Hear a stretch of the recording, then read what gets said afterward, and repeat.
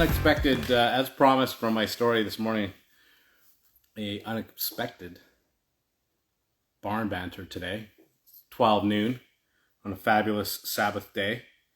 Hope you're all enjoying yourselves, having an excellent weekend. It's the last day of Stampede. If you don't know what the Stampede is, you should Google that. It has been a record. Hey, Michael, how are you, Mr. Socaris? Socaris?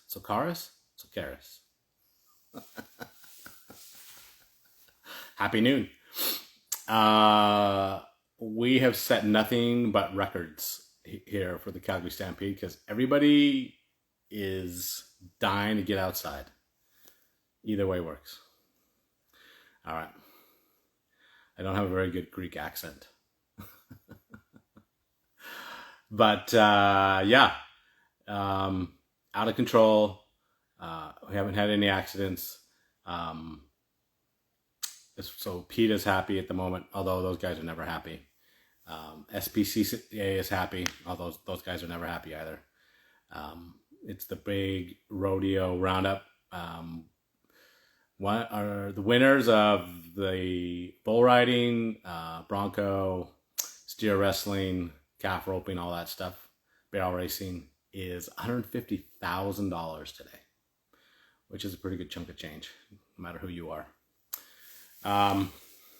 We've had a action-packed weekend, and we're, as always, super excited to jump on the old Instagram world, see how everybody's doing. Have a special treat for y'all, I think. See what we can work out. If you guys hang on for a few minutes, we'll make it worth your while. It's been freaking 30 degrees in this city, which is about, 87 to 92, somewhere in there, which is way too hot for this fella. I've been doing a ton of air conditioning. We don't do a lot of troubleshooting of that stuff. We just do the new installs. That's sort of where my wheelhouse begins and ends with that stuff. Hey, everybody.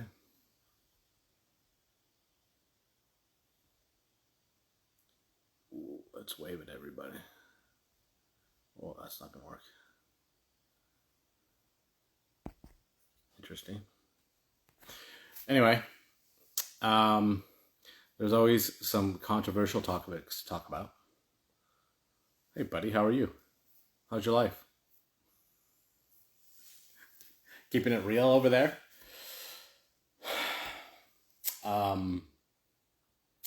They've decided here in Canada that they've now are going to start random testing people again for the vaccine,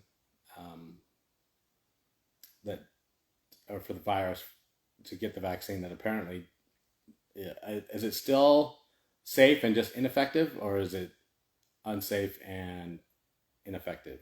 Is it both? The boys are out working. Yes, they are. I actually, that's a lie. They're not. Stampede, because we deal lots with the hospitality industry, Stampede's a super slow time for us because nobody wants to see us. They are too busy making millions of dollars this last 10 days. So this upcoming couple of weeks will be very busy for us because all the stuff that's been broken will need to fix. So we were able to catch up on a bunch of stuff. In fact, we're hoping to turn over our commercial restaurant this week. So we've been busy there.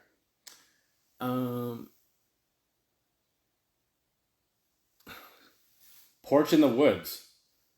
You're in, where are you, buddy? New Jersey? New Hampshire? New something, right? You guys got some freaking woods. I spent a couple years in Ohio back in the day. Gorgeous landscape. Fall was amazing. The leaves, it's just unbelievable. I spent most of my time in New Hampshire. There we go. In the Columbus, Dayton area. just a gorgeous, just a gorgeous place. Gorgeous, gorgeous place. New York, how's New York? You're right in the middle though. You're like in the heart of the jungle. You're in. I hate to say this, Mike, but you're in like uh, the death zone of the end times. New York, Los Angeles, Chicago, Miami. Um, when the apocalypse hits, that's where it's all going to go sideways in those places. Me here in Podunk, Southern Alberta, I'll be safe for a couple of years watching it on live stream on the internet, the demise of our modern world. Did you see? I saw a thing where the U.S. president, I won't use his name, live large till you die, made his way over to Saudi Arabia to ask them for more oil, and they basically told him to pound sand. It's a bit of a bummer. Of course, we could chat about Hunter Biden. What the hell is going on with that guy? You know, it's interesting in our social media world how everything's recorded, but I don't know why people are recording all that crap. Like, why would you record all that stuff and stick it in the cloud? It sounds like you're just asking for trouble, and not only trouble, like freaking big trouble.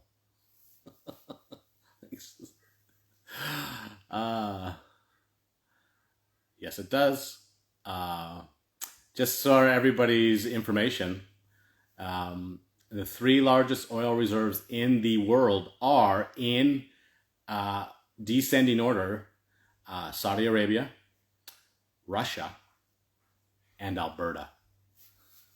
So as soon as we get somebody in there with a brain in their head, and we open up that Keystone pipeline and start doing things domestically, it's going to change the world. I hear somebody knocking. Come on in. Who is that? Oh. I tell you, that walking. I tell you. Should we just spin it? Oh, damn it. Is this the Baker Live or the Turbo Live? I'm going to go get my technology rigged up. It's currently the Baker Live. It's about to become the joint chiefs of the internet. Can I say that? We be the joint chiefs of the internet? Yeah, we're not in charge of anything, but all the top experts in the world come to talk to us to make sure that they're making the right decisions about their lives. Isn't that what the Joint Chiefs do?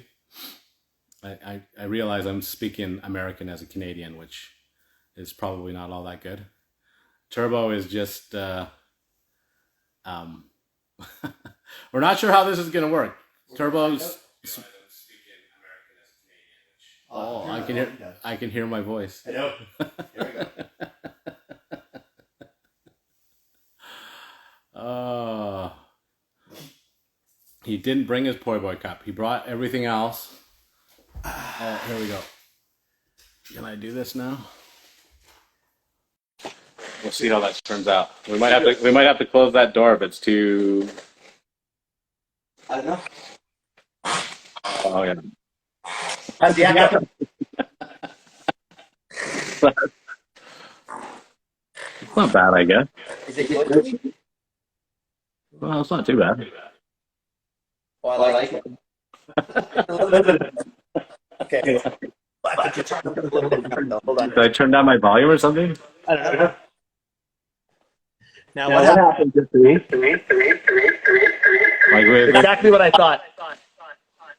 If you were ever going to do mushrooms and look at Morpheus and do some stuff, you're like, now's the time. No, wait, hang on.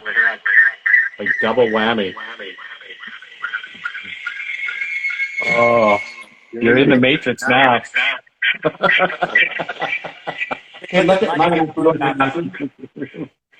That's funny. questions that will ensue now. See, I can even show you what he's looking at. Okay, Can I flip that around? yeah, I mean, this is pretty funny. Okay.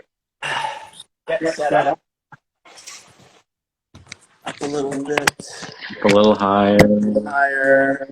Up a little more. Might have to sit on the floor. Something like this. Well, that way I can get the rigid pass. It's all about placement. Or literally watching you set yourself up. Yeah. Oh, and he brought himself down a beverage. You're going to go on for probably a few hours. I'm comfortable. Are you comfortable? Somebody put this in order. Not bad. It's pretty cozy up there. You know what? It is. Like, once you're here, you get to see it on TV. You know how it works. When you're doing the whole panorama, and now you can't super expand the screen.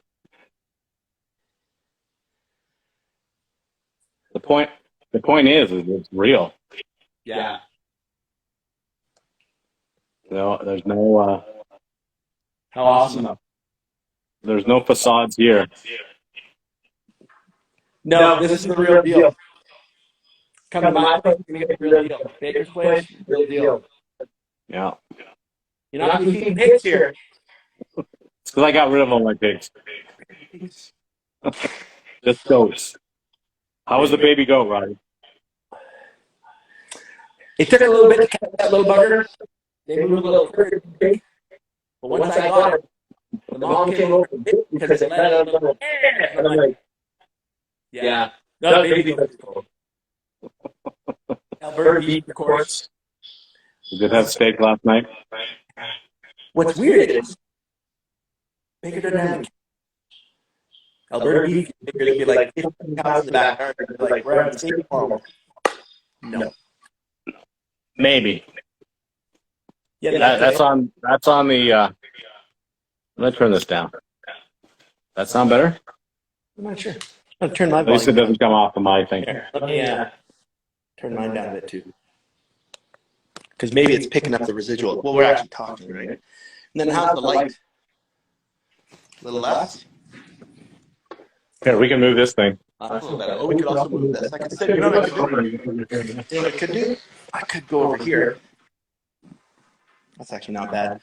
We're doing orientation still. You know, the AV crew setup is happening. And then we'll get underway. Oh, I see what Bob's got going on now. Yeah. We're rigging up. Yeah. Fortunately, everything has magnets. We're a big fan of the magnet. Yeah. Good height. That's brilliant. That's perfect. I can move a little closer because here's the deal, right? Because, you know, we were talking last night, we're not young guys, and you'll see these things around my neck. So I can't see things. Yeah. Welcome to getting old, boys and girls. Okay. It's going to happen to all you buggers. It's coming. Don't mock the older guys there. You're not far behind. No, you aren't far behind at all. A little higher. We're plugged in. We're comfortable. I can read questions if anyone has them. Who would be brave enough to ask questions? Well, let's go to somebody that wants to know something from a question standpoint. What's the number one question you get, Bob, from Instagram? The number one question I get from Instagram is how to start their own business. Yeah. I got one a little while ago. Guys got on his own, and what would you do differently? And I'm like, I need about 2 weeks to think about the 25 years in business and the absolute catastrophic fuck-ups I could have avoided. And the money payouts where you're like, how much? Oh. And you're like, I think I might survive it. Stuff like that. But you can't see those coming. You know, how are you going to prepare after that?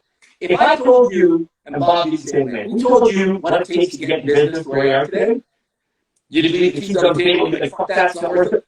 Yep. How can you know getting into it when you get screwed by people? Like I say, a portion of our morning is talking business, and it's like, you know, the people where they lie right to your face Right look to you your in the face. eye. They look you in the eye and be like, all right, This is what I'm going to. $80,000? Okay, yeah, that's a good price. Okay, do it. And you're like, I heard you say, do it. We're good. Everybody clear. Go. We're not paying you. Yep.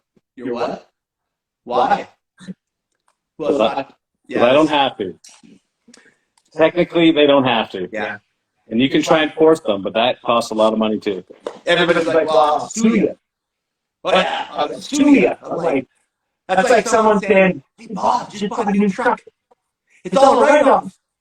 It's a write-off. I'm like, it's free. The government gave me a credit for my truck. And I'm like, it's a write-off. That's the same as, boy, you guys make good money. Oh, yeah, you know what? If we got paid for all the work that we did, I think you'd be right. But you can't warn somebody of those curveballs. Because you'd never start your own business. If you knew what we went through, you would never pick it up. And any business owner around here right now is going, he's shaking his head going, blood trickles down his lip because he wants to beat the living F out of somebody, but doesn't, right? Rightfully so, too, by the way. Yeah. There's predators out there that take advantage of it. It's like, it's unbelievable. They don't pay you just simply because they don't have to. And they know that. They know the game, they know it well, and they can make your life miserable. Miserable. When it's going good, it's going great. Money's falling from the sky, you're like, oh, everybody's going, we're working, yay. And then you're like, oh, by the way, these people took the money and they went down and spent it. Dude, you're like, well, what's that have to do with me? Well, nothing. Except we're not paying. Except we're not going to pay you. We had the worst one, not the worst one. We The most memorable? Yeah, the one that turned out the best was we did some work for a reservation around here, and they had got their money from the government for their budget and had all gone down to Vegas. And we were like 3 months into building 26 houses for those guys. And there was no money left because they spent it all in Vegas. The whole chief and council went down to Vegas. Your tax dollars hard work. Came back. They all got fired. There was a big investigation. And as we've seen over the last few years, the government has unlimited money.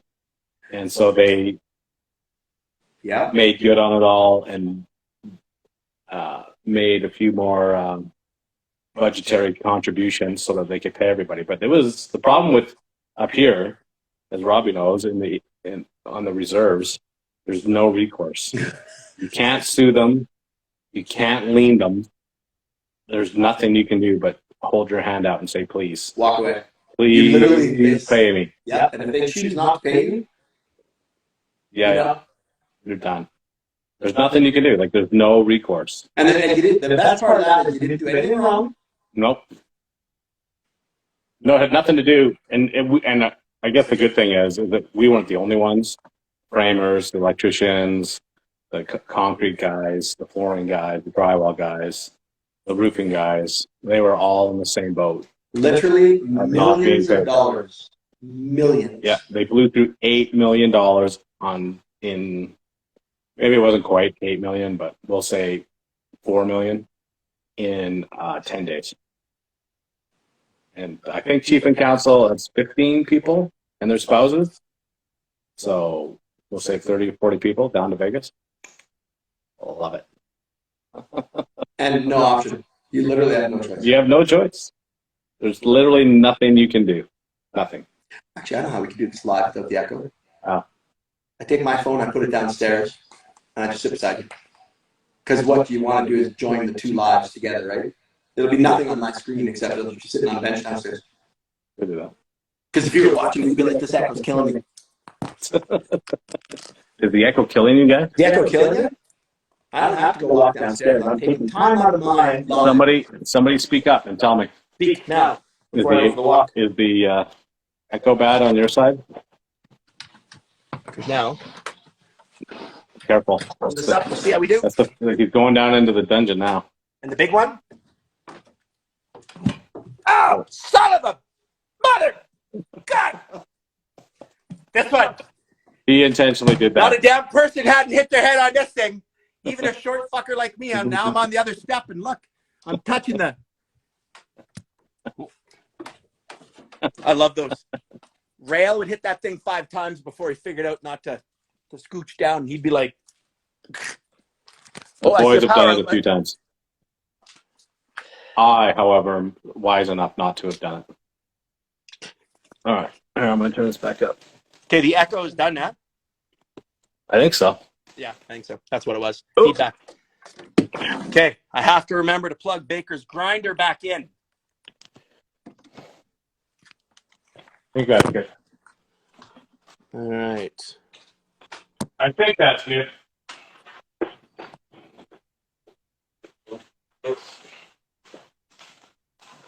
We'll darken everything up here. I'm still here. Just getting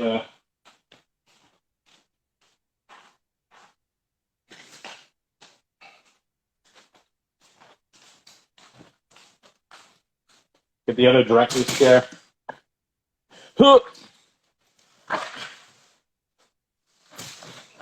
How's that? Is that better?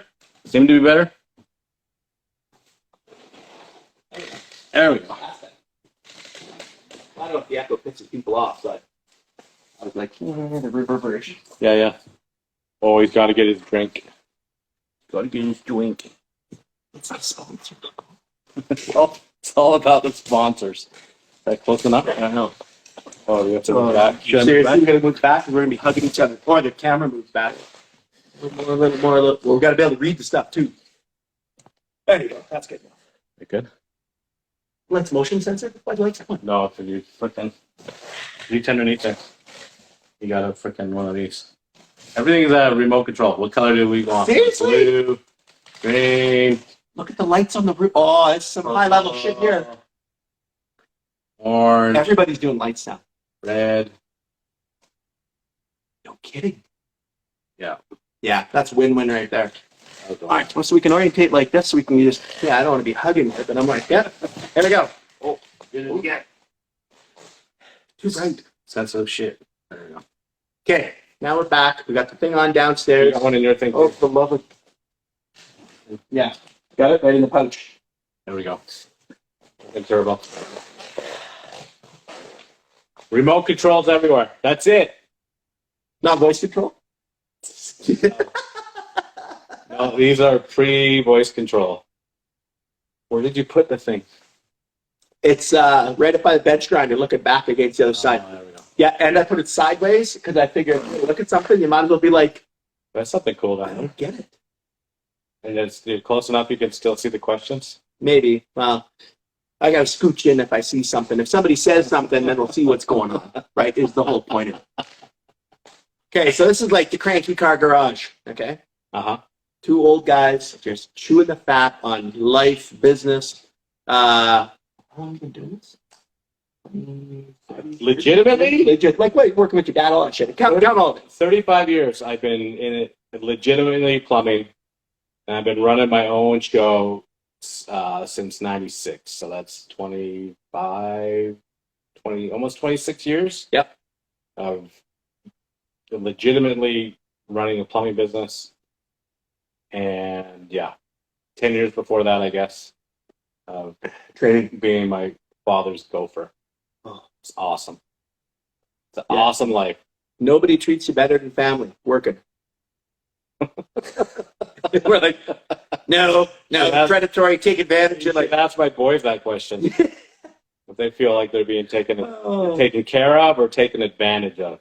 yeah, Calvin too is my side, right? Yeah. It's like, and because you're usually, it's like not some spoon-fed, you're, the owner's kid. I'm like, if anything, I was harder on Calvin than I was on anybody. That's how it works. Yeah, because you're like, nah, everybody gonna bitch say you're a free ride guy.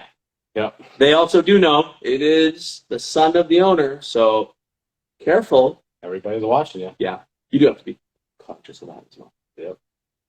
And 98 for me. I started in 96 and worked with my old man in the bush like when I was literally 8 years old, like welding.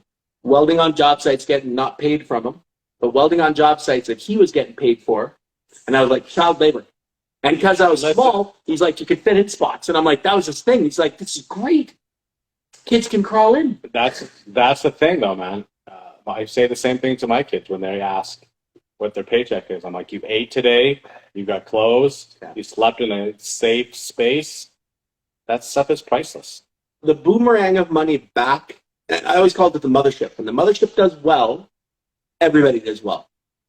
When the mothership does poorly, if you go bankrupt, then the mothership doesn't supply any of the staff that are. And you got to appreciate, it's not just Bob that works. Bob's got his admin staff. You've got all your wholesales you support. The finger trickle down from this is significant. So, yeah, I always pushed my kids to be like, and I was surprised that they never took the business. My family never gave a shit about plumbing. My ex-wife wanted me to be a real estate agent. At the end. So I'm the oldest of 6 kids, and I'm the only one that is in any way, shape, or form involved in the business. Nobody else. I have 2 younger sisters right under me, and 3 little brothers that are grown men now, obviously. But none of them. Nobody picked it up. Nobody did anything with it or wanted to do anything with it. And the craziest thing is you watched the quality of life that you had, which in my opinion is still pretty good. It's not like we don't want for anything, but overall, I'm pretty happy with my finances, where I'm going in life. I'd love to get paid for all the work that we do all the time, but I'm like, that's just part of it. But it's given me, I was told at the start when I started plumbing, Bill Smith, this guy that got just absolutely screwed over by the guy that I worked for, he had always told me, he goes, you won't be rich, but if you're a good worker, he goes, you don't have to be the best, but he goes, if you're a good worker, you'll always be comfortable. Yep. And he goes, you'll have nice cars, you'll have a nice house, you'll have money, drugs and stuff, you can pitfall down. Yeah, you can get in trouble in any life, but it's like, you can screw your money away easily, like waste it. The plumbing trade does not allow for wine, women, and song. Just so you know. No, Constantly anyway. No. Like I said, in the stories talking back and forth, you get the right guy on the wrong job where you're cutting apart cast iron and it's full, and you're like, we're going to put a towel around it, and hopefully, I think this will work. And then the towel flips off, and dude's getting it in the face, and he's spitting out shit, and you're like... That was the last day that guy worked for me. Yeah. We'll see if he shows up tomorrow. No, he didn't. Nope. And you're like, yeah. And these words have come out numerous times on his side, my side. You couldn't pay me enough. There's no amount of money that will make that better, but we do get paid, but it's... right? That wasn't worth it. I wouldn't have done that for $100,000. Like, the pain's over now, but in the middle of it, you're like, I don't know why I took this call. In retrospect, it's not worth it. Yeah. So, it's a hard life. I don't know if it's a hard life. I don't know if it's a rewarding life. That's what I would call it. Which means that there's sacrifices to be made and hard work to do, but it's not a bank job. You're not 9 to 5, right? Yeah, but is a bank job rewarding?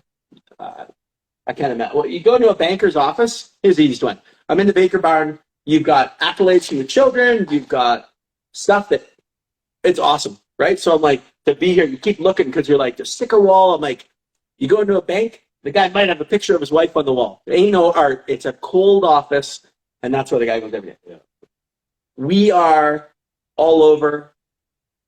What's the farthest you've driven for work? Like 5-6 hours one way. I just did it. I posted a thing just a couple weeks ago. I drove 5,000 kilometers last month alone, cool. And the farthest I went was Lloydminster. And that was it's a 6-hour drive. Lloydminster, that's on the Saskatchewan border. Yeah, that's the town city. You drive you drive on this side of the street, and you're in Saskatchewan. Yeah. You drive on this side of the street, you're in Alberta. And I want you to know that the Alberta side was pretty nice. The Saskatchewan side looked like it needed some work. So Saskatchewan. Well, because the oil stops on the Alberta side. The oil's over there, and on this side, there's stubble jumpers. And farmers are broke. Everybody knows that. Yeah. Because of the high price of the fuel on that side. It's true. Alberta has what did you pay? $2.60 a liter? $2.60 a liter in Vancouver. Yeah. That's my daughter. I didn't pay it, but I did card lock, so I don't get the shock and awe of the price. Right? So I just get the bill at the end of the month of $5,000. I'm like, where did we go? Yeah, that was mine. Mine was $6,000 last month. $6,000 in fuel costs alone. Fuel. That's 1 month. Yeah. And then, remember back in the day? I mean, watch. Bob's going to start twitching a bit here. Remember back in the day, your cell phone bill? What was the highest cell phone bill you paid back in the day, like 15 years ago, 18 years ago? So here's the thing. It's not. I don't even have to go back that far. Oh. So like 3 years ago, all my kids had cell phones, and because we live out where we live, we don't have the satellites are a little sketchy. So Peter decided to get like a Wi-Fi through the cell phone. Oh. Yeah. 12 G's. $12,000. $12,000 cell phone bill. Yep. Try eating that. How is that internet surfing? and then you say, what could you pop? Which one of my kids would do that? Where I'm like, no, they would burn through the data. That's right, because we had however many until they got unlimited, and we pay such a because it's a commercial account with no cap on. Nope. So they just let the ticker run. When you run out of your data, they're like, keep the tap rolling. It takes you don't get the bill for like 40 days after it's done. Yep. And then you look at it and you get the bill and you fall over. Yeah, you have a heart attack. It's insanity. I'm sorry. This is the best one too. Staff are always like this. Staff and kids. Gotta go closer. I'm sorry that I did that. And I'm like, my next question, I read that it's got to be that fast where the door closes. You're like, are you sorry enough to pay for it? No. And then they always, $12,000. $12,000. Pete, you're going to be mowing the lawn for well into the excess of 3 years. And those are the same kids that within 2 weeks of that happening say, Dad, I need a raise. Yeah. For what expenses? You live in my house. Well, I'm taking a girl out. I'm like, well, looks like you're going to Mickey D's. She likes Scottish food. Yeah. McDonald's. Yeah. Which is not cheap anymore either. That's the other thing. No. How much of life is creeping up? You look around, everything that everybody has. I don't care if you're the most granola, bark hugging, tree munching, whatever you have around you is brought to you by fuel. That one's coming. Everything. I don't care if your hemp pants. Well, we farm it by hand. Oh yeah. How do you think the seeds got there? Not on a pack horse. No. Everything. How did you work the soil? The steel implements, and she'll have a steel plow, and she's like, "Wow, we use a team of horses. We're the most environmental." That's carbon steel. All your implements, everything. I'm like, we go to the next level, and the houses we work in, the smart houses, where you're like, "Wow, yeah." You don't have a doorknob on the front door. No. Handprint scan. I'm like, what happens when the power goes out? Yeah, you're locked out. You're locked out. Can't get in or out of your house. One place I was just in, $25 million bill. This is me. I walked up to the front door and I'm like, I couldn't find the front door. The wood was so perfect. The seams, the finger joints, there's a little walk path around the side. I'm like, how weird you have to walk around the side of the house to get in. And then so I walk around the side with the dead end and I'm like, well, how do you get in the house? Oh, the contractor comes up and he puts his fingerprint on a button, a panel, swings out, and then he ka-chunk, and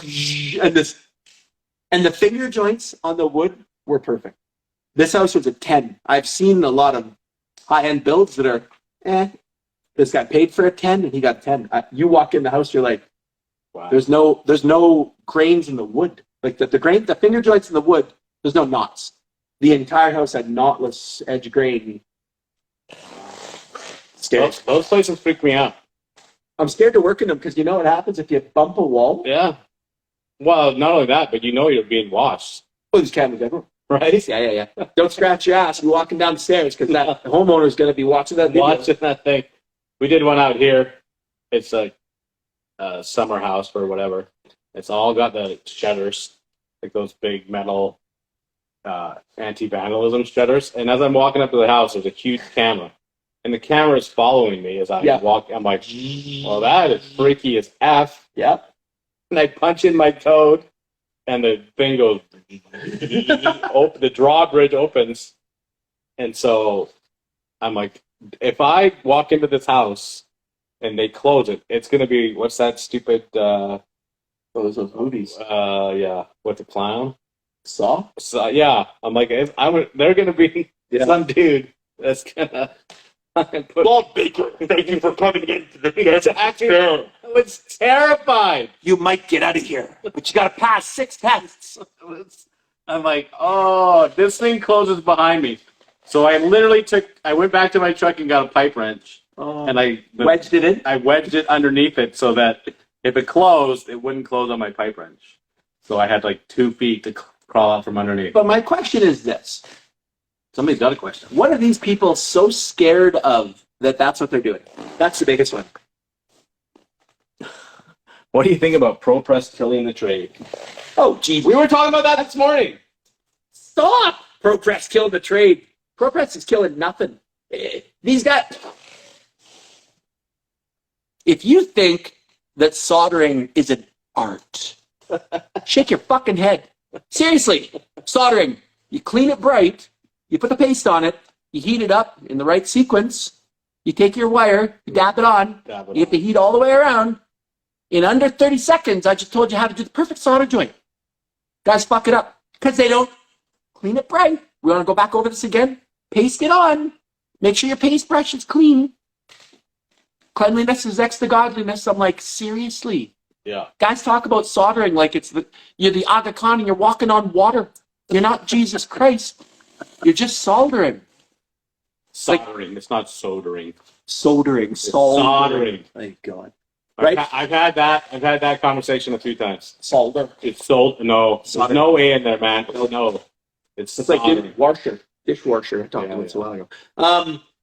You know what? If you could solder a joint, I'm like, the diameter of the joint is the type of the amount of wire you use. I'm like, again, if you're coming here to learn how to solder, click that button over wherever it is and just like do one. Take off. I can't believe the guys. ProPress just makes it easier. You know it's what? no different than I've poured joints. Yeah, You ever poured joints? I've done it. Yeah. I'm like, the minute they came out with a rubber product that I could clamp on, and I'm like, wait a minute, I don't have another burning lead pot on the job. Oh, I did 2 jobs, I think, with that, where I'm like, what are we doing? No, I did it a bunch. My dad and grandpa, Well, that's because they learned that they were probably resilient to go into the new system. right? And then they came out with ABS, and my grandpa thought it was crap. And there's still places like in Philadelphia and a couple other ones that you still have to pour those joints. What's his? In Chicago, I think they do some things. Hector, who runs Everybody Loves Plumbing. What's his name? Hugo, yes. and he does immaculate. Plumbing versus Edmonton. Yeah, I think so. Yeah, Plumbing versus Edmonton. He's up there. He does immaculate work. Freaking fantastic. But Would you want to have a burning pot of lead or the oakum where you're tapping it in? Oh, sorry. Oh, well, Omar really appreciates it. Omar, you're making me stand up and click the button. Twice now, man. Damn it. When ProPress first came out, I bought it in 1999. I bought it out of Brian Levine was the rigid rep at the time. He showed it to me and I'm like, press copper. Never heard it before. It was like a piano fell from the sky. He's like, Turd, you got to come and look at it. I bought the tool and every fitting he had. I bought his demo. I'm like, I'm taking it. I didn't ask him. I literally grabbed it. I'm like, I'm in. This is the shit. This is amazing. I don't have to solder anymore. Top of water heaters, click, click, click, and go. Because it's like you do 50 joints, you're in a mechanical room, you kill yourself, it's hot. You got if you don't have a fan on, you're doing all your weld joints, you get it all done, you're like, wow, it flowed perfect. Man, I'm a god, this is great. You turn the water on and you're like, look at the leaks. You're like, there's 50 leaks in here. Drain the whole thing down. Then you got maybe if you can't get one, you're like, I'll put a little more paste in and you're gonna ring cap it. And at that point, at 9 o'clock at night, you don't give a shit if you use lead solder. You will get it done. And take it apart, unsweat it. I'm like, I'll admit it right here. That's all I use is lead solder. Oh, kill me now. When I solder something, it's always lead. I don't even care. It solders better. It does a better job. It does. It flows easier. I literally had a journeyman that worked for me, and we would do like a restaurant that would have 1,800 joints. Yep. And his ratio was 10%. If he had less than 10% leakage, then he's like, oh man, it's a win. So 1,800 joints. If he had less than 100 leakers, he was like high fives all the time. I'm like, dude, you're a moron. Oh, ProPress has just allowed us to get to that next job faster.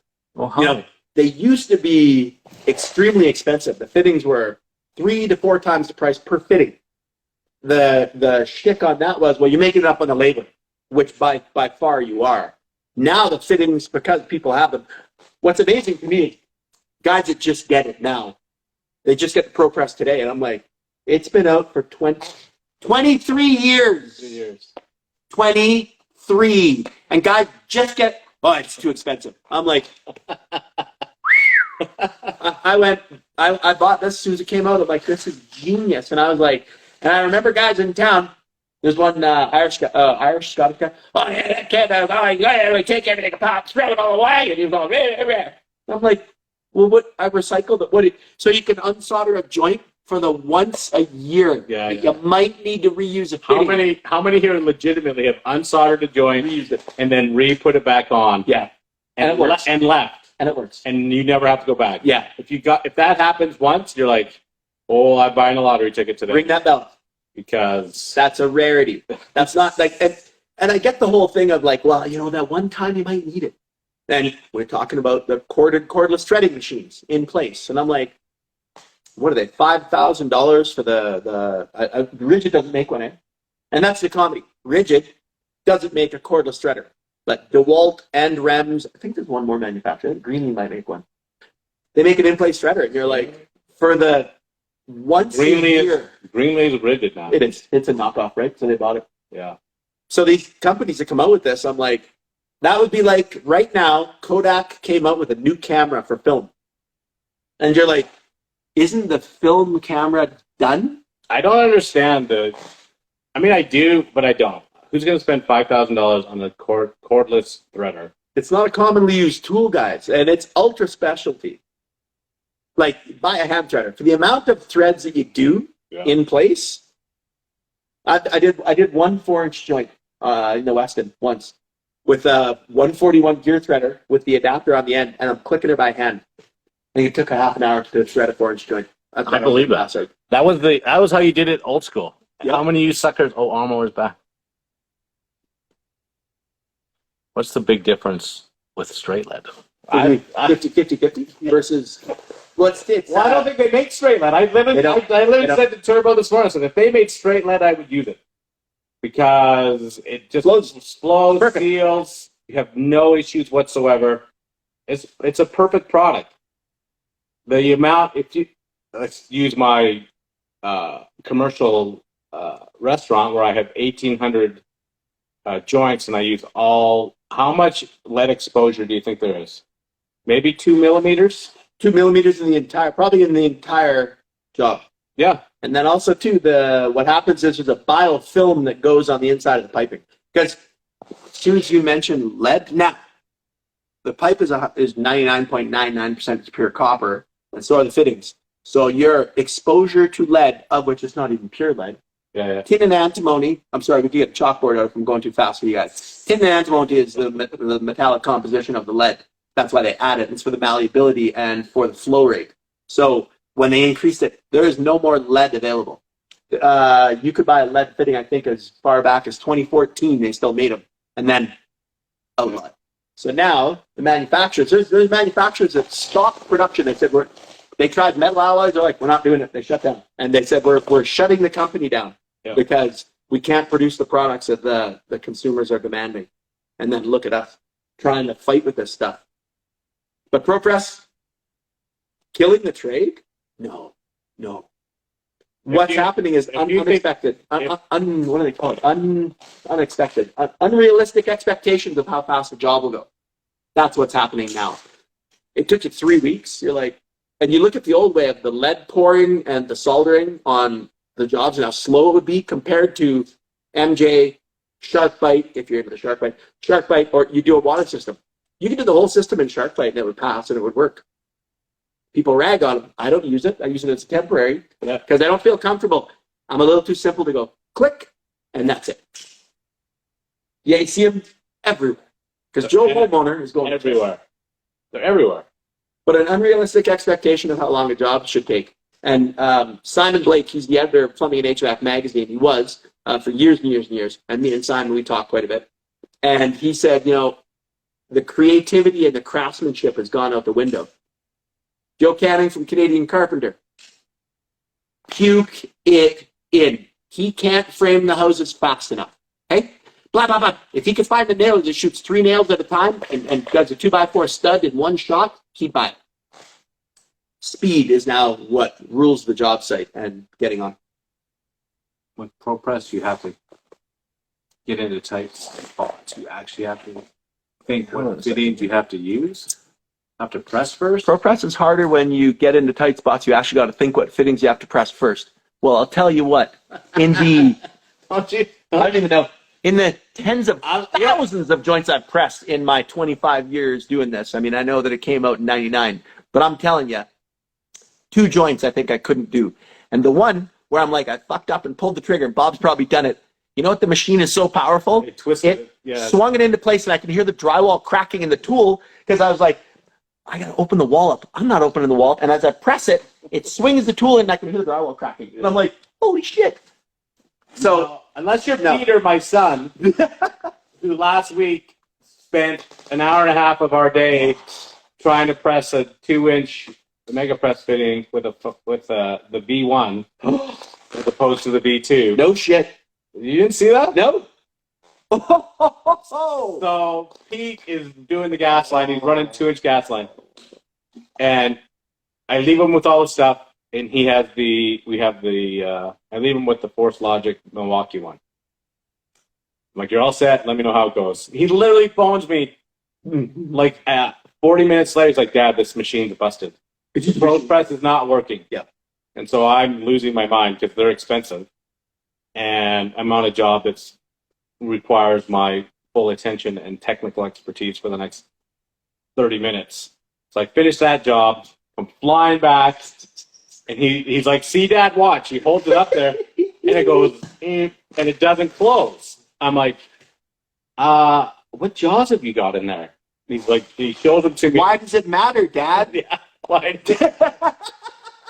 he has the V1s. I'm like, what the F are you doing? And right on the jaws, the clamps that he's trying to press, it stamped in the steel. Because so you don't do it. It says, use V2. So I'm like, Pete, what does that say on the thing? It says, use V2. I'm like, what do you think that means? What's a V2? He's like, what's the V2? And at his feet is the V2 jaw. I love it. And I'm like, dude, I love you to death because you're my son, but you are a moron. And that's almost a fireable. If that was an employee. I did say that. That's an employee. I wouldn't even tell you what happened earlier that morning. Yeah. Because I'm like, you realize you just got fired twice today. Yep. You just got fired Fireable twice. offense. Is that not the craziest thing? I went to a job once where I got journeyman plumber. Journeyman. Certified. Like, I'm talking, I don't want to rag on anybody because we're in the Baker Barn, but I don't want to talk about those uncertified guys that I talk about. But I tell you what, this guy had the red seal. He went through school. And he calls me up, and the waterline 3/4-inch crimper was broken. And I'm like, really? Have you ever seen it? Like, Never busted one. Have you ever broke one? No. And I've crimped more PEX joints, and I'm like, that muscle strength. So I get there, and I'm like, he hands me the red-handled crimper, and I'm like, I grab it, and it articulates out and goes like this, and it opens. He looks, and he goes, what did you do? And I'm like, I fired him. And then I'm a bit of a cunty guy. I called the Industry Trading Authority, and I'm like, this is the guy's name. Bring him in under advisory because I know how to do a lot. This guy, in 2 weeks, I was like, the dog ran it because he's a journeyman. He didn't know how to open and I'm like, you're fired. And I'm like, I wrote this letter, called the ITA, the Industry Trading Authority. I'm like, you need to bring him in for a review and pull his license. Problem is it a plumbing ticket or a license? It's a ticket. It's non-revocable. So you know what? That guy can fuck up for the next 30 years, and he's a red seal. Listen, I'm going to challenge that because you can get your ticket taken out if you do some dumbass shit. Gas again. Gone. License. Yeah. Ticket, you can flood every house you do, and he's still a certified plumber. Because when I called the ITA on this guy, I'm like, it's ridiculous. He shouldn't have a ticket. And I was pissed because me and him were the same. He's got the same license. I the same ticket I do. And I'm like, wow, people equate us as the same. And I'm like, this guy, I couldn't believe it. Couldn't go for a crimper. I was not talking about me literally. No, it's not. Just everybody. You know what I mean? Me and the guy's name was Tyler. Can't remember his last name, but Tyler. And I'm like, I couldn't believe it. The crimper was broken. And I'm just like, when you can't even speak because you're like, How do you not know how to use this? Bob walks in a field by himself mumbling. I walk in a field by myself mumbling, and I'm like, what? Yeah, no, it's freaking bananas. The crap that people try and. I don't want to say it's unexplainable, but it is wild. And I'm amazed at some guys. There's one guy in town where we live, and he's got lots of guys working for him, and there are companies in our town, mine, where they call Rael for advice because they used to work with him. So they called my guy, and I'm like, so they'll ask me a question, and I'll be like, what the hell's that got to do with any job we're on? I'm like, what are you talking about? And then, I'm like reeling it in. Where's this question coming from? Like, I got no problem answering questions, but I'm like, so there's two guys that call them. And I'm like, because they have no depth in their company and they have no experience. I don't know how these guys are making money because what we do is challenging sometimes. Not all the time, challenging. And if you screw up, you eat it. And it's expensive. Like mistakes are really costly. Some of those guys eat it like nobody's business. I don't know how they stay ahead. I don't know how they stay afloat. That's like my Hell's Angel story. They must launder money. Maybe. Yeah. Like they must have almost unlimited funds because I'm like, you gotta run at a pretty good success ratio to be profitable. I don't mean break even. I mean profitable, where you've got money to pay yourself, pay your staff, and at the end of the year, you're like, we worked for wages. Yeah. Shut your company down. If that's what you're doing, working for wages, wrap it up. Unless you pay yourself $350,000 a year. But if you're breaking even, and you're like, or you got a little bit less salary because you own the company, and you're like, you're not profiting, you need to restructure your business and look how you're doing stuff. And at the end of it, like, I talk finance, numbers, and business non-stop. It is money. It is how to save it, how to make it, how to extend it. Because you know what? We've got a shelf life. As older, well, I don't know. I got 5 years left, just so everybody knows. So if you want some swag, you have 5 years. 5 years. Done. 5 years. Baker's wrapping it up. Baker will still exist. I'll just be in here all the time. He's going to be like, I'm going to get jacked. I got a new queen bee, and I'm adding it to the collection. Yeah. Retirement's going to be you know what? Bees, goats, chickens, and working out. That's We're gonna and the odd call, and I was saying this, yesterday. The odd call where there's people you've done work for your whole life, and you're going to continue. I might call them. Yeah. The voice. You become good friends with people, and they're like, "I need you," and you're like, "All right, I'll come out and service you." Goats are where it's at, man. Yeah. Turbo was just manhandling a goat this morning. Yep. Baby goat. Yep. Grab the goat. Yep. It's like I'm semi-retired now, but I'm regrouping after my divorce, and I'm like, I'm there. I'm like, I'm on the program. I'm like, my head is straight now, and I'm like, okay, I'm gonna go back. I want everybody to know that we kept Turbo on the straight and narrow during all of Stampede. I I purposely didn't go out at night. I was chaperone. Everything. He has no Also, scandalous stories to report about Stampede. but I'll pull closer for this one, and I'll say scandalous story. So this is me, innocent, right? So this is me. What time was that? 5 o'clock? 5 o'clock in the afternoon. 5 o'clock, downtown Calgary. I mean, downtown Calgary, 5 o'clock, like there's a big tower thing. I'm looking at it. I'm like, beautiful. Park my truck. I'm like, we're going to go for dinner. I'm like, doobie-doobie-doo, get my stuff going. I hear a weird noise. Oh, whap. And I'm like, something sounds funny. I turn around. There's a lady on the ground, wiped out, boobs out, big boobs out, no bra, like all collapsed. And she's trying to kind of collect herself, which makes it worse. And she's showing the world everything.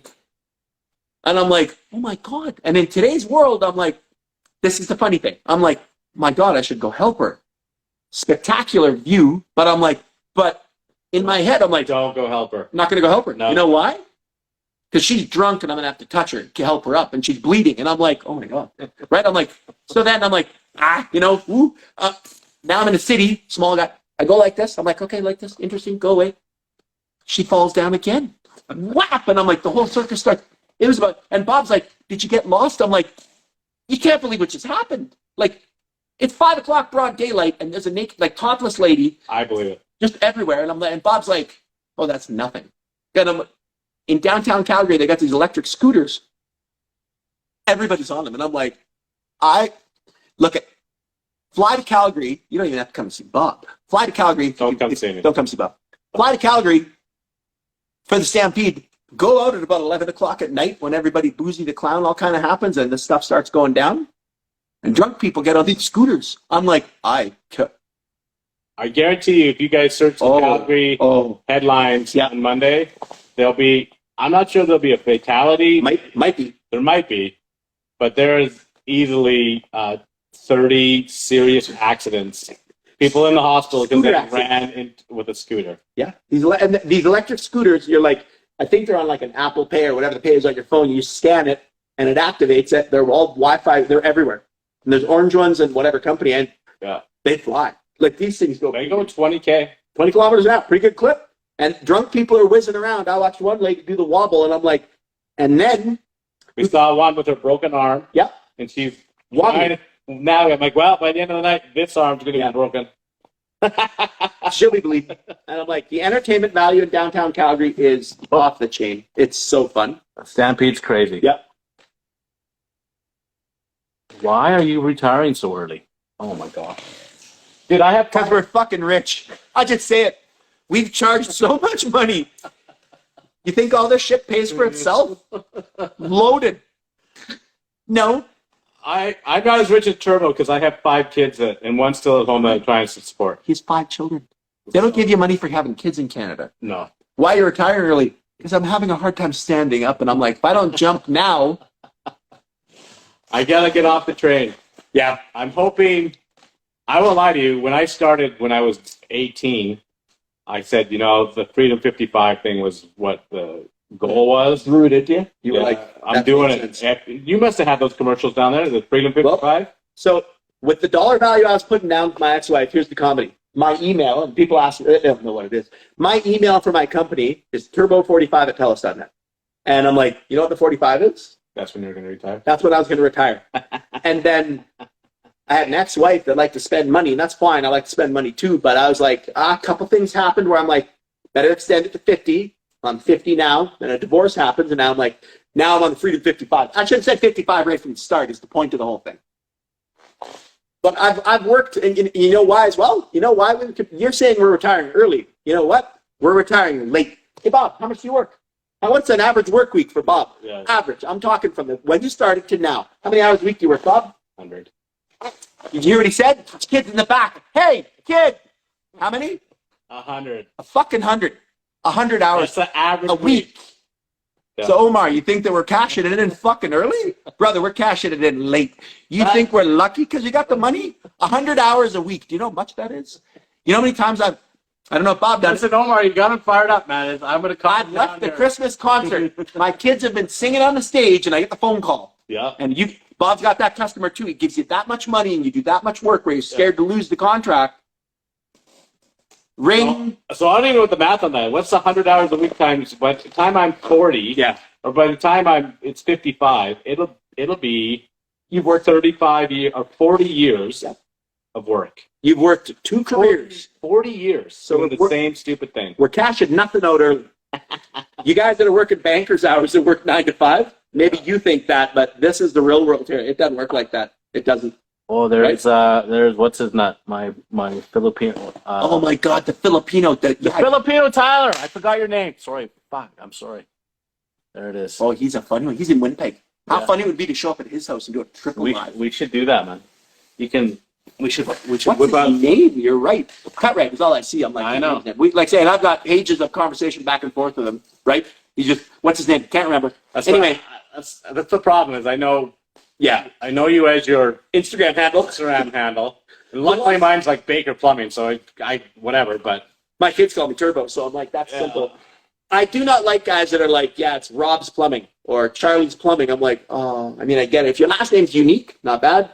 But it's my name is not unique. Yeah, that we spent a lot of time coming up with Baker Plumbing. You look, you're like, well, and Impetus. You got guys that get a creative name where they're like, I have Velocity Plumbing. Yeah. Speedy Rooter. I don't know. Whatever you want to do. My motto is never to use a wrench on any of my logos. So you'll notice I hate the wrench. I hate the wrench logo. Yep. Mine is the swirl that's on a blueprint. If you look up and there's a turbocharger on something, that's the international symbol for a turbo. That's swirl. That's actually Thermodyne. ESAB now I think bought everything, multi companies. All right, another question from Omar. Omar's on fire. What's your take on side work? Side work, that's an easy one. You do side work, you're fired. Like that. If I catch you doing work out of my truck, you'll be lucky to be walking tomorrow and you're fired on the spot instantly. If I can't keep you busy enough with what I'm doing, because if you're hustling side work, what are you doing? You're taking away from me, yeah. And you're taking legitimate way of work. And you're giving someone a deal, and I got no problem giving a deal. But watch Bob's face. You ready? Watch his face while I'm talking. Okay, here it comes. Yeah, you ready? I don't even know. This is not planned, okay. So I don't know what it is. So Bob hands out a $1,000 bill.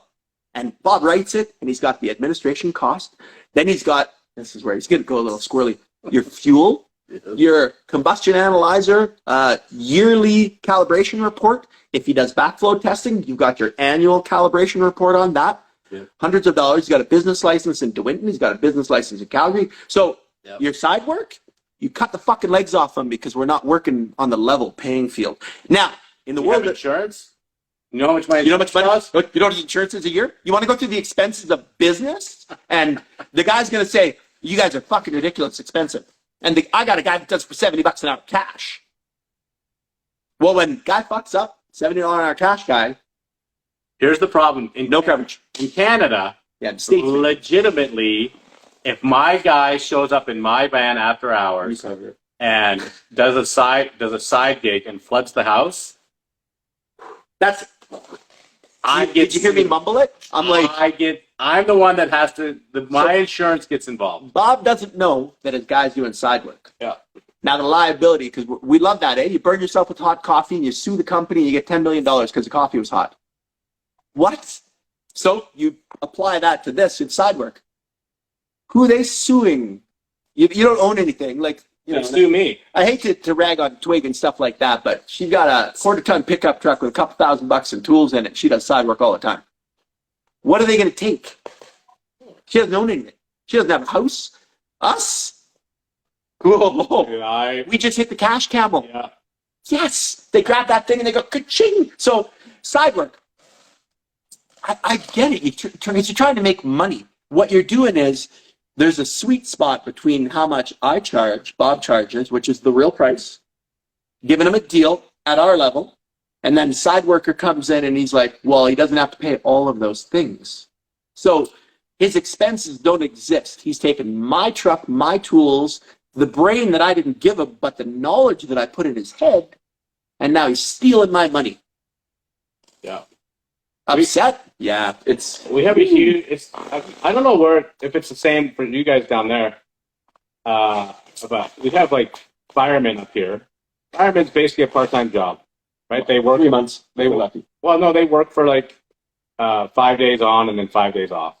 And one of the things that they like, the fire department likes, is tradesmen, because you're obviously working in buildings and you have to be able to use your hands, and you have to have some sort of brain in your head to do that job. And so most of these guys on their 5 days off moonlight as whatever trade they are.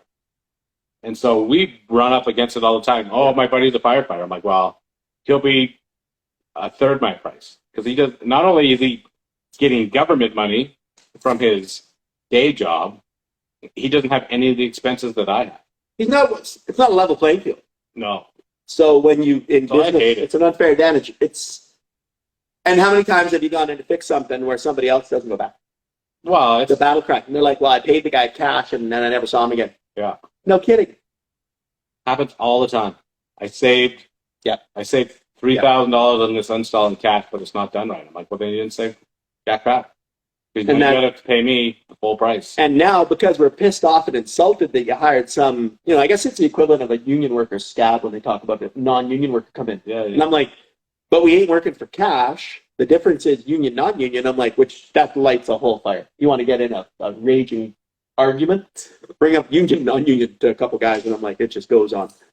Union pride, union money, this, that. I'm like, yeah. I had an interesting conversation with Colton, the Viking pipe fitter, last week about union. And I agree with him on some. He says, because I said to him, like, dude, the unions have, like, they're passe. They've done their job. There's no need for them anymore. Yep. I'm regulated by the government as much as any. It's the second phone book that came out.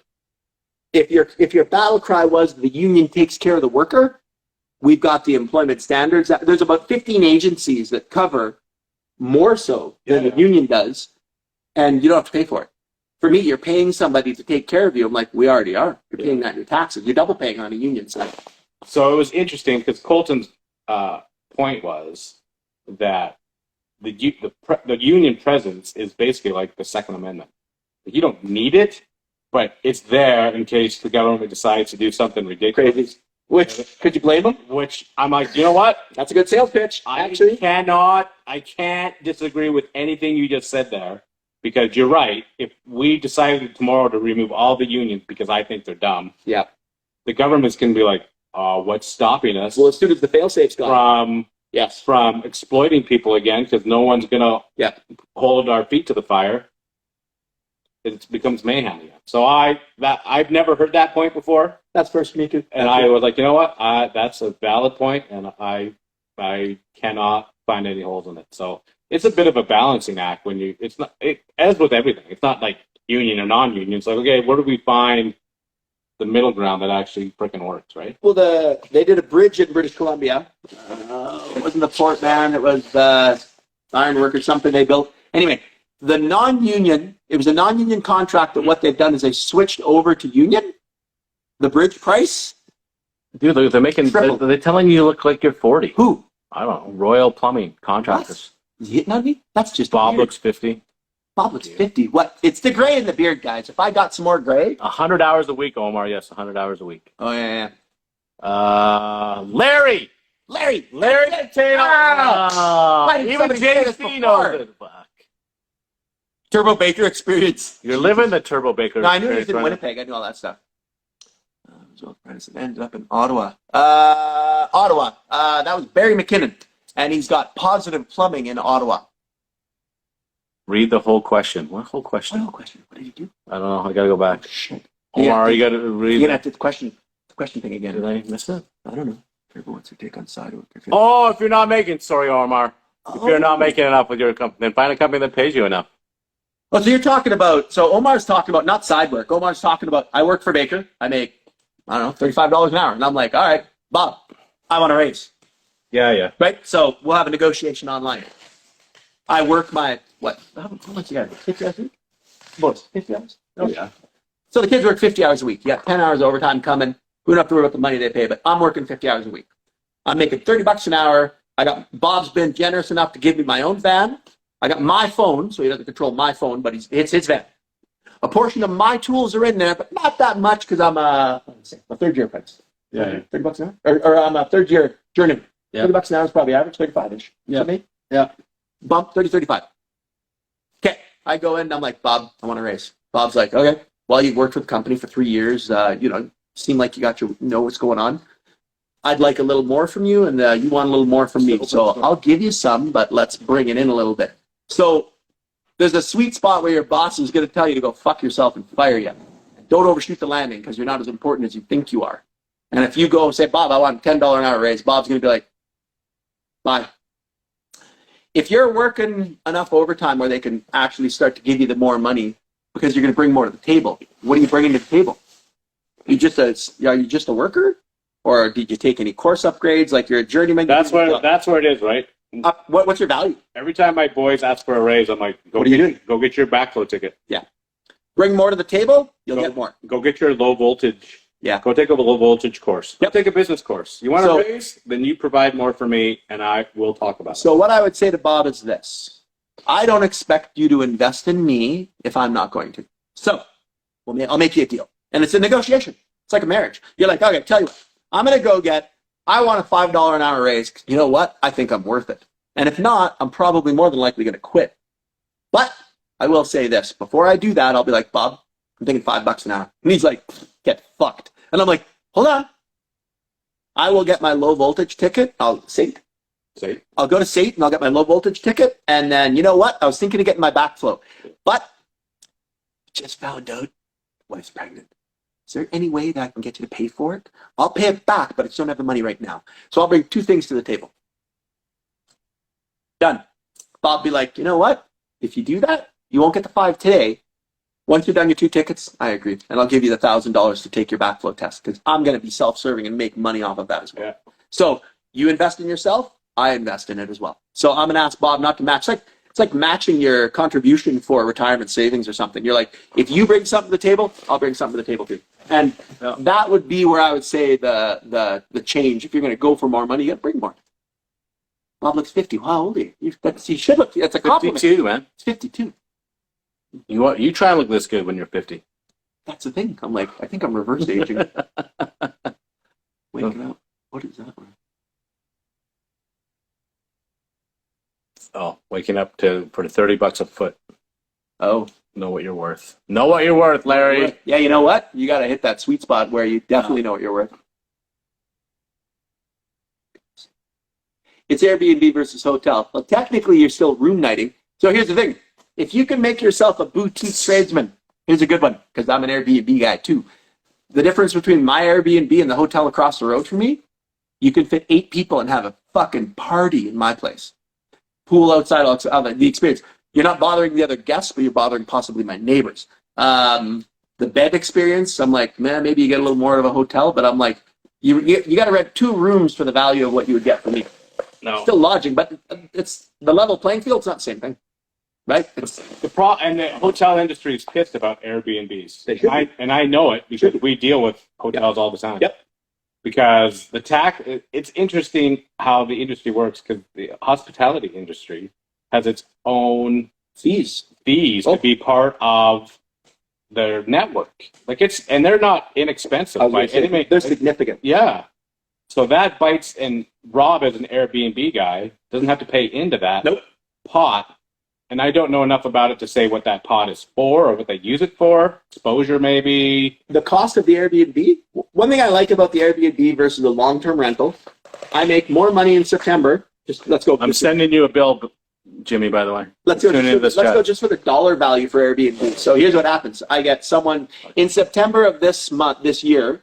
I've got weddings and stuff crazy. It's insane the amount of people that are coming to stay and how long. I make more money in a month than I do for an entire year renting my house out. We're not brothers. We're not brothers? Somebody said we're brothers? Yeah. We're not brothers. We're not brothers. Can't fail inspection if you don't pull a permit. Well, here's what I'd say to those people that say that kind of thing. You know what? Good luck.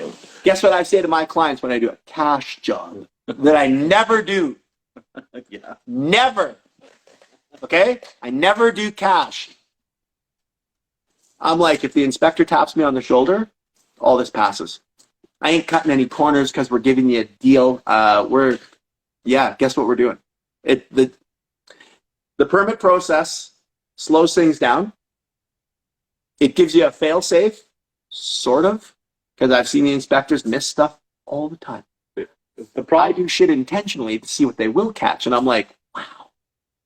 The problem with I hate the inspection process, the permit process, because it adds cost, it adds time, and they don't provide any safety net. No. If I install it and they inspect it and it still fails, I can't say, well, the inspector inspected it. Bob still gets sued. I'm the one that's still on the hook for it all. He still pays for it, right?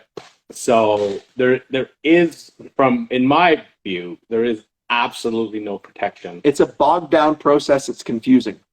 Fair enough. It's a tax system. We're going to tax you on this. Those guys that show up, most of them are miserable SOBs. Well, they don't make much money. They don't make enough money. Yeah.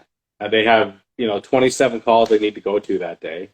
Everybody's mad because they failed the inspection. I got to tell Bob that he didn't put his clips on right. And then Bob's like, fuck you. Yeah, I'm going to kill you. I'm like, oh. I'm like, I just doing my job. Like, the writing needs to be down. And that's literally what I was going to say. They run it. They come see me first, and I bitch about everything. And then they go and see turbo, and he's like, "You're an idiot," and I'm going to prove it 6 ways from Sunday. And he gets back in his truck to eat his egg salad sandwich. He's like, "I hate my life. Wow. My life sucks." I got to tell Bob he did his job wrong. And Bob's like, "I've been fucking doing this longer than you've been alive." And you're like, yeah, you have. And because the inspectors are getting younger, right? It's wild, man. It is wild. This is a nice lie, isn't it, Omar? It's a cranky lie, isn't it? It's like, it's a bitch session, really. And it's funny because as you sit having dinner, me and Bob are at the dinner table last night. And of course, what does his wife do? She's like, "Well, it's going to talk plumbing and all the bullshit I don't care about." So she's gone.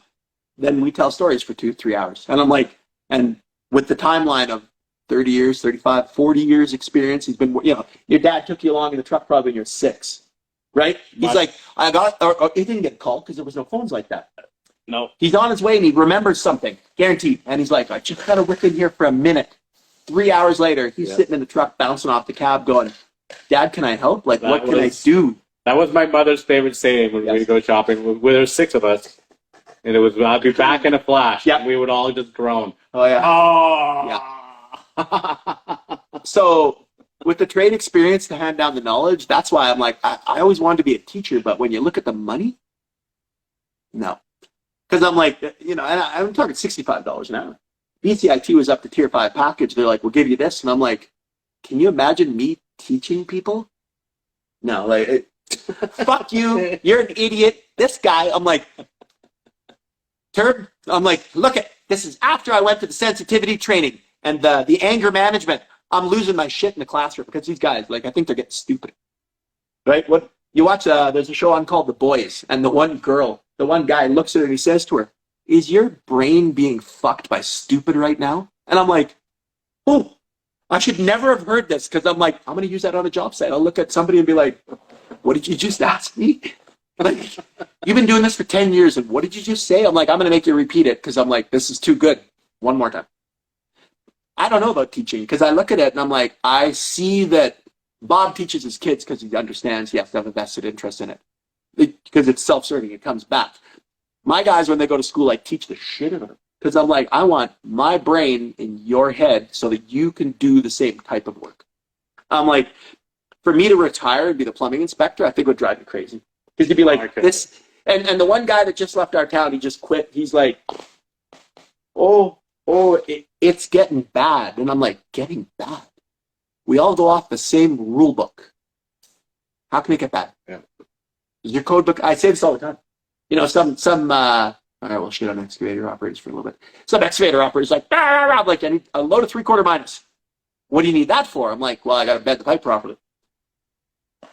This big in the middle, there's our pipe is in the center here, and 1 foot for the Yanks, 300 millimeters around the pipe in circumference. That means I got a 2-foot circle, and my pipe's in the middle with 3/4 minus. And so what I do is I get out my book and I'm like, does your code book read differently than mine? Because this is what I need.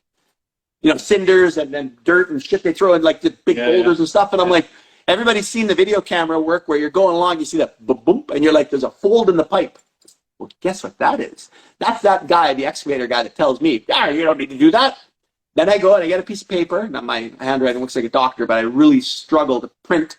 And I'm like, okay, I, James Chuckleson, will take responsibility for this job because I'm saying that you don't need to do this. And I'm like, here you go, sign it.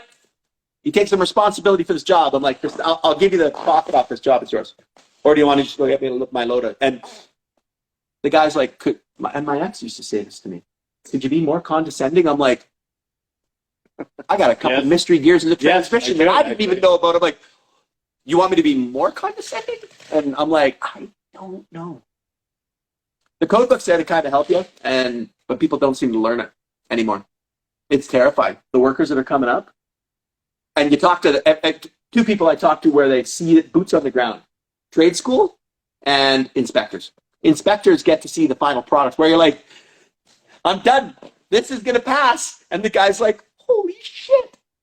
Do you understand circuit venting? This? No. And as the inspector, if I was going to be the inspector, because that's what I was working towards, where I was like, I think I'm going to do it. And then I don't think I could do it because I'm critiquing other people's work. Too much of an asshole. And that's the biggest one.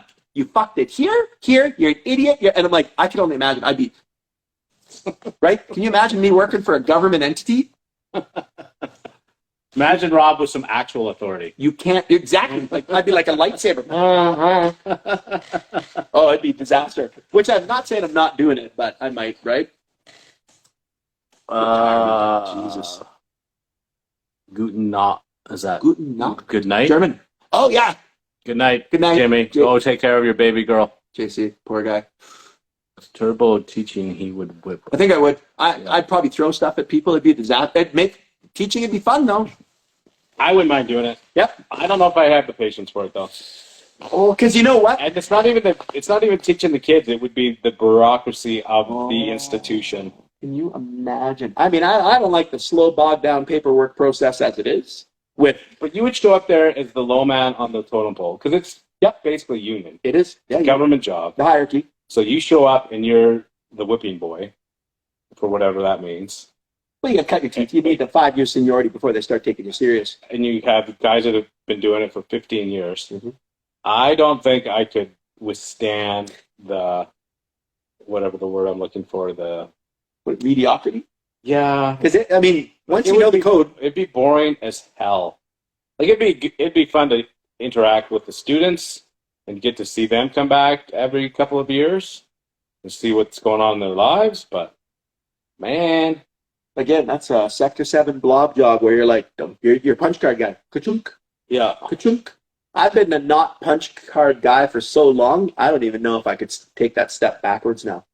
Right? The only reason I'm still in the trade, to be perfectly blunt, is I have no idea what I'm doing tomorrow. Like, legitimately. We have like 17 jobs on the go, and I'm like, okay, well, we'll figure that out tomorrow.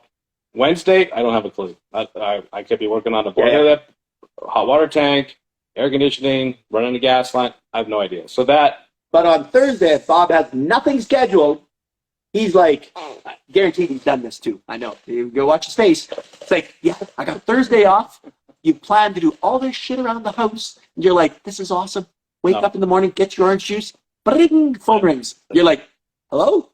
Fucked you for the week. You're done. No. That job just came in. 4 days worth of killer work. You're like, I gotta go. And then your wife's like, but I've got my sheet of stuff you were supposed to do. And I'm like, as you don't even wave and squeal out of the driveway, go into the job. There's nothing you can do. And you know what? That's what you're not forced to do, but that's a choice you make. Jimmy's still with us. He was just saying hi to Napple. Oh, Napple was on. Napple! Oh, yeah, he's got to learn English better. I can't speak the Sprechens of Deutsch. I'm like, Ein, Sein, Fein. I got Guten Tag. Guten Tag? I think that's good morning. I think that's good night. No. Guten Tag? And then Fraulein, everybody knows that from the German dude, dancing. I don't know. What is Guten Tag? Guten Tag. That's all I know. But the one thing, and I will try to slow down for Nample if he's listening, because his cognitive ability to speak in English is normal. But if you talk fast, he's gone.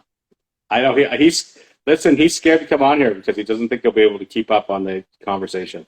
Yeah, he will. I've had a few chats with him, and he's like, I'm not quite ready. So he's close. When you're ready, Napple, anytime, brother. Yeah, Bruno's a good guy, right? We talked about. He's got his health issues. He's had some health issues, which is for anybody. That can happen to anybody. Yeah. We were mentioning this. We're like the places that Bruno works in. We were talking about you last night, Bruno. Clean. I mean, like the install. You literally work in a scientific lab. Is he working in institutions? Does he work like in like? Is that the one place he was working at with the one Riello burner? I was like, is that the like boiler room for Ferrari? Because that room is like, you could have like eating tours through there, right? Yeah. Now Bruno's English is. You're fine. You'll be fine. It's if we talk too fast, but I'm like, we can try to slow it down a little bit, which is very, very painful for me. But I do understand. He's converting English in his head. Yeah. He's converting to German so he can understand it. Yeah. Yeah. Taking the English, converting to German. Yeah. Yeah. Let's make it happen, Captain. What are we making happen? Who's that? Yeah. What is that? Teku Plumbing. What are we making happen? Is he talking about like the Baker experience? Baker with Turbo? We're here. What do you think? We went out for dinner. This is the Baker experience. Nothing more. We had barbecue last night. Yep.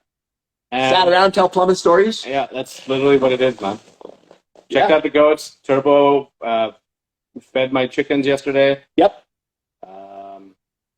You chase stuff around. The dog warms up to you in a few days if you get to spend enough time. I'm like, and that's pretty much it. That's it. You know, games room downstairs. We watched Cinderella. Oh, we were watching some movie last night. Anyway, it was a full-on chick flick. I'm like, Ashley was right into it. that's right. Yep. Him and me, we're on our phones. Yeah, exactly. Yep. Look up every once in a while. You hear something go on. You're like, somebody's getting some sword fight, something. Laura wants to know if you went bull riding. No bull riding. No bull riding. Nope. And no, Turbo sleeps in the basement. I sleep upstairs. There's Full downstairs. There's no shenanigans. Nothing weird going on. And judging from the debauchery that I saw at 5 o'clock in the afternoon with the booby lady, I figured if I was to go downtown at 2 a.m, bring a GoPro. Listen. Because Girls Gone Wild times like 5,000. Hey? Yeah. No, the Stampede is literally 10 days of straight Debauchery. Debauchery. All it is, if you want to come, Turbo and I sat in the middle of the road. It's a walkway in the middle of Calgary. Literally. And all Turbo was like, and here comes a group of girls. And then we turn around and here comes another group of girls. And then if it got a little thin here, we're looking this way and I'm like, we literally turn around like this and the circus is coming back the other way. Yeah.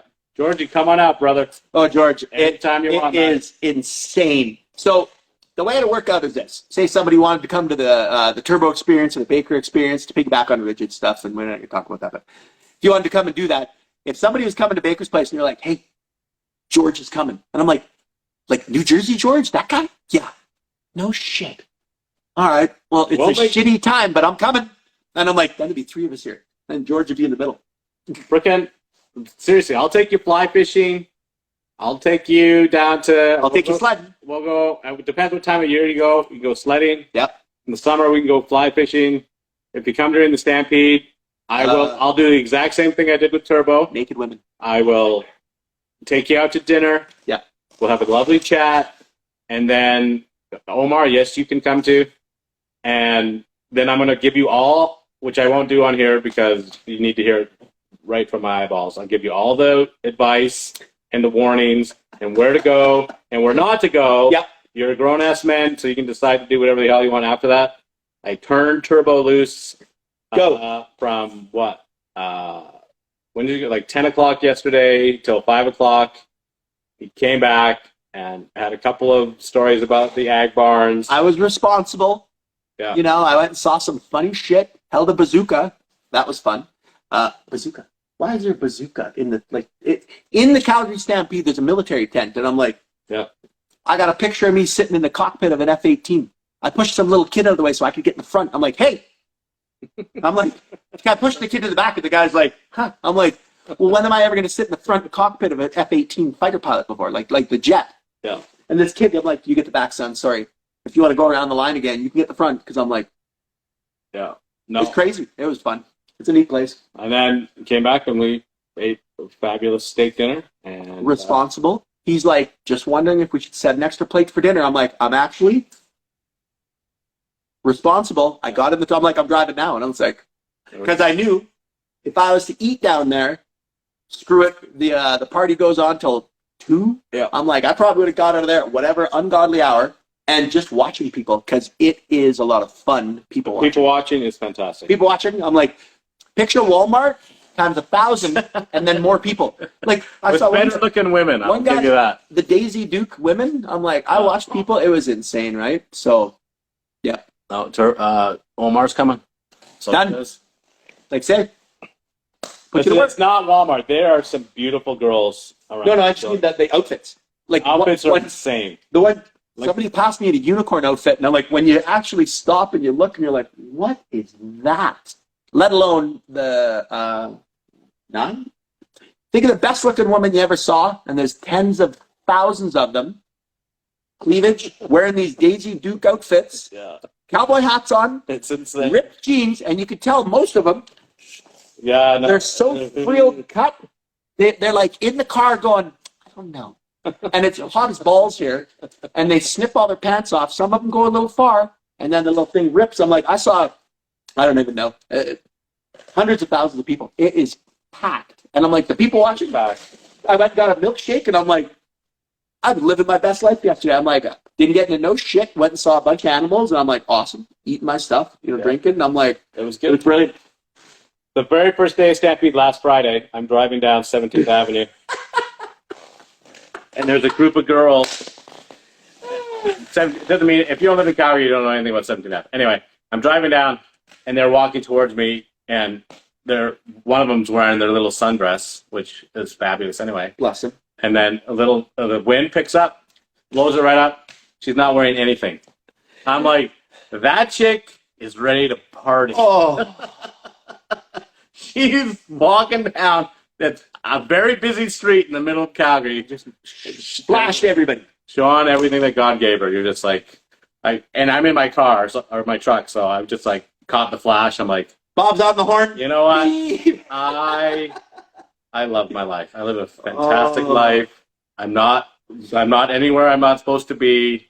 I'm doing what I'm supposed to be doing, and lo and behold, hello. Anyway, Yeah. that was the kickoff to Stampede. So basically, that sets the tone. That was Right. the tone So setter. so Bob's like, I'm like, Stampede. He's like, 10 days of debauchery. It's insanity. And I'm like, whew. So today's the last day of the Stampede. So the difference is, I'm like, I live in a ski resort. It's one of the #1 resorts in the world. So it is packed. So that shit is 7 days a week. I'm like, it's like it gets old. So I'm like, I went through the thing yesterday, walked in. I'm like, this is the same meat grinder, like the music and stuff like that. If you love horses, animals, hands down, go. The greatest show on earth. I'm like, I don't know if it's the greatest show on earth, but I'm like, It's the greatest outdoor show. outdoor show. It's That's our entertaining. claim as to hell. fame. The horses, the quality of what you get here is amazing. The food, Unbelievable. starve yourself before you get here. And if you're here for any duration, there are like the better than 5-star restaurants. They were making this ribs, prairie shake, I think it was called. Prairie spice, shake. Anyway, huge booth. They're doing ribs. And I'm like, not that I know how to cook, but I'm like, well, let's have a look. And I'm like, well, these guys, you're getting quality food for very inexpensive considering where you are. Yeah. Right? And it's 10 days. I'm like, so what happens after the Stampede's gone? Bob's like, they pack up, they fuck off to Edmonton, and I'm like, oh, that's it? And he's like, yeah. That's it. Open the city back up, everything goes to normal. Yeah. Where I live, the circus is 7 days a week. So for me, it's getting old. I'm like, I went yesterday, and I'm like, I live in this, and I want to retreat to some quiet, right? Like, I don't know, about acreage on a farm somewhere would be nice. And that's what's coming. Bob's in the same boat. We talk about where we want to end up, and I'm like, quiet. Yeah, Georgie, it's only $550. The only round trip, the only issue with that is you got to go through Pearson Airport, which is a freaking disaster at this very moment in time. Toronto. Oh, Toronto's gone. I don't think you can't go. Maybe you can go direct. You From might be able to go direct to East Maybe. Jersey. It's in Jersey. Well, you go across the country. I'm going to PEI fishing next month, tuna fishing, and I think I can make 3 stops. I got to stop in Toronto, then I got maybe Montreal. They keep changing it, and because they don't know what's going on, right? So Don't fall asleep. Am I looking like I'm falling asleep? okay, fall asleep. That's because we're so comfortable. We're in the recliner chair. In the recliner You chair. should see where we are. It's 32 degrees in here right now. And 32 Yeah. already? Shits. The sun's out. yeah, I got sunburned yesterday. I was trying to be pretty careful, but I'm like, anyway. 2 stops to Calgary. You have to stop in Toronto, which will be a nightmare. Yeah. Right now it is. Right now it is. Maybe they'll get their act together, but you'll probably wait like a half a day, probably a full day to and from. You could drive. In 32, that's cold. That's too hot for this freaking city, this town. No, but it's Buddy. Where's Buddy out of? He's 32. Oh, that's why he's American. He said it's 87. Nah, 32 is Celsius, bro. All right, let's rag on the American stupid system for a little bit. What's freezing in Fahrenheit? Some stupid number. Okay, well, in metric, it's 0. Well, that's too easy. Okay, gotcha. Boiling water, 100. Oh, fuck that. I like 212. Sounds better.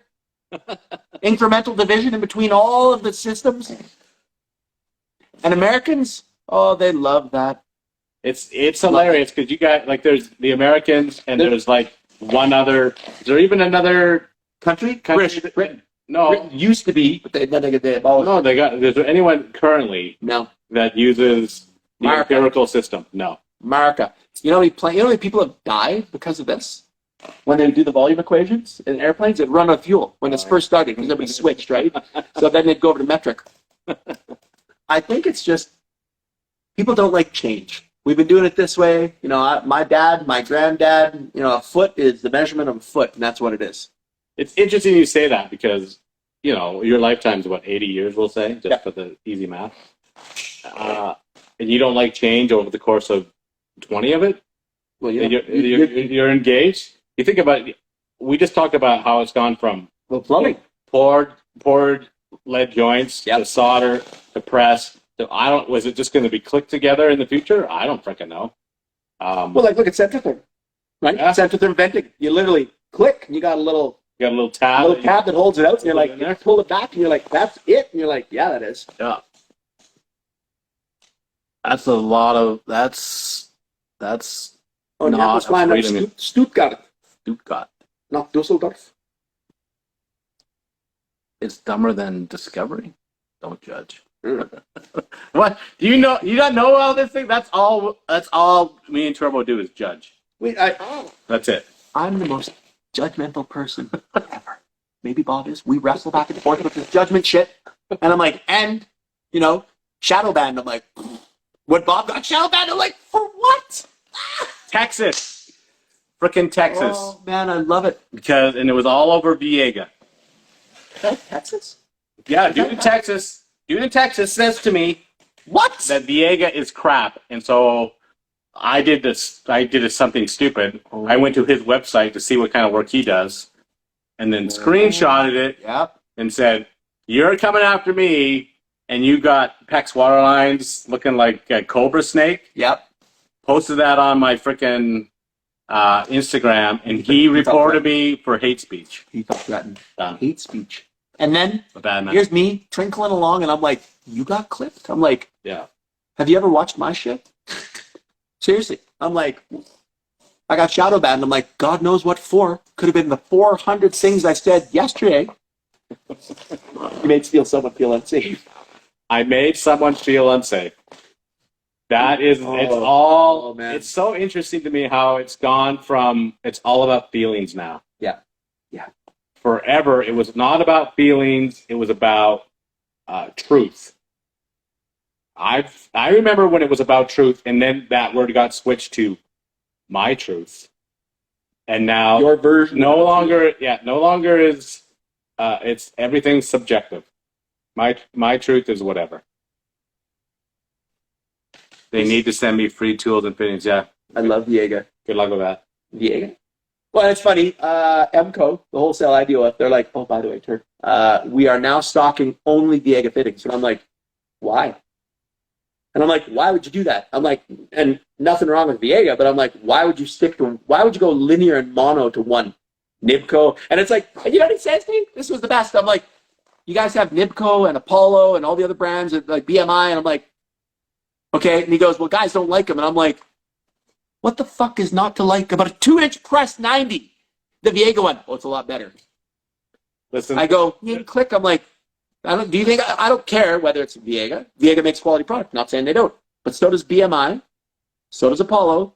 They don't leak, and they're like, the guys don't like them, and I'm like, don't like what? Like, does it not slide together enough for your like your little frailty? Like, right? And Viega, I'm like, historically, Viega was a lot more money. Their argument is they're a better product. Their quality absolutely is out of the world. But if you're like, we've all done it. Like, who in your lifetime actually looked at the brand of copper fitting 1/2-inch 90 that they were soldering in? Yep. Did it matter to you? Nope. Did it come from China? Is it an American made? Is it Canadian? You don't give a rat's behind. So why do you care about Viega? So it's interesting when people are like, oh no, it's Viega or nothing. I'm like, I'll give you that they're fantastic, but at the end of the day, well, like say, name the brand? Do you care what PEX crimper you're using? Yeah, what's the one out there now? Watergate or something? Waterline. Waterline. Waterline. Who makes Waterline? 3 little squiggles. Yeah. Right? And I'm like, China? Okay. I'm like, and I had masters before that, and Bo was probably, I think Bo was my first one, and Bo made, I think Bo made the Poly B fittings. Yeah, the Poly B stuff. they did. So I still have Poly B fittings down. Oh, the best day though. How many times have you seen the Poly B crimped together with PEX fittings? Because guys don't know you need a transition fitting. And I'm like, this is the stuff that's coming. I'm like, we just take video. We just did it. We just did a job which I haven't posted yet on Friday, where some idiot took Central Therm and halfway through the venting changed it to 636. It's leaking. It's condensating all over the place. I didn't do the job. The owners of the hotel or restaurant phoned me and like, dude, what's going on? Come and look at it. I'm like, who did this? Because here's on the very front page of the instructions, it says you cannot mix these products with any other product in bold, which means it's happened 10,000 times, so much so that they had to take up printing space on their instructions. Warning, coffee hot because somebody sued him. It's so warning, don't use an MJ band on this because you can't. Everybody's seen it where someone's fired a propane appliance on natural gas, and you reverse, the voltage is wrong and it blows up, and it's like, this is an American product that's 600 volt or it's 480 and we're on 240.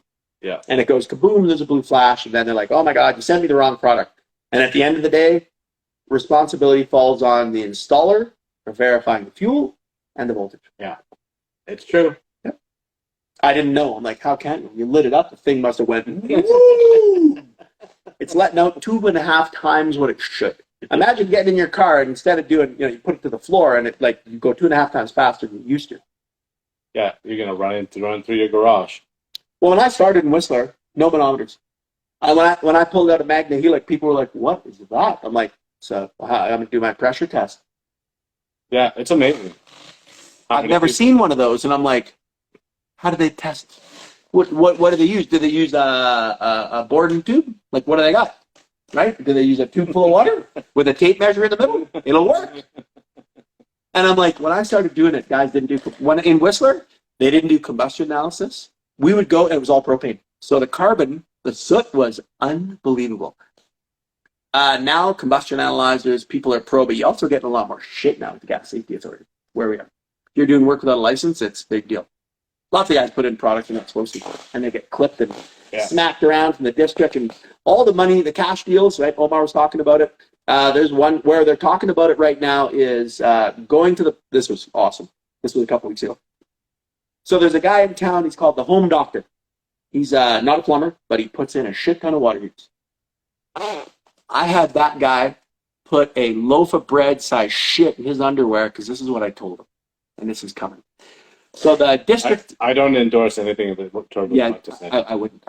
This is the turbo side. I could go down to the lower screen, but it's looking up, just so we get the live, so we're double feeded. So this guy, I told him, and I asked the inspector of the wholesale because I'm like, well, permits for water heaters. It's a $36 permit where we are. And I'm like, does anybody pull a water heater permit? No. So one guy bitched. And I'm like, so I went to the inspector and I'm like, well, we seem to be getting a bit of a thing going on with the water heaters. So how about this? I'm like, this is my pitch to the district. Why don't you sell me a book of 10 stickers? We used to get them for gas. I don't know if you guys have them here. We could pre-buy our gas permits. So for an atmospheric water heater, you peel the sticker off. You've already paid for the permit. You just fill out the address on the sheet. When it's full, you send it in. Could be 5 years, 10 years, doesn't matter. So the water heaters, I'm like, well, why don't you guys sell me a blanket permit? Give me stickers. I'll put them on. I'll log the addresses just like that. And if you need to go look at them, something happens, we're covered. We've got the permits all sorted out.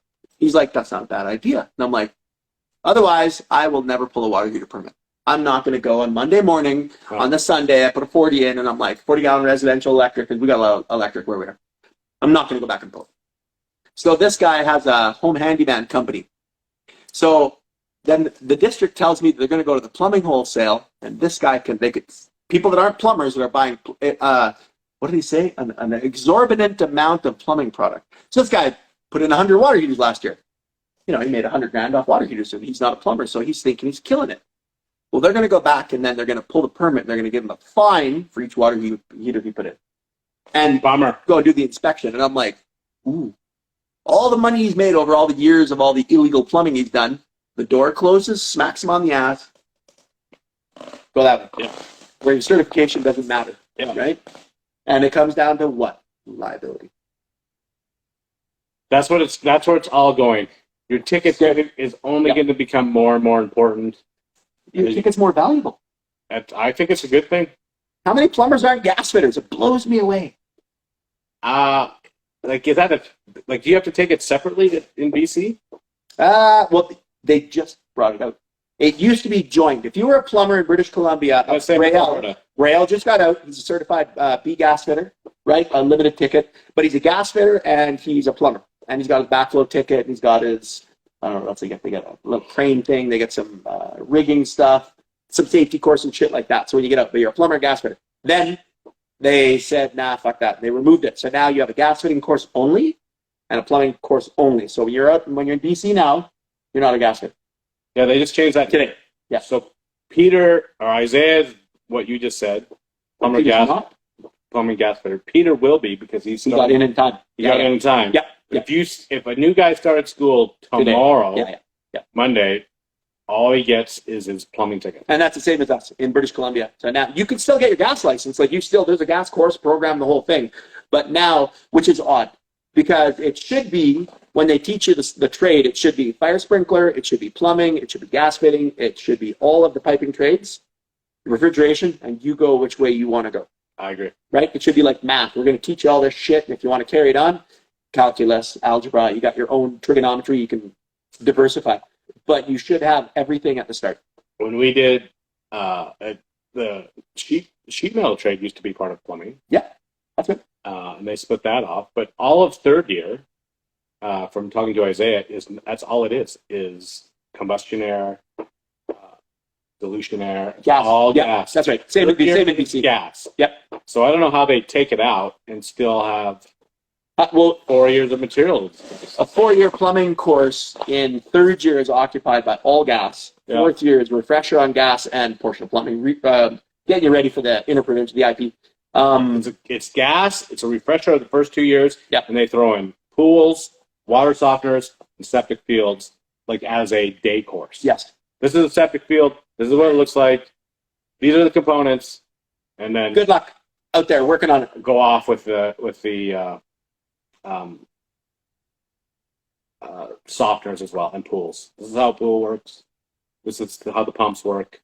But it's if you can be a plumber, all the basic piping trade that stacks onto all of that, why wouldn't you? Yeah, why wouldn't you have a refrigeration ticket if you could get it? And I'm like, why wouldn't you add on to it? Because the school load is a little light, in my opinion. They give you a lot of bullshit homework and stuff and code, but I'm like, I think they can pack a little bit more into that. Why make a mono ticket? I agree with you that there's so much out there, and they're so similar in what you do, like the refrigeration cycle, and it's not hard to learn. Vacuum. Yeah. Release the vacuum. Yeah. Absorbs heat. Dumps heat out. Pump. Compressor. Circle. Runs around.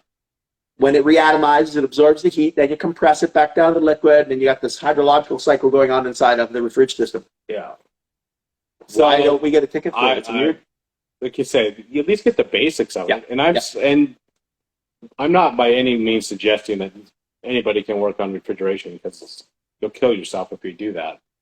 If you start working with ammonia, crap like that. Oh, we do a 1,200-ton anhydrous ammonia plant. You have to have the mouth guard around your neck. So you got this little thing that looks like this. And the guy says, if anything happens in this room, your eyes are going to not explode. They're going to implode, because it's a desiccant, it's a dehydrant. So it super dehydrates you. Keep your mouth closed, close your eyes, run for the door. If you got time, put the thing in your mouth. If you take a breath, you're dead, because your lungs literally dry up. But your eyes, they implode. In BC, we just killed 3 guys. I don't know how many years ago that was. 3 years ago. Actually, in BC, it was in Cranbrook. In Cranbrook. Dude went in, and to fix something, I think what they thought was him and the maintenance guy were in the room. And I think they said its pipe wrench fell down and sheared a valve head off, and it filled the room. I don't think these guys had a chance to get out. And then dude heard the alarms going off, the stuff. He runs in and he dies too. So 3 guys. And then, of course, regulation changed. So the place we work at, 1,200 ton, this thing's huge. Because we got all the Olympic shit. Yeah. So 1,200 ton refrigerant plant. And I'm like, now you're like, that's huge. I'm like, yeah, it's huge. Because it is a luge track where they have to ice the whole thing. That screws up, you're dead. So yeah, you got to respect that stuff. We work in those rooms and I don't like it. I don't, because I'm like hearing that story, and you got little thing you bite, and the guy's like, you might make it out of the room. I'm like, it's terrifying.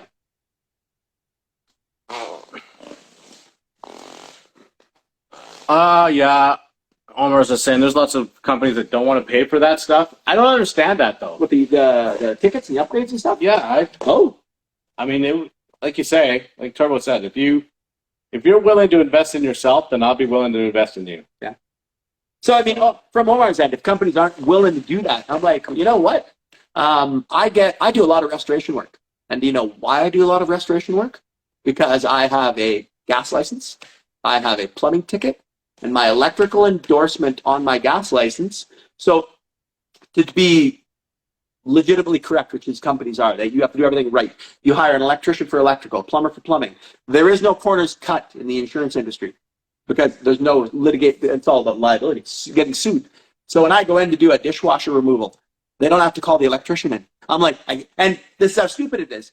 Okay, I disconnected the water, disconnected the drain. It's hardwired. Guess what? I can't take it out. And they're like, what? Yeah, you're gonna have to call the guy. I disconnected the carburetor. The whole kitchen's coming out, and the carburetor's attached to the wall. Because legally, I'm not allowed to take it out. But I am with my gas license. Yeah. And electricians get all pissy about it. And I'm like, we do our own boiler wiring, because most electricians can't. And with the modern stuff today, most electricians can't do it. I've never, for the first couple of years that I was in it, I hired electricians to run all my low voltage. Yeah. Absolute disaster. Isn't it? And you're like, why doesn't it work? And you're like, and you got to draw a ladder diagram for the Sparky. And no disrespect to the electricians, because it is a specialty item. I need this to happen when this happens, and then this happens, and this happens, and this happens, then the boiler lights. Yep. Which is why I do you it. talk too fast. And I'm like, I just do it myself. Yeah. Exactly. Yeah. Okay, you guys can't do this. And it actually, the first bad experience I had was the electricians were wiring the septic pump through the float. And instead of sending the power to the float, back out the float into the common of the pump, so that the float has to be on for the pump to kick on, he blew up the pump because I don't even know what he did. Like, dude, how do you mess that up? You're the electrician. Dude, I gave you the product and said, make this I know work. how to make a switch work. Yeah. I'm like, wow. Who's paying for the pump? Yeah. And so that was, that's when we changed it. I'm just going to figure out how to do this myself. Because then it's my fault. Well, and how many times have I said it? Who can you rely on in the world? Who can you trust with wholehearted certainty? Me. That's it. Right? Yeah. When you get screwed over, because when it's your money, that's the other thing. If I screw it up, I'm like, I got nobody to blame but myself. If I'm mad at somebody, I'm upset at myself because I was rushing, I was whatever. But I'm like, most times I'm like, yeah, it's me. I got this. Yeah. No, it's true. It's the truth. So the message is believe in yourself and take responsibility for yourself and learn how to do your shit by yourself. Because at the end of the day, whatever company you're working for may or may not be there in 5 years. And you're the one that needs to provide for your life, for your wife, for your kids, for whatever, your girlfriend, whatever else you got going on in your life. You're the provider. Well, the big one too, and Instagram is a really good victim of it. Don't fake your experience. Yeah. Because guess what? You come working with a guy like me, and I'm like, all right, I guess I look 40, but I'm like, I always say to people, I'm like, I'm fucking old, that right? dude's just hitting on you, Turbo. You don't look 40. Is he? He said, well, anyway, that wasn't too bad. I'm flattered. I enjoyed it. I think I got a little flush. When you lie, and then you get, like, say, God bless you if you had me as your inspector, but I'm like, you're like, yeah, I've been plumbing for 20 years, this, that. I'm like, perfect. All right, go. Guy can't open a crimper. The quality of your work speaks for itself. I've had guys do a phenomenal work, man, they don't understand the code, can't vent it. I'm like, the work you did's great. Too bad we're taking it all out. But I'm like, clean, tight, man, plumb level square, everything's like symmetrical. I'm like, it looks really good. Unfortunately, you fucked up all this, and I'm like, out. So I'm like, we have to start over. And if they've done a good job and spent some time on it, you're like, it hurts, and I have to pay for it. So then we have a little code refresher course, and I'm like, did you pass that component in school? And so it's still the changes in the code. You know, they come up with some stupid idea where they're like, yeah, you can't do that anymore. In BC right now, we got this thing going on with radon gas. And I'm like, tell me what radon gas is, because I don't even know how it's created its own industry. So radon. So I go up and do this house, and the guy's name is Bob. I go and do this place in Lillooet. So we're there, and Bob's like, hey, Turbo, you know, there's a 4-inch white pipe coming out of the ground. He goes, can you hook up my radon? And I'm like, my response to him is, I'm like, what's radon? I know it's a gas, obviously. I know what it, you know, a little bit about what it does, but I'm like, we're on this massive hillside. And I'm like, so basically, I got the skinny from him in 2 seconds. It's kind of like, it's got essentially the weight of propane. So it's heavier than air. Under this house, in the groundwork, like 4 feet below it, he's got a 4-inch perimeter line all around a labyrinth of piping in the house, basically Big O with perforated drain. And then he's got to he doesn't have to do it now, but if there's ever a bump, so we had to pipe it to the exhaust up top. And I'm like, but if it's heavier than air, how does it, this is the best government shit. How does the radon get out of the house then? Well, we got to leave a 4-foot horizontal so I can put the exhaust fan. And I'm like, are you putting the exhaust fan on? No, you don't have to. But we might, if we have to exhaust the radon up the roof. I'm like, you're exhausting the radon up the roof and it's heavier than air? Specific gravity of like 1.7. I'm like, that's awesome. And every house in BC. They're all the new construction has them. And they're here too? Yep. Just a pipe coming out of the ground. I'm like, what the F does that do? I don't understand what this thing's doing. And I tell you, now we're going to have to hook a pump to it. I'm like an air pump. And I'm like, this is insane. And the cost. This guy had to fur a wall out because I'm like, I drilled a hole through the 4-inch. I'm like, well, your 2x4 is gone. And I said, you got a bump because the 4-inch pipe is bigger than the 4 and 5/8. And I'm like, you can't even cover that with drywall. So the guy's like, now you got to fur it at more cost. Yeah. Up into the roof. And I'm like, and stupidity, we're on a hillside. And I'm like, these people are making them do it. Has anybody died from radon? I don't know. Like, I don't know. If it was that bad, I would have heard about it. And I would have piped it. But I'm like, is it like carbon monoxide or something? I don't know if it's cumulative. Is there anybody on that knows about radon gas? Because both of us, we're going to get the phones. We're going to go flip. And we're going to know everything there is to know. It's going to be like Terminator, where you just download the software program and be like, done. Yeah. Radon gas has a specific gravity of 1.7. It is noxious fumes, heavier than air. Lethal in, I don't know. It's got to be like CO. I don't know if it's cumulative. Like, does it add up? Seems pretty stupid and a lot of money for what it is. It's ridiculous. And gluing pipe together. And there's me gluing PVC. And I'm like, it's got all the streamline, like the water line fittings, where I'm like the drain line fittings, that thin wall sked, SDR10 or 9, whatever it is. And I'm like, glue it together and out to the roof. And I'm like, this is, and flashing out the house. So the expense of that is like how much? And it's got to be under the labyrinth ground. So it's like groundwork plus through the, and then what does that add to the cost of the house? Like, so into the concrete, this is where it's poured. $5,000 at least. Then I'm up plus a fan. I'm like, tight. Apparently, long-term exposure is linked to 70+ types of cancer. Spooky. Really? What does long-term mean? Does that mean I'm sucking on that pipe every day? What are you doing, honey? Sucking on the radon pipe. So should I just hold on? This is like the vaccine.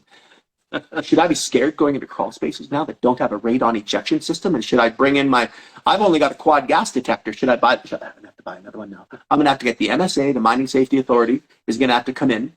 You can see where this is going. Now I'm feared for my life. Well, they're a radon company. I don't even know how they make any money because I'm like, what do you guys do? Long-term exposure. What is long-term? Yeah. Do you say like 70+ as an age, or you are exposed to it for 70 years? I guess, which would be the same. That you can get cancer. I mean, as we know from California, everything gives cancer. Every product I get has a sticker on it that says this will give you cancer in California. Do you not in Montana or Alberta? Do you remember the little stickers we used to get? in the fixture boxes, mowing and stuff. Yeah. Hey, and according to the state of California, I remember reading the one label. I was putting in super grief. I call it the super griff. I call it super grief. They were in the Weston and Whistler, and it was. Could you make any more of a mowing single cartridge? Like, is it too simple for people? Then this super griff, rotating cams, linkages, and I'm like, look out. We got a pair of gloves, and I'm like, there's people that were stealing the fixtures and they caught them and all that stuff. But in the box of the fixture, we got this millions and millions of dollars worth of fixtures. In each box was a pair of gloves.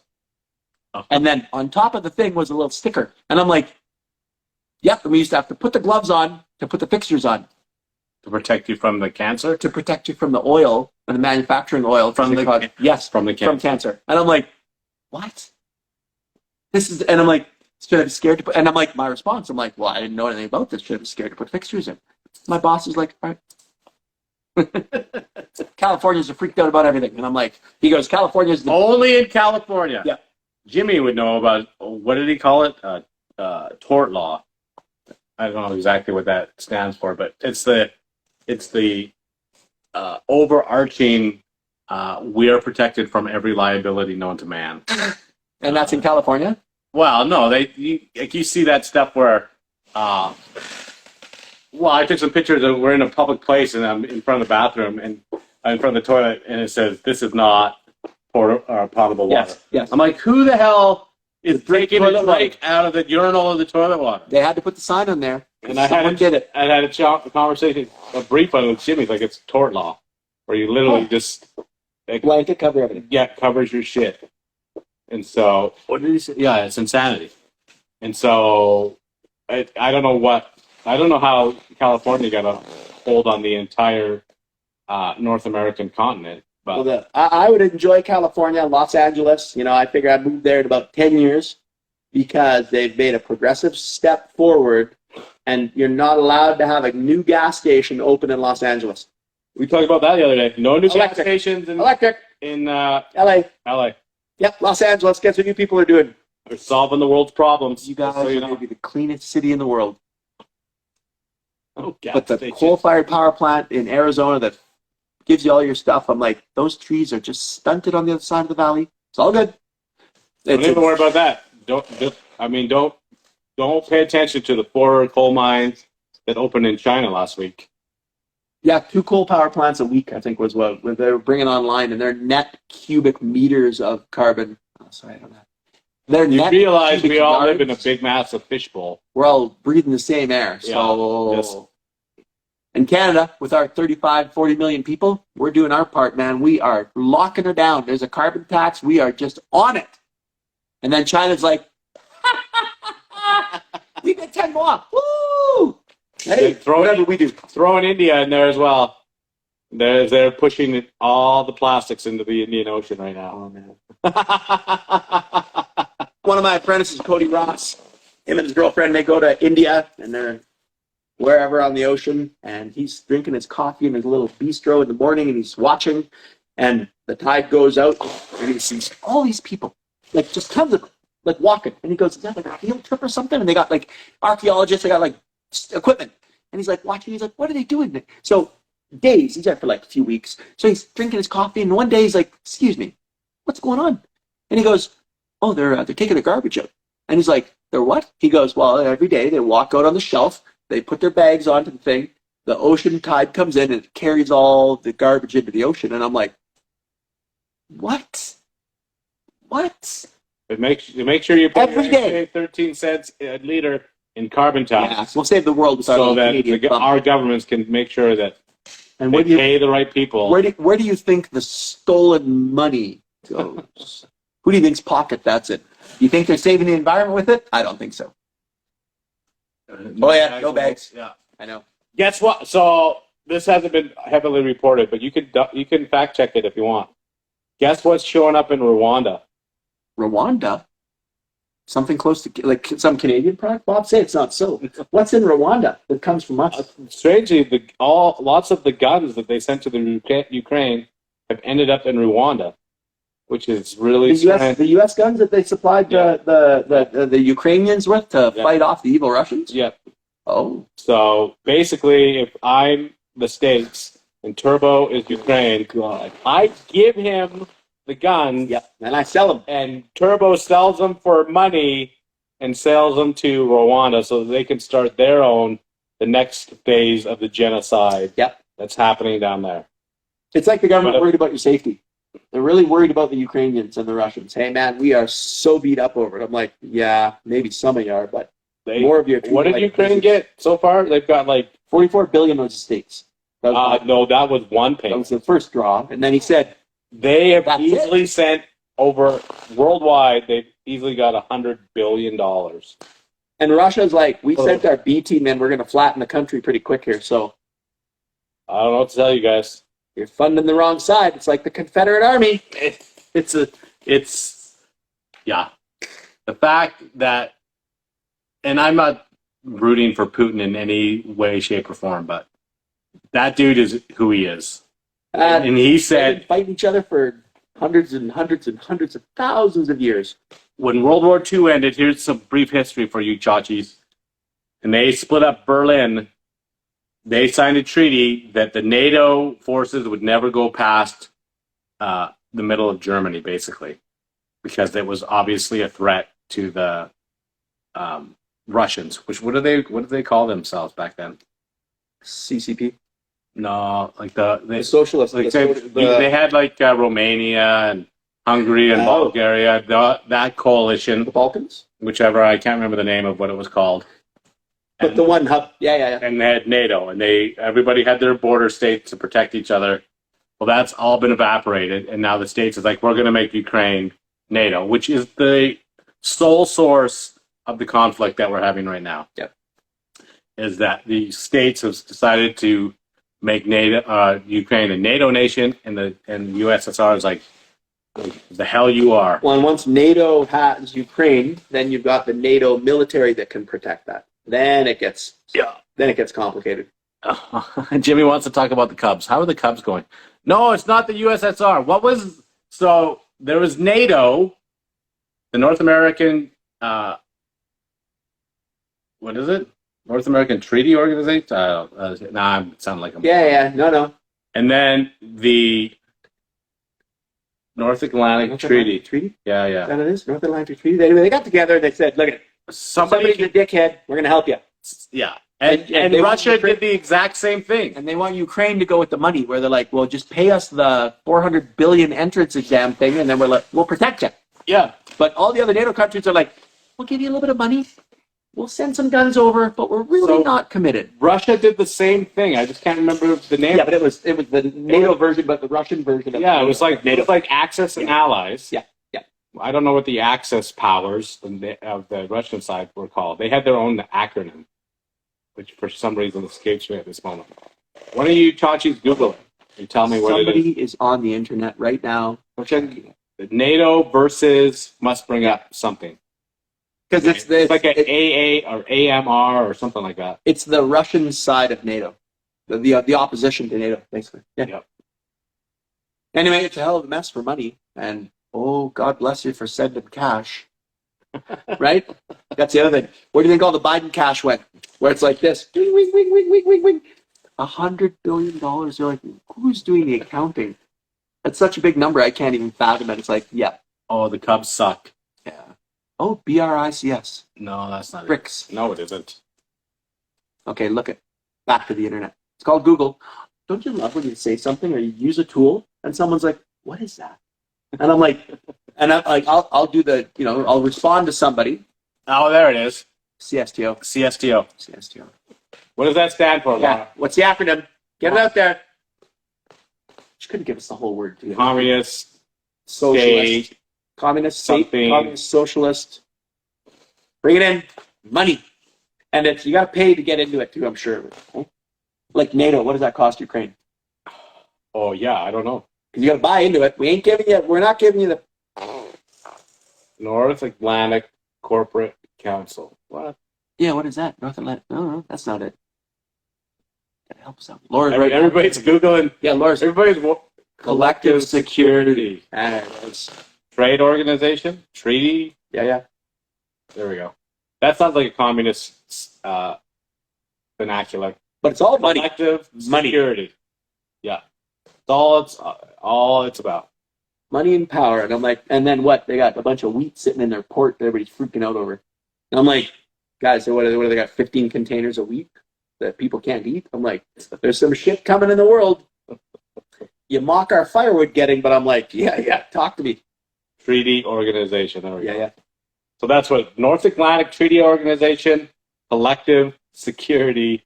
That doesn't sound ominous. I don't know if it does.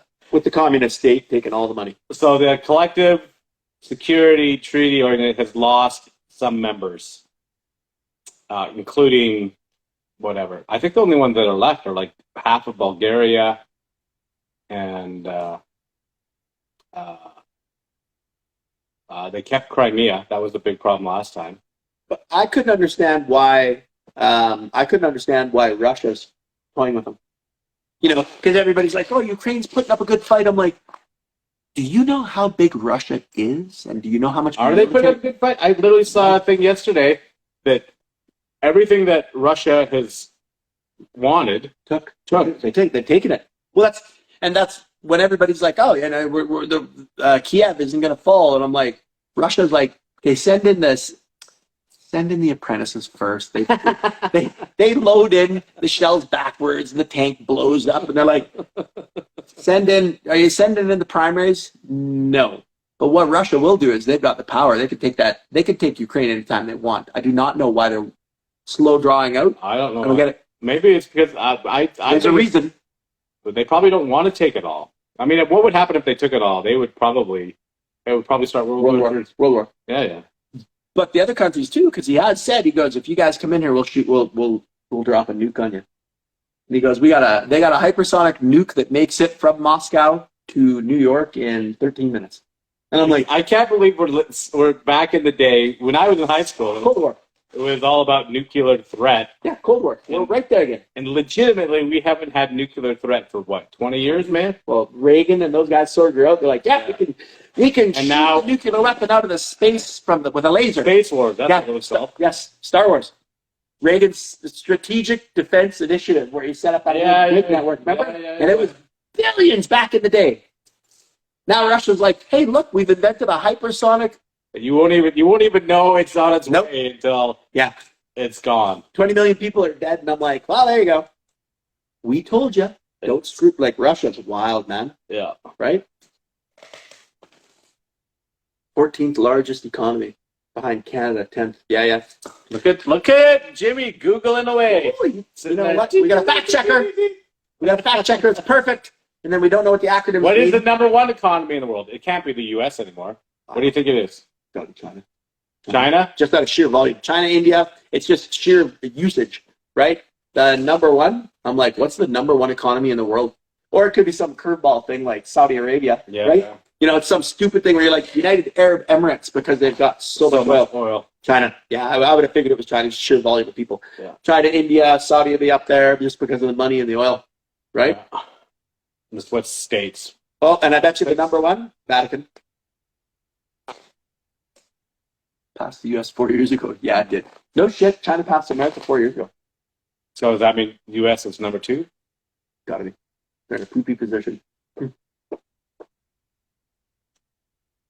It's crazy. Yeah, that's pretty wild. Economics, and then we're here just trying to slug it out, paying how much for fuel?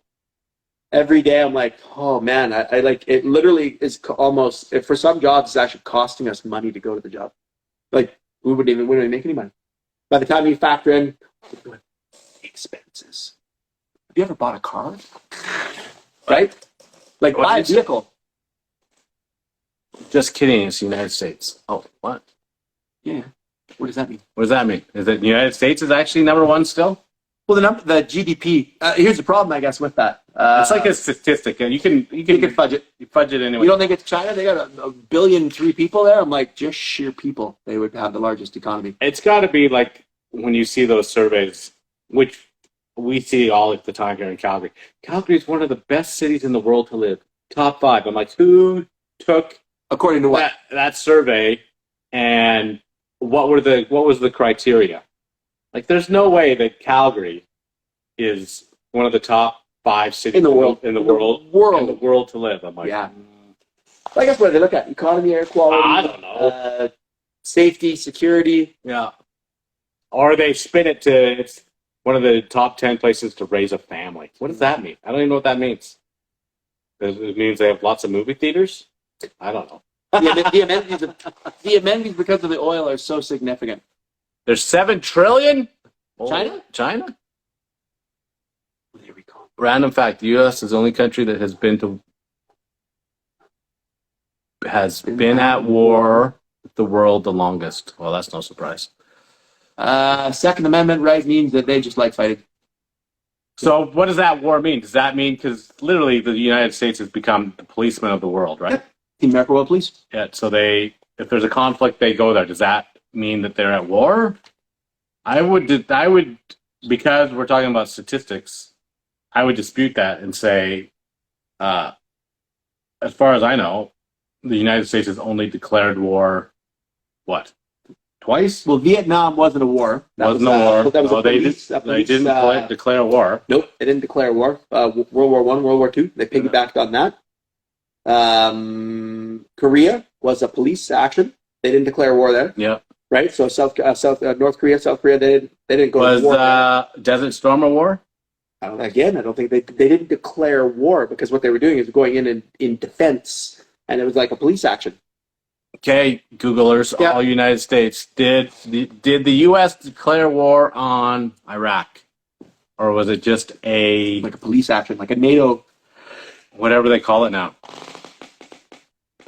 Oh, God. Who's the best at curling? I think if we go by the Olympic standard, I think Sweden won last Olympics. Listen, curling is just baseball, getting drunk and throwing rocks. Stones. It's a sport you can drink at, and they call it a sport. It's like sport fishing with a beer, and you're like, dude, you don't have a hook on the end. I'm like, I don't care. Drink. They hop from country to country, like they drop from hook dick to dick. Yeah, what does that mean? I don't know. Everybody gets weird with the questions. You're like, what?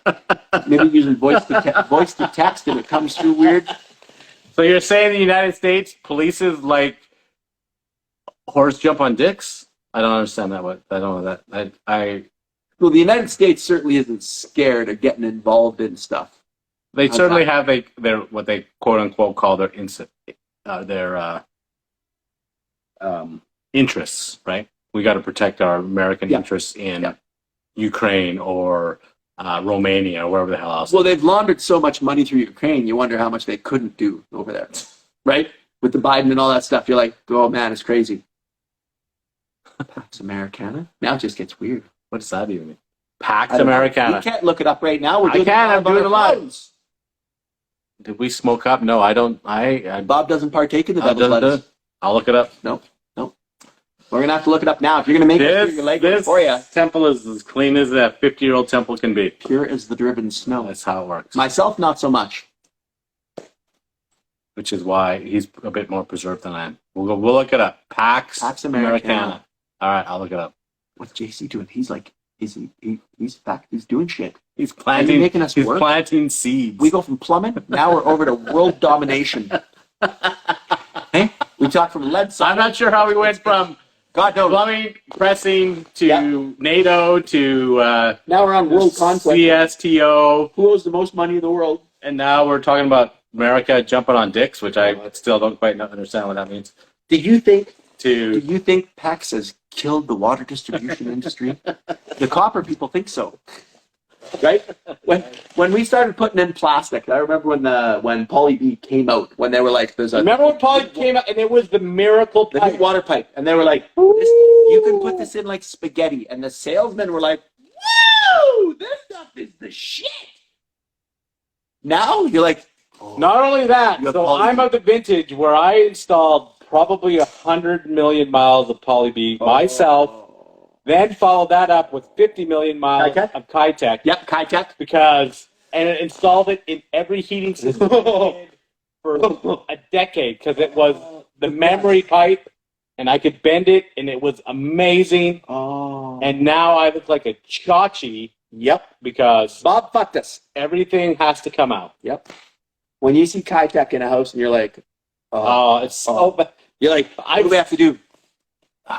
You're end two. I'm like, you got the kite. I'm like, you look it up. You're like, is the end tran to? Oh, that's the one. So bad. What are we gonna do? And listen, it's gonna happen to you guys too. Oh, yeah, you know it is because it's the latest greatest pipe. You're gonna save some money. It's the easiest to install, and you can walk on water after the install. And then 5 years, you're like, it's all cracking and leaking like crazy. And then the customer's like, you fucked us. That's the terrifying thing about like that. And I'm not salesman. They're working for a car dealership now. Where did he go? He said this stuff lasted forever. The problem with that stuff, and I'm not knocking anybody, but this is the only way I can think of, is like you see some of that Pureflow stuff, or like you see some of the crap. Let me rephrase it. You see some of the stuff that Napple works with, like some of that European alu packs with the aluminum braid inside of the packs. Is that going to be the next kind? Like, it terrifies me. I mean, maybe they learned all the lessons and it works perfectly, but sheesh. Tried, tested, true. Go with what you know. Yeah. You know, what has worked best for you? I'm like, in our town, we couldn't put copper in because we had our pH, our potential hydrogen, our water just ate our copper. So we would put it in copper pipe. I'm like, it's a sprinkler show. Did you guys catch that? Do you know what pH stands for? Potential hydrogen. There we go. Chalkboard's out. There's a test later. I mentioned that we were going to be teaching as part of school, and we're giving away prizes. We're just throwing in little gems here and there. I brought a turbo plumbing hoodie. Oh, I left it up at the house. I have a turbo plumbing hoodie to do giveaway. Hey, if anybody could tell me what pH stands for. Oh man, it's too funny. The latest, greatest. The next pipe. See, Jimmy's trying to get us off the politics. He tried the Cubs. We're off the politics. I don't know anything about the Cubs. I don't know much about baseball, to be honest. I do love it, but I'm in Alberta, and so the only baseball teams is 5,000 miles that way in Toronto. I've been to Toronto Blue Jays once. To the Seattle. Yeah. That's it. We're not baseball teams. Freaking hockey here. Yeah, it's hockey. The top 5 bands of all time. This will absolutely age me. Of course, you have to have Led Zeppelin, AC/DC, Jethro Tull. Yeah. Jethro Tull's got to be in there. You have to have Jethro. If you don't put them in there, if you don't hear Jethro Tull's name in a top 5, it's something. You're something wrong. to relate to dicks. Yeah, you're wrong. And then you might have to add Grateful Dead in there, maybe. Well, if you go top bands of all time, you're going to go statistically. You're like, well, the Beatles, your number one record sales, blah blah blah, duration, all that stuff. But music that you like, and then it's the genre of the music. Yeah. You're like, all right, well, I like Metallica. It's like, well, they're not the greatest band of all time. Well, if you like their type of music, that could be your band. Yeah. Historically, like, say, if you look back, I'm like, kids today, here's what I enjoy about that. Kids today still listen to Pink Floyd. And they're like, my son loves all that old stuff. Yes. So when the kids today listen to it, can you imagine being Pink Floyd, you write a song, you're like, let's write a song called Money. And that song gets played for the next forever. And you're like, we wrote one of the most iconic songs in history. You think they get it? They're like, this has really took off. We're millionaires. Now we're billionaires. And you're like, it's still going. And these guys are like, how awesome for that. I saw a thing, I don't know what the artist is or the song, because I haven't watched that Stranger Things that's come out. Oh, that show. Yes. And they have there's a new theme song for it. And so it's a resurgence from somebody.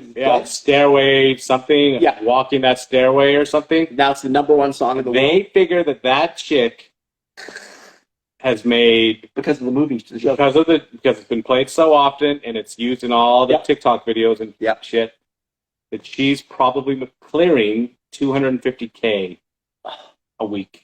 God bless her. Off the royalties. Okay? And you're like, she's one of the few ones that owns the rights to her own song. She was the which is apt. Off the scale, right? I'm like, how fun is that? Queen is good. Laura piped in Queen. Yeah, Queen's pretty good. Yeah, you're not wrong there. Yeah. How do you pick your top 5? It depends what mood you're in. And depends on the music that you like. Iconic Canadian bands, Rush, if you've ever heard of them, I'm like, they're actual musicians. Everybody has heard of Rush. Nicki Minaj, by far, she's made up. Have you guys seen what those lady rappers have done to themselves? Uh-huh. Have you seen? You should Google Little Kim 19 or 2000 or 19 transformation. Yeah, 1998 to yesterday. Yeah. And it's a sad story because she's literally come out and said, I did it for the approval of men. And look at, I just saw the other day, who's that? Iggy Azalea? She has got the biggest ass. And she was a gorgeous girl to begin with. And she's doing it for these, whatever, the men in her doing it for life. the grab. Oh my gosh. It's horrible. Don't alter your appearance to be an Instagram superstar. Don't like us. do it. Just be normal guys. Don't do it. Be a little crusty. You know, if you want to get a little laser removal of a little mole or something, we're all for it. But otherwise, just be who you are. Yeah. Good. Goodness. Cut your hair a different way, brush your hair a different way. Grow a beard if you want. But The beard's pretty good. But Color? don't mess with your No. parts, man. When you It's a start, bad when you start doing, Body sculpting stuff. I know. Whew. It's horrid what they've done to those people. We got a request to be in the live. No, that's too complicated. We've already got a blank screen in the bottom. I know. Turbo jump ship. We'll literally melt this thing. Yeah, this isn't gonna work. This whole thing, the light already died. I'm like, is it rechargeable? Yes. Well, its live's gone on now for I don't even know how long for. It probably only lasts an hour. Maybe. Actually. Bob's got a whole rig. There's a little free phone thing over here. I'm like, no, it's done. it's a pretty cool little setup, actually. It's a little tripod thing. I should have filmed Turbo's reaction when I pulled it out. Oh, yeah. I'm like, He's like, oh, what is that? damn it. I could have to go downstairs and get my phone. It's got this cute little thing that you click the phone in the middle of, and then it's got the side attachments. And I'm like, you probably bought it for the Knurled, and they're like, look at the aluminum on that. Yeah, Is yeah. that nice? How much was that? Amazon? Yep. And is it just an attachment that goes on the tripod? Yep. There's some technical. Who is it? Built by Nate. He's got some pretty cool shit. You know, because these guys, when they do their hustle and they go to these shows and they're at NPS and all this stuff, they got the furry little camera and they're going around. You seen those stuff? That's what I'm getting is a gimbal. Yep. Where you can like flip it. Yep. So I can like it doesn't run. matter. Yeah, you can literally run while you're doing stuff away from the plumbing inspector, calling him or whatever, and you're running, and the image is perfect. That's There's right. no bobble up and down. It's not like there's a couple movies they shot like that. The Blair Witch Project. Blair Witch, yeah. Stupid show. Yeah. Where it was like, the whole thing is jittery, and I'm like, I turned it off after a couple minutes. I was like, this is... You get nauseous. You do? Yeah, I didn't like it. I was like, too much of a... that's my life daily. I'm like, I don't need to watch it on TV. But anyway, Bob's got some pretty good tech. You got it. It's the modern age, man. It is. Well, the camera is a little slimming. It's pretty good. A little color. The lighting in here is really good, actually. The red is brilliant. Well, this is orange. Orange? Orange. We could go... what do you guys think? There's... yeah. Where's the receiver? Is it each light? Each light has its own Wow. receiver. The technology? So that I can literally get... 6 pot lights in the ceiling, and now you can change them to any color they want. And I'm like, it is brilliant. I'm loving this. Yep. Who makes them? It's What is that brand? GE. No kidding. General Electric. Yeah. In this portion of the show, General Electric is General Electric. lighting. You can get them so they're lights and Bluetooth speakers. What? The speakers as well? They're not. I didn't get them as speakers. But they make it. They make it so it's that light, and in it is a Bluetooth. So you can have 6 speakers. Oh, I'd like that. I like my tech stuff because the Google shit don't work for me. Attach it to my Bluetooth Yep. Milwaukee, whatever that radio is over there, Yeah. and let it frickin' rip. See, I'm digging that. I'm loving that. It's a technology. As soon as you say lights, I'm like, sorry, I gotta go a little closer here. What kind of lights do you have? Anybody got some cool lighting product they want to sell? Yeah, these are amazing. And the crazy thing is, the price used to be pretty ridiculous, and everything comes down. It's wild. Well, these Gobi lights they're awesome. The They're Go V awesome. is amazing. I can't say enough about the Go V stuff that I've got. Yeah. Did you put it inside PAX? Yeah. Yeah, eh? Yeah. It gives it a good light bounce. Yeah. I was gonna do a ring in my pool, and then have a wire out, but then put a ring in the bottom. You can see the difference. Around the mirror here, I didn't do the PEX, Yes. and I hated it. I'm like, it's too sharp. Well, because you're looking at the actual chip of the light. Yeah, yeah. This gives you light dispersal. I did it in my sauna where I ran the light up, over, and across and down, and I'm like, well, that works well. Yeah, no. Slid it inside the PEX. Works perfect. Tip of the day. Tip of Well, the day. the thing is, all your clips and your hangers, you have everything for it. 3/4 Talon clips. Bang, bang, bang. Yeah. You do your Christmas lighting in it. I got one. I get home, I got to do all that shit. Yeah, mosquito checks. Mosquitoes are bad. The mosquitoes bad this year. Yeah. was it late? It's been a late spring. No sun. Yeah. And then it kicked in. Those guys on the river yesterday, I don't know what job they got, but there's two guys with jet boats. And there's some Calgary fire rescue thing in there. Ooh, and I'm like, that job, the guy's like, see that? I'm like, that girl there? Ooh, we stopped to talk to her. Be like, are you safe? Yeah. And they were up and down the river nonstop. Your tax dollars at work right there. Congratulations, Calgary. Yeah. Two guys and clearly they are net zero. Oh. Well, no, they bought the carbon offset credits from the plastic company. That's right. Yeah. They went down to Guatemala. I don't understand. Calgary bought carbon sinks from the tribes in Guatemala. Yes. And if you don't think that's a thing, then you don't know anything about carbon. I will pay this tribe $1 million so that I can use their carbon sink so I can pollute the world up here. Yep. So it's not about carbon, it's about money. Money. That's all it's about. Always about money. Well, if you go against us, if you say, no, it's bullshit, you're like, well, you hate the environment. I'm like, right. Well, clearly I live in it and I hate it. Come on. It's all the same push-pull. It is. We're all, like you say, I don't know how long it takes for me to exhale and for Laura in Edmonton to breathe it in, but it happens. We're drinking the same water, people. Sorry, Laura. You are drinking the urine of dinosaurs from 65 million years ago. Dinosaurs are fake.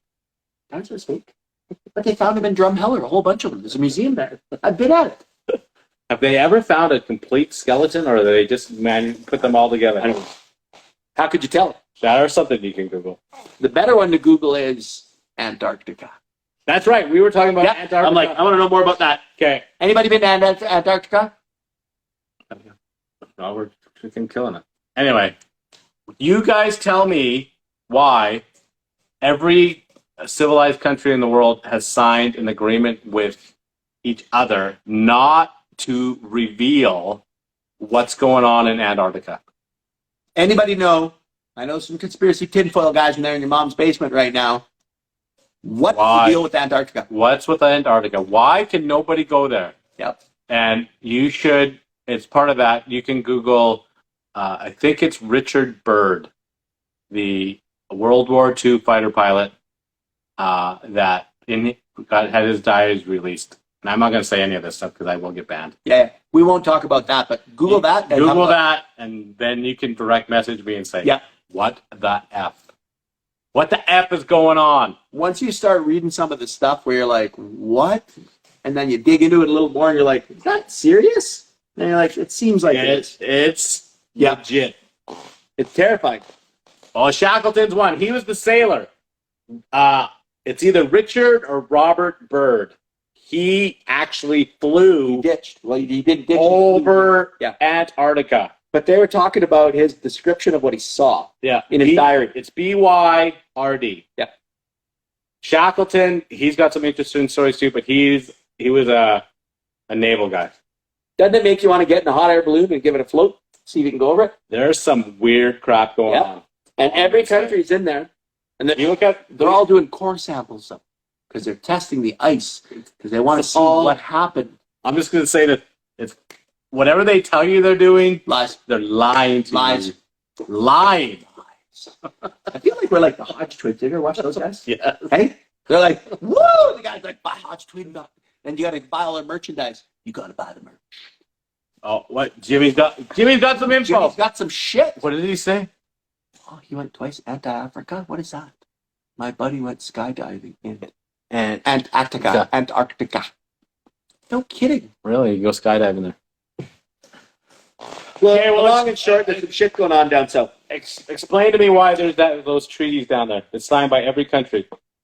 Why would you sign a treaty in a country you have no intention to go to? That you have no jurisdiction over. Antarctica. Well, who owns Antarctica? Nobody. It's uninhabitable. Then why sign a treaty? Yes. If it's uninhabitable, why would I go there? Yeah. And then you can say the same thing about Greenland. There ain't no international treaties on Greenland because ain't nobody going to live there. Because the ice is so thick, they can't get to the resources. So it warms up, and guess what? She's coming. Santa. Well, the Santa's on the North Pole. We all know where he is. He's the North Pole. I'm talking Antarctica. We're in the downside, right? You didn't have any fun skydiving? Why did you do it twice? Yeah, skydiving over Antarctica. That'd be weird. if you do something that you like, you do it twice. So that's just a little odd. Maybe the first one was like, this sucked. I'll try it again. No, Or I saw sucks dinosaurs. twice. I saw dinosaurs. I want to make sure because I got to do it again. That's right. I'm telling you, I'm not putting any ideas in your head. I'm simply telling you to go, which some people hate when I say do your own research, as opposed to buying the narrative that you've been sold by your government. That's the world we live in. It's Those information and misinformation, right? And then fact checkers. Those people are everywhere. Oh, holy shit! What are we missing? comments are coming in. Damn it. Oh, he's done it all. He's just a crazy man. Quebecers should be sent to Antarctica. Listen, I'm not here to spread any hate speech No, about we anybody. don't want to bad talk anybody. We love Except everybody. apprentices. We love everybody. You got to shag on the apprentices. They deserve it. The apprentices and the union guys. Yeah. Well, electricians. You got to keep the electricians. Sparkles. I like when I'm going off a job and I do a sweep up and I'm like, this must be the most foreign thing to the Sparkies. And I'm like, I use a leaf blower and I'm like, look, I'm cleaning up my mess. So I'm like, sometimes I vacuum. It's like the moon. Yeah, but how far did he go back? I'm telling you, Jimmy, there's something weird going on in Antarctica. I feel like it's a life mission. I want to do something. Even the Oilers. The Oilers suck. The Oilers. Laura's got some. They didn't do much this year, did they? They tried. Laura's got something for the Oilers. I don't understand it. You know why? She's old enough where in the 80s heyday, you remember? Where when you were on the roster and They you're like, literally cheated. oh. Yeah. Well, Gretzky. God, that guy. And then you have to get like 18 first round draft choices. First round draft choice 18 years in a row. Yep. And you still suck. Well, they haven't done much lately. Trying to get the base on the far side of the moon. Maybe. I watched Transformers. It's pretty The impressive. moon is a hologram. Did you know that? The moon is amazing. When they take the flag in the moon landing and they hold it up and it stays there. It's because there's no gravity on the moon. There's no gravity on the moon. Which is an absolute lie, just so you guys know. Isn't there gravity on the moon? Yeah, there is. So that flag would have drooped, and people are like, there's a couple things that are inconsistent with the moon landing. And I'm like, great footage for TV, and then talk to the astronauts. Get the truth Bible from an astronaut and watch what they say. Where you read the diary, you're like, that's why when they're reading Bird's diary, they're like, this is insane, was the guy. And then like, it's an actual account. It's his personal diary. He's like, I don't want to tell anybody, right? There is gravity on the moon. There has to be gravity. There is gravity on the moon because it's within the Earth's lower gravity. You've all seen those. Every one of you Chachis has seen the little stick figure that says, if you lived on Earth, this is how high you can jump. If you live on the moon, this is how high you can jump. If you live on Mars, look, you're freaking squashed. Unilite just jumped on. I have a Unilite in my pocket. I shit you not. I carry this thing everywhere. This is like, I just blinded Bob, but I'm like, why do you have a Unilite in your pocket? Well, because I figured they'd come on the live, so I figured we could kiss a little ass. Do you have Unilite stuff? I got the bigger ones. Aren't they amazing? They're amazing. This little tiny thing, Unilite, and it makes. They're like that company that keeps coming with new shit constantly. I'm like, I don't know why. Keep up. I don't even know why. I don't know how you guys made this crap, and nobody else did. Beautiful. But for trades guys, like you Where's look at my Joker. But you look at Milwaukee, you look at the companies that are making all these lights, and Unilite's like, fuck it, we're going to make awesome stuff. Best product in the world. I'm like, oh, where's your Joker? I'm like, I got the Joker set in the truck because I'm traveling across the country for my grandmother's funeral. Oh, the Red Bull set. The Red Bull set. Did Namble give that to you? No, he gave you one, you fuck. Namble gave me. Thanks, Bruno, if he's still on. I had to buy mine. Do you know how much those are? Yes. Fucking expensive. I'm like, and the Red Bull, I'm ashamed to say that I use it. Oh, I know. Isn't that great? It's literally Yep, everything. all for the setting up all my stuff. But isn't that beautiful? It's Beautiful. the little 90-degree handle on that ratchet screwdriver thing. How many times have I used that? I'm like, oh, It's awesome. I mean, I've been given some weird stuff, but I've bought by far more than I've bought than I've given. But I'm like, it is the best. Oh God. My Jokers are in the truck, or Yeah. I would get one for you. But Well, and then the Joker XL. But like I say, the fact that I had a Unilite with me, That's pretty cool. I know. And they came on. I'm like, you know, a little ass kissing never hurts.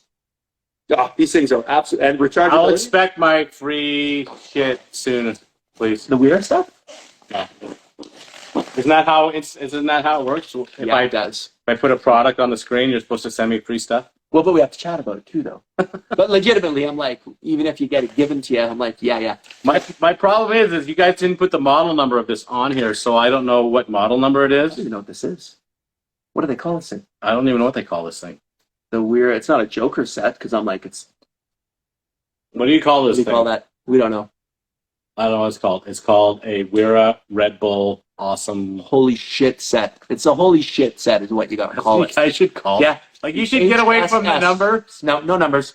This is an HFS. Oh, is that the holy fucking shit one? Oh, it's HFS. Is that the double S or the FS? Oh, you got the Red Bull HFS. Ooh. Yeah, we're not messing around. No. And then I have what's that's called the Tool Check, right? Yep. The other one. Yep. Tool Check Plus, and then there's the Tool Check Plus, and the Red Bull set is the next version.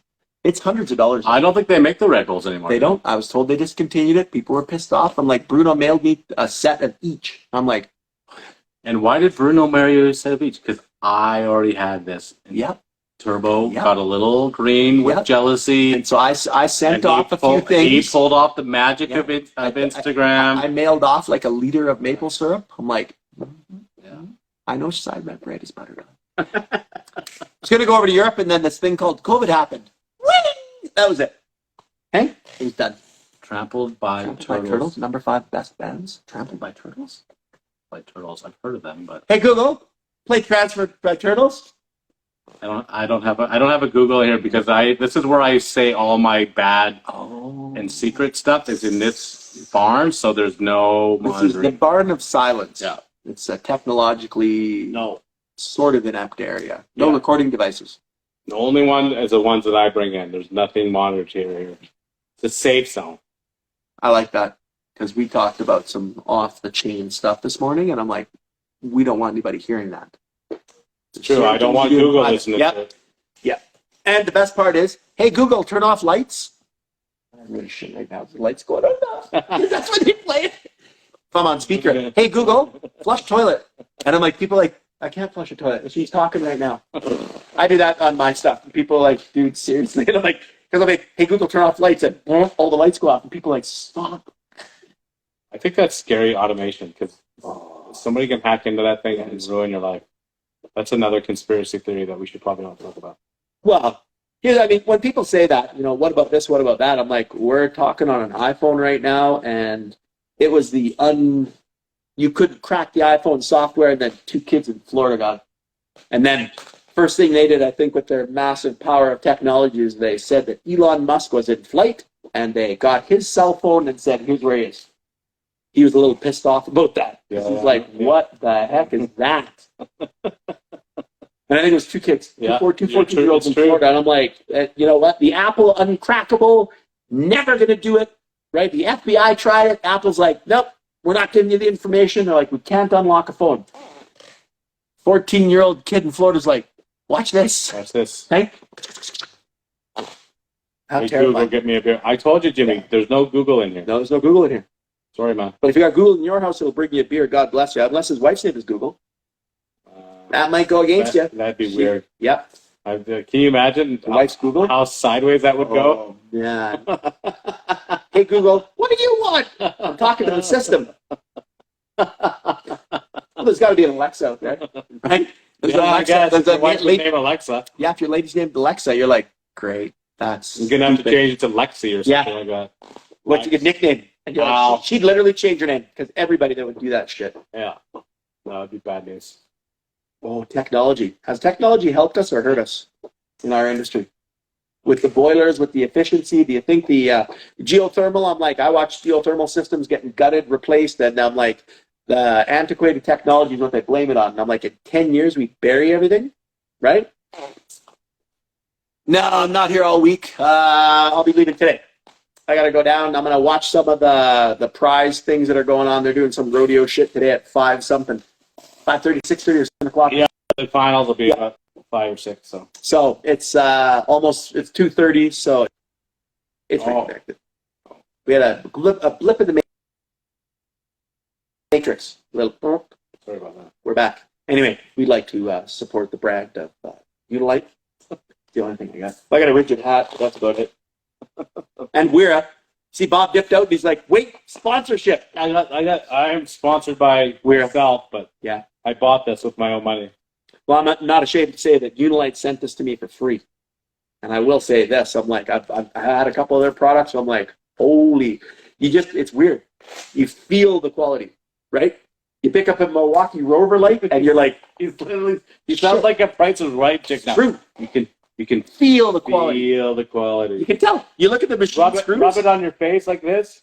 You can tell by looking at it. The Milwaukee stuff, you pick it up and you're like, it's either they made it weighted to feel better. The Milwaukee stuff, when I pick up a Rover light, I'm like, and then you drop it, you're like, oh, and it doesn't break. You're like, that's not bad. No, I've had a couple of those Rovers. I'll give you the Unilite's products are fantastic. Unfortunately, because aren't they made out of British, right? British. To get them over here is expensive as F. Well, and then they'll say, I believe they have Canadian distribution now. And the problem with that is this. I remember when I got I got a little ahead of the curve there, and I got them to import me some of the pipe ice. And I'm like, I bought 4 of them, and it was over $1,000. And I'm like, oh, I was mad. And I wanted them for the Toronto CMPX show, the Canadian Mechanical Plumbing Exhibition show. So I had them sent there. So I picked them up there, and I'm like, the ticket price was stupid. And it was my fault. You gotta be smart. The duty, the bullshit. And I'm like, I sent them to my buddy, my uncle in the States, and then we went to visit him and brought him back. Yep. That's the way. Because by the time you import, and it's a great product, but I'm like, I'm so pissed off with the money, and it's got fuck all to do with those guys. That's what that's the problem. So even if they have the Canadian distributor, they still have to pay the duty and the tax. Yeah. I was talking to frickin' Jay Boyd, your man, Jimmy Boy. We had lunch the other day. Yep. A couple weeks back. And he was saying as soon as you cross the border, it costs money. Yep. Because you got to pay duty, the government, the taxes, the tariff, whatever the hell else. And we're NAFTA, so all they do is stack the price on it. And as trades guys, we just want to buy the best product out there. Yeah. So I was pretty disappointed with that. But like I said, still use them, but I don't really pump them very much. But I'm like, Jesus. It's tough to get it. It is. Well, like these are made in the United Kingdom, the UK. You're like, so you get this light here with the batteries and all the bullshit. You're like, holy. There's guys that stroke it and will spend the money, but I'm like, yeah. I've won a couple contests. Like, say, I got a bunch of the lights. I probably have 10 of these things, but you enter a contest, you win, and I'm like, woohoo!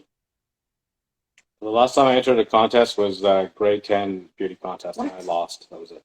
I tag Baker all the time and stuff. I know you did. I get tagged all the time. I send 3 flames or a couple thumbs up. Yeah, that's it. That's it. I get tagged and stuff, and I'm like, what is this? And they click on it, and they click on it because you're like, what is it? And then I'm like, oh, that's cool. Okay, I'll enter that. That's pretty cool.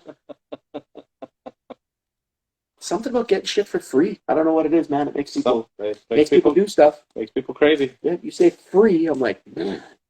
And in our world, free. Oh, man. How many contracts have you signed where it says if you go past the closed date, you'll be fined? The restaurant we're doing right now? Is it? Yeah. Yep. There was, I quoted one that was $1,000 a day, a fine for every day you were over the anticipated completion date. Oh my God, pay more. Yeah. Well, welcome to the world we live in. That's where Amazon, people bitch about it. I'm like, I can't believe the stuff I bought on Amazon, where like plumbing stuff, where I'm like, can't find it online, can't find it at the wholesales, call. Click on it, and Amazon's got however many, 30 of them, and it ships and gets at my house tomorrow. So people that rag about Bezos, I'm like, I don't know if it's him, but whoever's got that system is genius. Yep. It's going to change the world. It's changing the world. Stores can't keep up, and brick and mortar stores, why should they have all that stuff? You know, the little cute boutique shops are gone. I'm like, I don't know how to make it. Well, it's all going to go online, and then the government's going to have to figure out some way to tax that stuff because they're losing their tax base like crazy. Yep. You buy it on Amazon, they don't get their bump. Yep. The store isn't paying the taxes, and I feel sorry for the people that are running cities because guess what those people are doing? Look at downtown Calgary. How many of the downtown Calgary core, because of COVID, is empty? And oil, it's 2 things. But everybody's like, we're all going to die because of a virus. Everybody go home. We're going to give you money. Yeah. And then it's really weird. Calgary's at 60% vacancy. 60% vacancy. In fact, it's probably higher than that. I'm trying to be nice, but Oh, if you own a building downtown, can you imagine paying the tax on a $200 million building that doesn't that doesn't have any tenants in no it. tenants? You're like, Wow, what does it cost to heat a 40-story high rise? Oh, oh man. my gosh. Yeah, no, it's insane. Yeah, I don't know. You think of macroeconomics, I think of the cost of what it does to, when I look at the numbers at the end of the year and I'm like, what did I do? All right, I spent $38,000 on fuel amongst the cars and the insurance, and you add it up and you're like, oh, and everything is like, it's 30 grand. That's not bad. 30 grand, 30 grand, 30 grand, 30 grand. You're like, that's $300,000 in expenses. And I'm like, well, I don't have any money. Oh, right? Yeah. Oh, are you kidding me? The whole COVID thing, I'm like, in Canada, we are still reeling. Our government is still being ridiculous. Are we even allowed to talk about it? The problem is it's such a sensitive topic. Like, no matter what you say, people are going to lose their minds. But the fact that you know people and I know people that are triple shotted, Taken every measure, and they still get it. Yeah, you're like, how is that even how do you still believe that the next one is real? Yes, and when I look at what I've been exposed to, right, how much work I did through COVID, the deadliest pandemic, and I'm like, and I'm not going to say I was cavalier with how I was, but that little face shield thing I wore, you think that did anything? And I'm like, most of you guys, it just made you feel better. You know why? Because I'm like, you know what? I'm laughing. I would have never worn a mask otherwise. I'm like, I don't give a shit. Did I get COVID? Nope. You know how many people I worked around with it? And it was swimming in the pool. My next door neighbor got it. The people across the road got it. It was all around me. I'm like this. I'm like, I'm going to die. All you guys that work in environments where you actually need proper filtration realize that the stuff that they're selling is absolute BS. Are you kidding? To be properly shielded from this, you'd have to have shaved clean. You'd have to have a positive seal. You'd have to have either the end. And I'm worse than Turbo because I literally, unless I was specifically asked by a customer of mine to wear a mask, I didn't wear a mask anywhere. I took a lot of flack for it walking through. Grocery stores or whatever. But fortunately, I'm big enough and scary enough that most people left me alone. We had a few altercations, but honestly, 98% of the time, maskless, working in the exact same environments of the restaurants and hotels, never contracted it, were surrounded by it daily. And I'm like, man, I just didn't believe the bullshit they were selling. And that's what I said to anybody that asked me. I'm like, when my kids got to dumb it down for me, and they're like, Dad's a little slow. So they use jelly beans, which is the one that I love. And then my son's like, kid, it's 100 jelly beans. 7 of them are going to kill you. How much are you going to eat? I'm like, a couple of handfuls. And he's like, what? And I'm like, 7% odds? That's phenomenal odds. That's phenomenal. Great. It is. I'm like, you look at the world, if they operate at 70%, they're killing it. What's the odds of being successful in business? 7%? 3 to 5%. And you take that risk all day long. Over 7% is bankruptcy when they talk about failure ratio. I've taken lots of business courses and bullshit, and I'm like, but the whole COVID thing just kept going and going and going, and I'm like, and we're still in the middle of it. You still can't fly in this country. It's wild. Omar has a good question. Okay, let me find What's Omar's question? He didn't post a question online like Omar's question. You exempt according to judgment. Yeah, exactly right. Well, I got asked a few times. There's Omar's question. When I entered a residential place, they would say, "Are you vaccinated?" And my answer was, "How could I not be?" And they're like, "Okay, come right on in and wear a mask." Anyway, Omar's question. So what's the opinion on guys that get tools from companies to review? We literally talked about this yesterday. Yeah, we talk about it all you want. I'm like, you want the opinion, you're going to get it. You sure you want So the problem with, I'll say my thing and then the Turbo will go crazy. Like, Baker, have a good one. So the problem with, like, everybody's for free tools. My issue would be is if a tool company sent me an entire package, $10,000 worth of tools. Let's be ludicrous. Then I am obligated to provide that review.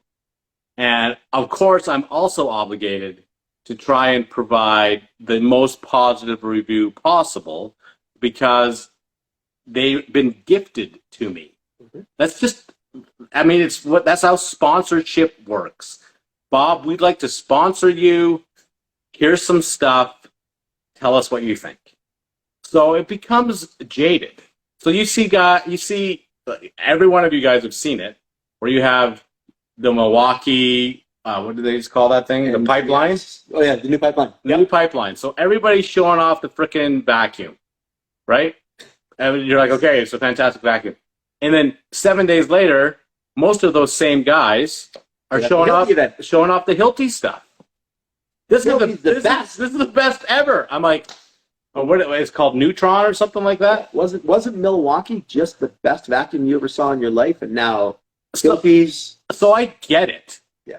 That these guys, and I know many of them personally and think they're good plumbers and whatever, but it becomes a bit of a conundrum where you're expected to say positive things. And I just got the comment on my switchback review. No, I didn't. Yeah, but the Milwaukee rep thinks I'm a moron. Hold on now, because I hucked it in the garbage. But did you pay for the switchback on your? Yes. So how much was that switchback? It was $1,000. You want to know the comedy? I got the same fucking one. Same problem, same bullshit. You know what though? I kept mine. You know why? I like that reminder where I'm like, every tool is not like, and of course, if you see the NPS launch, the new product symposium, this is some idiot fucking tool reviewer is sitting there and he's like, this is the best thing in the world. Look at it. Oh my God, it's amazing. And I'm like, because I bought it, I'm like, this cordless backpack vacuum. The rotary, that's pretty good. I'm like, you know what? Carry it on my back. It's pretty light. Goes 50 feet in and out in a restaurant. This is easy. How many times, Bob, have you taken that fucking housing apart where it's coiled over? I never did get it. Never worked for me once. I never got it to work. I got it to work and ball up on me. So, I even stripped the whole thing out. Yep. Fold it, attached it permanently to the drum. Yeah. I even used a different cable. I used a rigid cable because I'm like, I switched one of mine out. Maybe it's the cable. Yeah. Maybe it's me. I did everything I could possibly do. I spent 3 days getting it all fixed up, threw it in my truck, and then I had the infamous video. Yep. I'm in the restaurant. It's a steakhouse. It's incredibly busy. The dishwasher's backed up. I'm maybe 6 feet in, and you hear that ridiculous stuff. I'm like, oh my God in heaven. You ripped it out. It wouldn't have been so bad if you weren't in such a clutch situation. But everybody's stopped in the restaurant. Yeah. They can't send. There's 4 people watching me. Yes. When is this going to be fixed? Bob, I know you just showed up, but when are you going to be done? You're like, would you fuck off and get a lot longer as I could keep answering questions. And I'm like, and I'm not working. I'm talking to you. I'm like, how about let's shoot the shit and talk about let's vision tomorrow. Like, let's get the job done.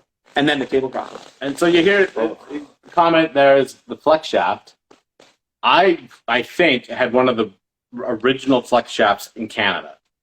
It's still going. Still downstairs. I replaced the tip twice. And by tip, did it fall off? Did it fall off on you? No, it got twisted up in a bunch of shit and it kinked. So I've literally cut 6 inches and a foot off the tip. What do you do at the end? Did you see what I did? We welded it. Yeah. I welded it, and I'm like, I didn't know if it would work. I'm like, and I clamped the ground. Yeah. We cut the shielding back. Yeah. No problem. Yeah. Because Rail took the flex shaft out, the 3 or whatever the fuck it was, and the thing fell off the end. And I'm like, oh. And he goes, and then the end literally broke right off. Yeah. Because he goes, it's where the tightening lug goes. And I'm like, I welded the tip shut on both of them. Both of them have the same thing. So we've had my flex shaft has been marvelous. No I'm happy with whatever. Even with the shit that's happened, because it twisted off in the drum once. Yeah. Right inside where it wasn't attached. And we pulled it apart like branded. And I'm like, what is this? Sent me a new cable. And I'm like, and forward and reverse, I was like, well, this is how it's supposed to be used. I'm like, right here. We pulled it all apart. And I'm like, this little piece, the sheeting slipped out. Yeah. So then it just balled up. But cut it off with a grinder, reattach it. We haven't had any problems since. We've had some maintenance stuff. And it doesn't mean that you're not going to have stuff break. When you've used a K50 for 30 years and it has gone flawlessly, right? What do you say to that? And then a new tool comes out and all you're doing is pissed off, okay? And you're like, yeah, it's let you down. And I'll give a tool 2 cracks, and then I'm like, I'm done. Because I gave that switchback half a dozen. And I hated it. And that was a problem. It's a super frustrating moment because everybody's waiting for me to fix it. And I got to go pull a sewer tape out to fix the stupid thing. Or if you don't have one. What if that's the drain machine you got in the truck? Well, everybody's got 6 drain machines in the truck. Yeah. No. So that's the thing. And that's not, like the Milwaukee guy busted my chops, but I'm like, dude, look at my truck. It's full of Milwaukee. You guys make fantastic drill. You make some great, your toilet auger, amazing. Love it. The power one, use it all day long. That stupid air snake, I love it. Every chance I get, have the chance to use it, I use it. Unfortunately, nobody hits a home run every time, and that switchback was an absolute piece of garbage. So when you're given that stuff, but it's the fact that you paid $1,000 for it that pisses me off. If you got it for free as a trial, you'd be like, this thing's a piece of shit, stop production. Does anybody have a positive experience with the switchback? Like I say, if they had given me that, I'm not sure that my reaction would have been that visceral. I would have been like, listen, they gave it to me, it's a piece of shit, maybe it's just a bad batch. I don't know. But because I paid for it, my reaction is as real as it can get. You're like, this thing is garbage. Doesn't mean the whole line is garbage. It means this, my experience is this. And so to sort of loop around on Homer's question, when you're given that stuff, I think that taints, to whatever degree you think it is, taints your experience. So you can't be 100% honest with what's going on. You're not going to shit where you eat, is what Bob's trying to say. Because if you piss off the Milwaukee rep, he ain't giving you more free stuff. Right? Here's the problem. Then you get some jackwagon like me that goes, this is garbage. I saw Omar, the plumber, use this. He said it's phenomenal. Well, Omar's a fucking idiot because you know what? This thing is crap. I've taken it apart. This thing is just shit the whole way. So your credibility falls into place. Hey, Sparky's seen. F you. Yeah, we're still going. We told you this is going to be a marathon one, man. So when you have an illicit response that's somebody else is paid for, that's the difference. It's a biased opinion is what I say. And I'm like, there are products that I've been given lots of free shit. Yeah, I got lots of free stuff. Tons. Lights, this, that, everything. But I've bought 99% of my shit. Travis Collins, on the other hand, I believe he buys all of his stuff, right? What I was told is he purchases everything. Oh, yeah? He doesn't get given it. He makes it look like he's got all his boxes and all this stuff, and he buys everything. And I'm like, what? A couple friends on Instagram that have said that. And I'm like, really? I'm like, that's even more pathetic than a guy dancing like a monkey on the side of the street for a free drill. I'm not that good a plumber. Boy, I tell you, I'm like a glove model. I tell you, I sure look good holding this light. I'm like, this is the best light in the world. I'm like, I don't know what to tell you. Would you pay for it? That's the thing. I'm like, when I asked the question, I'm like, somebody says something. You know, Omar's like, this video camera's amazing. It's Milwaukee. I'm like, since Omar's asking me the question, we'll talk about Omar because he's on the Milwaukee train. And I'm like, no problem. You can be on whatever train you want. But if you're going to tell me that video camera's awesome, I'm like, how much is it worth? I don't know because I got it given to me. Well, what are the tech specs? I listed them. I'm like, I know you took a screenshot of it. Have you used it on the job? Done locations with it? Have you used it to drain clean with? Everybody done that. Hey, you got the $20,000 video camera. You're like, I'm just going to push the block through. Wham! Wham! And you're like, it's got a Kevlar cable. The guy said it's tough. And I'm like, I've done it. Where I'm like, just wiggle, wiggle, wiggle. And you're like, well, maybe I can get it flown with just a camera. Because you do a locate and you're like, well, this is where we dig. So my issue is, and again, I'm not slagging the Milwaukee camera because I haven't bought it. I've never used it. I don't know anything about it. I haven't seen it. But I can tell you that the rigid ones, like I have one that's down there that's 20 years old. Yep.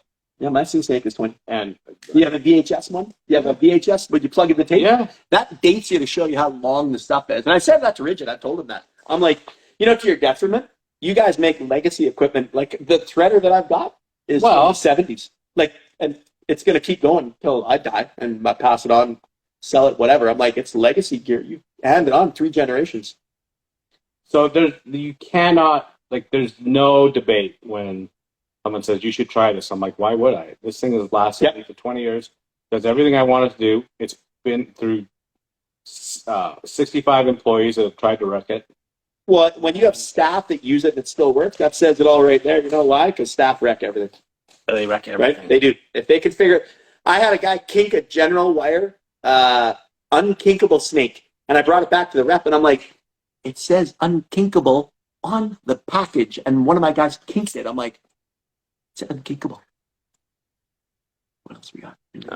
Omar, I think you'd be 100% honest about your opinion about the tools. He thinks who would be? I don't know. Am I? Are you? I don't know. I don't know. I'm trying to be honest. Oh. Now, like I say, it's a credibility standpoint. It's like, and I guess the biggest problem I've had with all the tool reviewer guys is that, let's go with Murray from Kruger Construction.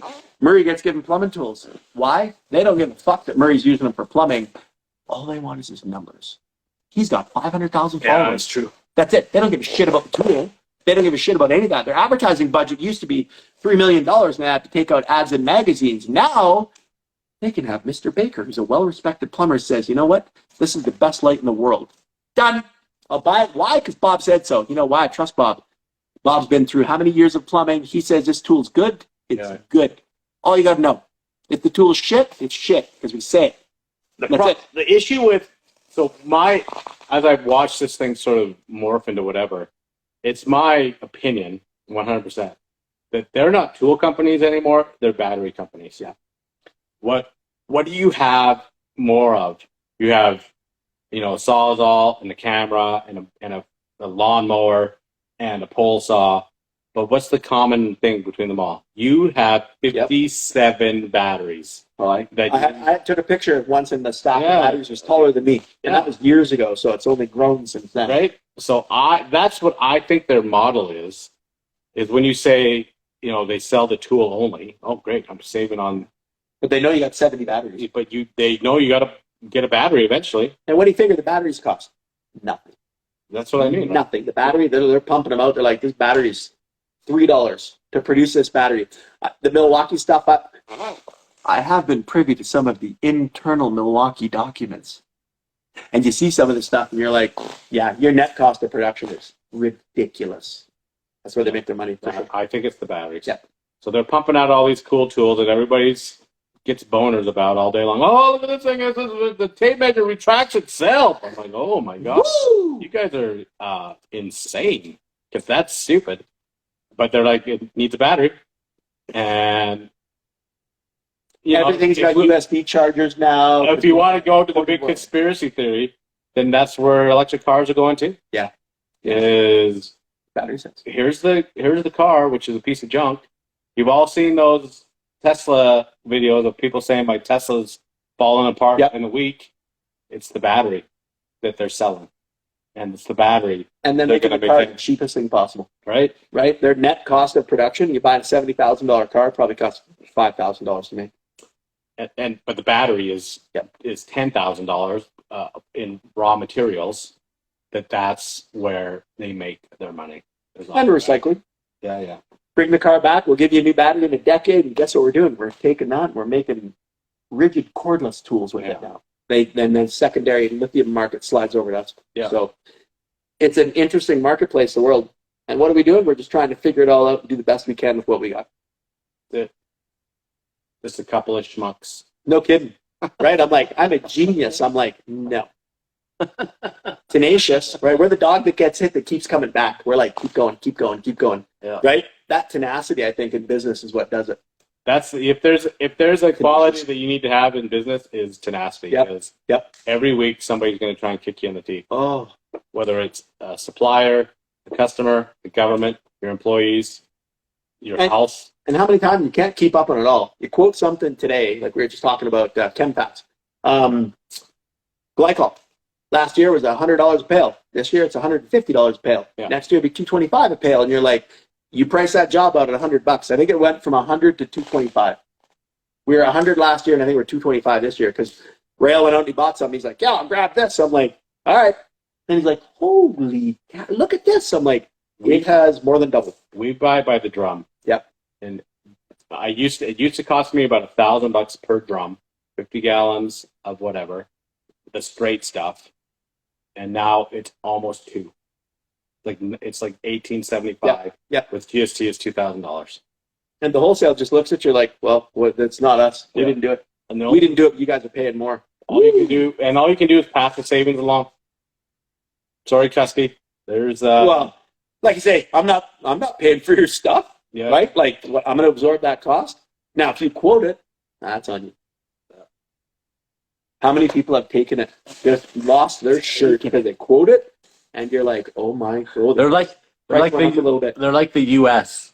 And if you guys are just joining us now, the U.S. jumps on dicks. I don't know. Still don't know what that means. U.S. jumps on dicks. They jump from dick to dick. That's what the comment said. Sparky Scene, who's trying to catch attention. Oh, he's got 1 million. He's probably talking about Kruger, and that's the problem with Kruger too. He's so vanilla, right? He guy doesn't say shit about nothing. And do you know why? Then guess what happened? Kruger Construction is fucking handcuffed. If I want to say Milwaukee is the worst company in the world, they could suck it and do that. I could do that. That's my choice. But if I built a brand off Instagram, I'm scared to step in dog shit. Can't say nothing controversial. You're owned by them, and I'm like, fuck that. You know what? I'd rather throw all my tools away, go back to the antiquated hand shit my dad used to do, than do what people are doing for the free tools today. You sell a part of your soul, and shame the fuck on you for doing that. Look at Kruger. So he's a vanilla boy. Okay, Turbo. I know. It sends you because you don't get the truth. So if you get one or two, no problem. I don't think that messes up any of your integrity. And maybe integrity is the wrong word. All of it. But if you become a ambassador, that's the word they use. Right? Yeah, that's right. Yeah. An ambassador of their product, you become beholden to them. Mm-hmm. Well, you can't if they produce something shitty. Which means I've literally been sent, listen, we will send you this if you sign this, which basically means, which if you read it, I can't say anything bad about it. I'm like, why? So my opinion doesn't matter? Well, no, we just want you to, so I'm, like I said before, you're now my sponsor, and I can't say anything. Well, you're not going to shit talk the team that you're playing for, right? So you're like, okay, it's no different than a hockey player. Yep, same. The whole time, I hate the Oilers, right? But they're paying your salary. Like you're shooting yourself in the foot. If I go play for the Oilers, they're instantly the best team in the world. Oh man, we're gonna freaking kill it. Yep. For this, for that. They trade me the next day. Those guys are dog shit, man. But who am I playing for now? Again, the Red Wings. Red Wings. Here we go. Love them. They're awesome. So you can. You expect that from professional athletes. On some level, for better or for worse, we are now seeing professional tool influencers. Yeah. That can you really trust their opinion, or are they just telling the masses what they already know? I don't know. Well, and the hard part with that is, one guy I remember watching on TV, Mike Holmes. Homes on Homes, that guy, big tall blonde. Mike Holmes. Anyway, the Homes on Homes dude. Hate him. He'd come in. We're going to start over. The guy's shit. He's a hack. And you're looking at the work. You're like, it's not that bad. Like, calm down, buddy. Plumbing dude comes in. And he's like, and then here's the thing. So now he's got some notoriety behind him. Now Mike Holmes is the guy. And then you'd better be that fucking good. Because when I watch it, I'm like, what did he just say? Well, that's not how that works. And I'm like, no. So he's wrong. And I'm like, you better be walking on water if you're going to say that you can. Because you can't. The problem with Mike Holmes and all those home shows, when they go in and slag a job, they have no idea who the customer was at that time. Mm-hmm. They have no idea what the budget was at that time. We've all been there where the guy's like, I want to do this whole thing. What's your budget? $400. I'm like, dude, for $400, I can run that pipe to that pipe. And it's going to, as the crow flies, because that's how that's going to work. And then Mike walks in there and says, this whole thing's shit. That's not how you do this. And the best thing about Mike Holmes, and you guys can go back and rewatch all of his stupid stuff, he doesn't actually do any work. He sits in there. These guys are breaking this wall down. These guys are ripping the roof off. These guys are over here. And I'm going to tell you, the guys that did it before are absolute horseshit. I'm like, wait a second. Okay, pull out a hammer and nail something. Nope. He was the incarnation of Instagram models. You'll notice when Bob is working on a thread machine or he's doing something, I'm doing work, and people are like, you live on Instagram. And I'm like, you might notice that I'm videoing myself work while I'm videoing. And I'm like, I'm using the threading machine while I'm doing it. So the argument, I've said this for years, and you can't change my opinion. It's not possible. When someone gives you something, they're paying for a positive review. No, and that's Omar's saying some people lose their integrity, but some honestly put the tool to work in the field. I get that. I'll put it to, but can you, if you're like, I don't know what other word to use other than beholden or a sponsor of, if they're sponsoring you, and I can go and put it in the field, I still positive review. And maybe this is just how I look through it through my own lenses, is I feel because it was given to me that I owe them the most positive review. I'll say, it doesn't, whatever Turbo's favorite lines are, it doesn't really feel good in the hand. And, I probably would get you're going to try and be as positive as possible, which to me means if you're representing that, you're being a bit disingenuous. Yep. Where you're like, this thing's a piece of shit, but I can't say that. And the problem is to climb out of that integrity hole that you've created for yourself by taking the free tool. My first question out of it, this thing is amazing. I'm like, did you pay for it or did you get it given to you? Because if I put $5,000 into this tool and it doesn't work, I'm going to be a little salty about it. Yeah. And if the tool is working really well, I'll be like, this is amazing, man. You know what? Game changer. I'm like, this thing has really, really done a good job, right? ProPress is a game changer. ProPress is a game-changing, industry-changing thing for the plumbing industry. Water connection. It is the speed. Water, gas. Oh, all of it. Like the Mega Press, like it keeps going. We did that 2-inch gas line, 3 2-inch gas lines in this 400 feet of gas line in this commercial restaurant. And it took Peter and Isaiah a day. One day. And it came home. They didn't have any oil on them. They didn't smell like burnt whatever. Oh. All they're doing is putting it in place. Shink. Click. It's amazing. Once you get the V2 right. Once it gets the V2 right. Click. Yeah, exactly right. Yeah.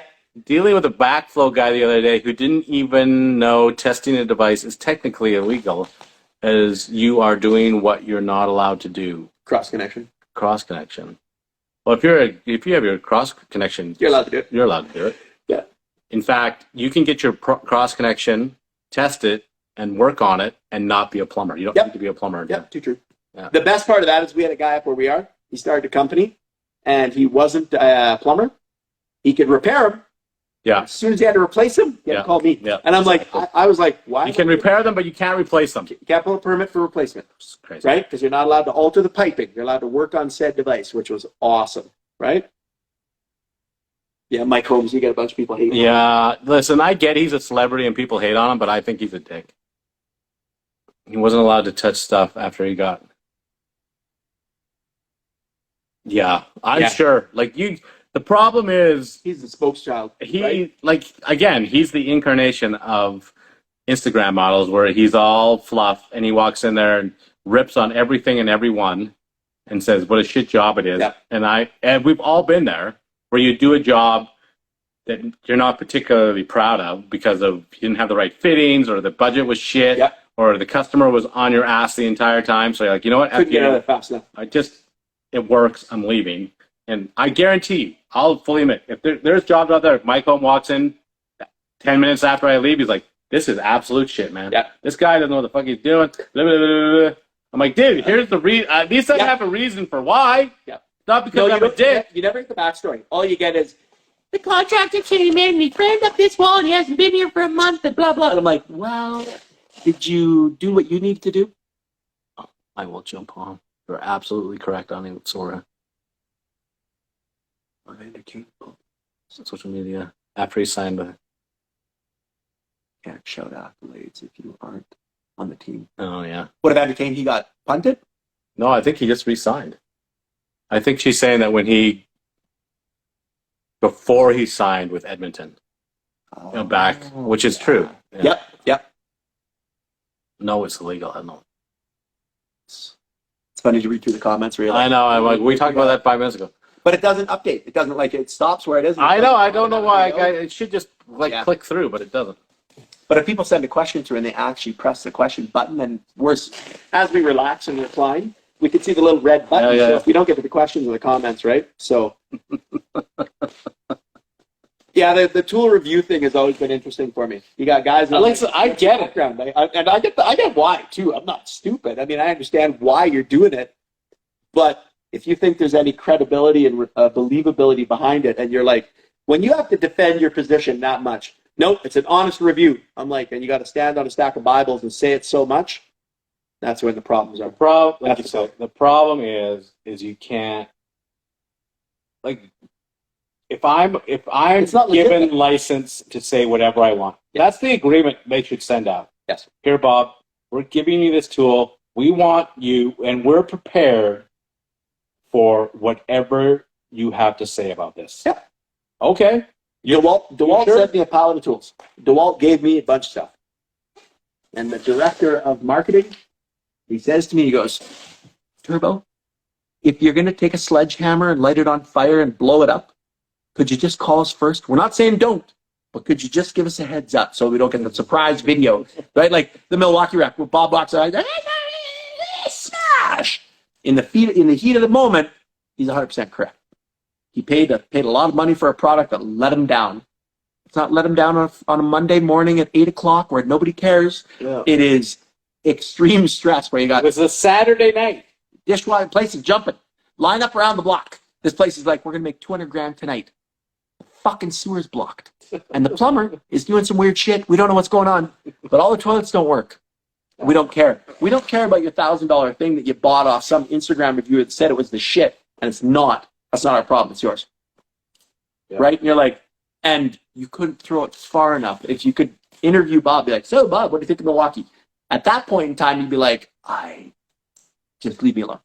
And like I say, I'm not blind enough or jaded enough to say every Milwaukee product is crap.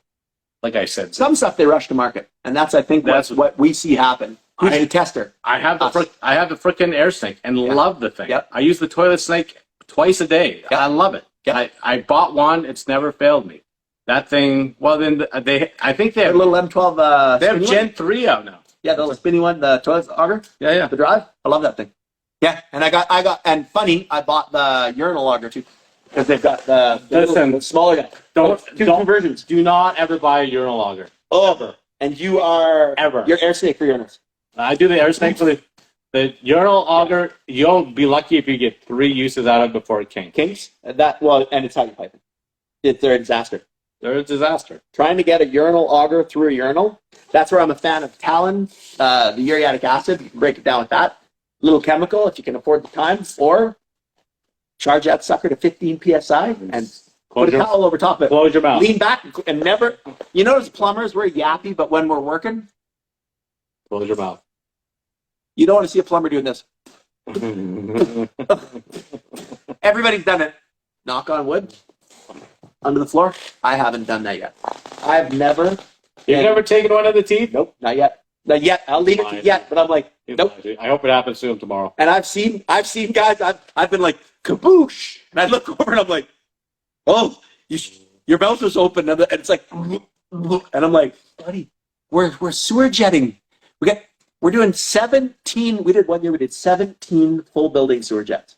I had 2 rigid KJ 300s, 3000s, and I bought them, and we were going that way and that way, doing the main cleanups off, and we were running it in and then pulling it out, and it was unreal. And the one guy I looked over and he's got a mouthful, and I'm like, this. I didn't think I have to tell you to keep your mouth shut when you work. It's a bad luck, man. Bad freaking luck. He works for somebody else now. He didn't last that much longer. And I'm like, I didn't think I have to tell you. Like, did I have to warn you to close your mouth when you're working in this environment? Like, wow. Not wrong. Wear a face shield. That's where I make you want to wear a mask. I'm like, this would be a job where it's acceptable to wear that kind of stuff. Because I'm like, it gets crazy. The jetter as well, when they get going, I'm like, holy. Yeah. When the raw sewage glug comes back, where you got that little airlock. One lady, she was on, this is in the Delta Hotel in Whistler, and I'm pulling the snake under her, and she's sitting on the toilet, I can't even, the glug. She comes out, she's black. I don't even think they gave her a room night. She was like covered in raw sewage, and I'm like, I had opened all the vents. I thought it was enough. I'm like, I can leave the bathrooms open. This lady was covered in raw sewage, and she was a champ about it too, right? I'm like, it was wild, right? We got New Flow, Rems, Reed, Racketeer. Yeah, you know what? All those brands, you're not wrong. I would defy you to find a shitty tool from any of those companies. How's that? How about that? Milwaukee, you can, the same thing. Milwaukee, out of the thousands of different tools they produce, I think 5 or 6 of them are absolute shit. Have you seen the calendar or the catalog? Yeah. Of Milwaukee tools. Yes, when you roll it out. It's too thick. It's 2 inches thick. Yeah. Who just did it? Life of a maintenance plumber in Australia. I don't know his name. What, he went through all the stuff? He said they sent him the actual catalog. The book. And he's thumbing through it. I'm like, that is a lot of effing tools. Well, because I've had the whole thing accordion out, right? Some of the tools, it's like saying Snap-on. Well, Snap-on are the most expensive tools on the planet, but by far, they're the best. And it's because of their quality. You think Turbo has more lights in his bathroom Than your garage. than your garage? Oh, I don't know. Turbo's right here. Here's the problem. You look around, and it's like, these are like a rope light. I mean, you put a rope light around it. Baker's got more lights in his barn, right? Who said that to me? But from that end, it's like he's got more lights in here. Nick. Oh, hang on. Oh, dang it. It's freaking out. Who was that? Who shot that through? Mick. 6453. Nick 64. Nick 6. From the horse's mouth. No, I think Baker's got more lights in his barn. See, thank you. But I'll say this again. I don't. The barn's bigger than my house. If I had a barn, there'd be some crazy shit. There'd be a 4-inch dual check valve assembly coming up the ceiling with a strobe light on it. I don't have water mains on my ceiling. That's an uncommon thing from what I understand. Because I don't know how I would dust them. That's the thing. I went one step further and I put a what did I find? I was working in that stupid huge place. I'd find barn swallows and I put nests all in the lights. Oh. So now it's even compounded further. Now there's not just dusting we got to worry about. And so if you put a nest in there, you can't freaking you can't leaf blow it. No, now it's full on. So yeah. Our light stuff is just ridiculous, right? Holy. Oh, we got more stuff. Big Jimmy. He got sued from a service plumber. He got sued? Yeah, saying that the COPD from breathing. Oh, God. COPD? I don't know what that is. From breathing in the drain pipe. He is definitely in America. Hey, you're like, welcome to America, brother. He's in America. I got sued because I smelled shit. I'm like, so when you're sitting on your toilet, do you sue yourself? You're like, you get that nasty one when you're Mexican. You're like, oh God, everybody been there. So does he have that COPD from himself? Yeah. Who's got more firewood? Listen, Turbo lives in BC. It's literally a tropical. Let's just say this. It's me. It's the interior forest. Yeah, but our trees his trees are human as big as humans. Okay, so Turbo and he drives like 1 kilometer this way. Yep, and he fills up his bed with deadfall. Yes, I live in what's called the foothills, and so the trees here. I'm leaving the mountains. Trees here, like this is a big tree. Heading to the prairies. I'm right here in the middle. Here's the mountains. Here's the prairie. I'm in the middle. They can a lot of grass fires here, though. I got pine trees out the ass. The simple answer to your question is I have more wood. He has more wood. The volumetrics, I mean, just like I have a hard time rolling them. I can't lift them. I have a hard time rolling them into the truck where I'm like, okay, I'm gonna need the hot tub and a masseuse, but this fucking 36-inch stump is going in the truck. And then I load it in and I'm like, I've been on the overload springs and then on the axle. I drove home once there when I came back, when I was up finishing that job up in Lillooet. And I was coming back and I drive by and I looked and the log sort place where you get beams cut, they leave all the stumps. And I made 3 trips. It's all still in my front yard. Those are those rounds that are 3 feet, like 38 inches. Yeah. And I'm like, this is insane. I got all those in the truck. At one point I had the smallest load I took with it was the heaviest because it was the biggest rounds. I put 6 rounds in the back of the pickup. I was riding. There was no bounce. And I'm like, I'm just going home, and it's not that bumpy. I sold it to myself. But I was riding on the axle. Yeah, nice. And I'm like, the tires were what was giving it the suspension. And that was literally, it was 5 minutes from my house. I'm like, I got to come back. I threw all the wood in the driveway. I did 3 loads. So he has more wood, but Yeah. I have sufficient wood for my needs. I can look after myself. Well, that's the point of it. Who cares about it? It's a big, Yeah. like an ego wood pile. I just got a bunch of wood. It's not that big a deal. The lights, like say, the geek out is the General Electric lights. I'm like, as soon as I get out of here, even before I go to the Stampede downtown, I'd be like, fucking GE lights. They'll be at my house probably tomorrow before I get home. Yeah, probably. Yeah. But they are. I didn't know they had speakers in them. I'm like, oh, this is good, right? Who's been a plumber longer? Bob. My TQ is 0904 PL98. I got certified in 1998. I started in 1996. That confuses people. They're like, you wrapped up your program in 2 years. I'm like, I finished the 4-year program in 18 months. It took me, Yeah. so I started in 92 and then worked for my dad. And then I challenged my second year, passed it, and then went to my third year, did the same thing as you. Third year, Bang, bang. back to back. And I said to the guy, I said, I want to go 4th year. He's like, dude, you can't. I'm like, we can't let you go back to back to back to back. Yeah. I'm like, what if I get the best mark in the class? He's like, if you get the best mark in the class, then It's on. then you can go. So we wrote all the shit, and there was another guy that was competing with me, and he wanted to go back to back too. And we went to the, whatever you call it, the dean's office, whatever it is. And I'm like, after we wrote the test, and he's like, Baker, you're in. I'm like, yeah! So. And you're like this. Yeah. He's no longer a plumber. He works for ACO Gas. No shit. Yeah. And that was the TSN turning point of that guy's career. He's like, Yeah. Baker clipped me, and that was it. That's it. Yeah, there was one guy in trade school, Mike Polson. He had Polson Mechanical and Trail. Huge company. His dad. And he got caught. Fucking guy was like, he was old when he was there, and he got caught. He was like 46. Been a plumber for his whole life. No ticket. Oh, really? Yeah, got clipped. He went 1st year, 2nd year, 3rd year, 4th year, back to back. I was with him 3 of my terms, and we were neck and neck. We were fighting back and forth. And then I punched him on the gas one. I was like, I got 99% of my gas interprovincial. I'm like, I wrote it in 22 minutes. The guy was like, what? I'm like, I'm done. Yeah. He thought I was going to have to go to the bathroom. I don't know why the gas was really easy for me. Like, say you're talking combustion analysis and all the shit that they covered in 3rd year, and I'm like, and our gas textbook, was it like yours? It wouldn't fit in one binder. Yeah, no. There was a 5-inch ring binder you could buy, and it was like, it must have weighed 50 pounds. And that was, they gave you your gas component. It was 700 pages. And I'm like, oh my, I'm never going to get through this. And then blank page, appendix, blank page. I'm like, okay, I went through the book and I threw away about 300 pages. I condensed it. I'm like, it's all garbage. It's all garbage. What a waste of paper. You don't need to fluff it up. Now it's all digital, but Rail just gets his book online. Yeah, no. When he went to trade school, he's like, I got a code. The boys do the same thing. And you can't copy it, can't reproduce it, can't. Because, when you went, I'm like, code book was $1,000. It's not what it was. And one guy went, and then he went to Kinko's, I think it was called. Yeah. And he made 30 copies. And he's like, distributed amongst the class. And we're like, we all saved the money because everybody's broke. They do the same thing digitally now. They say you can't get it, Copy that. but we'll just say that Print and go.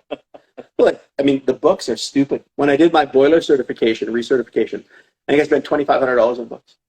The Boiler That's Safety really- Authority, the boiler branch, and I'm like, Yeah. what the heck is this? And useless books. You read them once for the test, and then you never touch them again. Yep. It's the truth.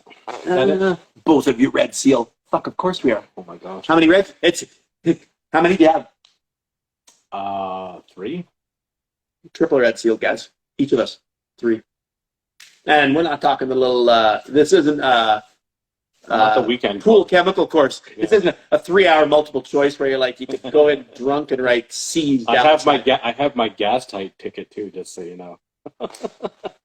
I have a Hilti powder activator. Yeah, I have that too. Yeah. So does Pete. They give it to you in school. I love it. now. I love it. Yeah, Pete comes home from school. He's like, I got a ticket. Look, I'm worth I'm $4 like, an hour oh, more. how did that? He's like, well, basically they showed us how to load the gun. Yeah. And then we shot it. We're like, nice. I shot a pin into an ID.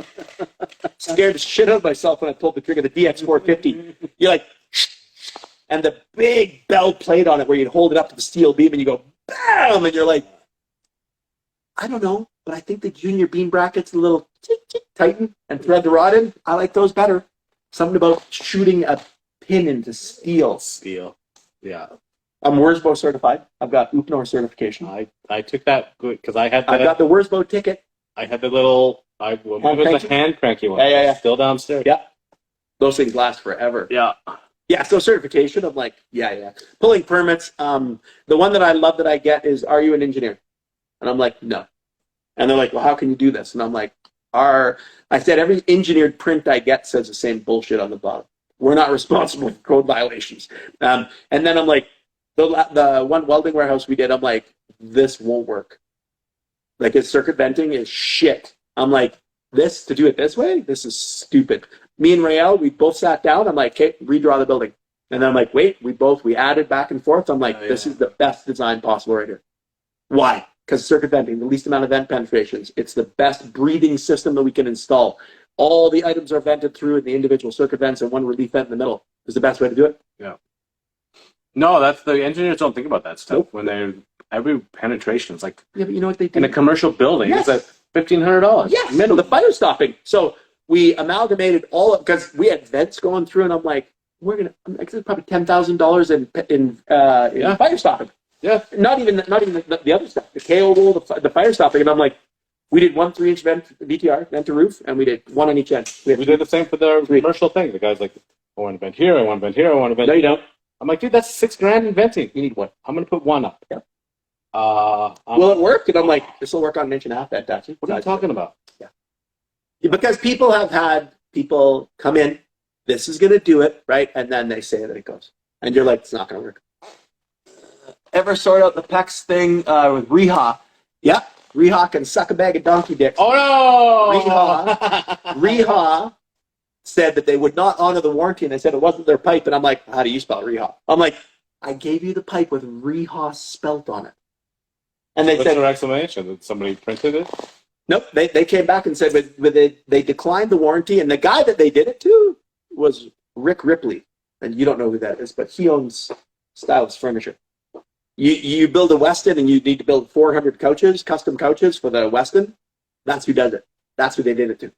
And I'm like, why? And they argued. They said it was environmental. We kept going through it. I'm like, I answered all their questions. I'm like, before you keep going, there's nothing on that job. There's nothing in here. There's in this cavity, and it's sections of piping. They tried to say it was the water. It was chlorine. And I'm like, dance around everything except honor the warranty.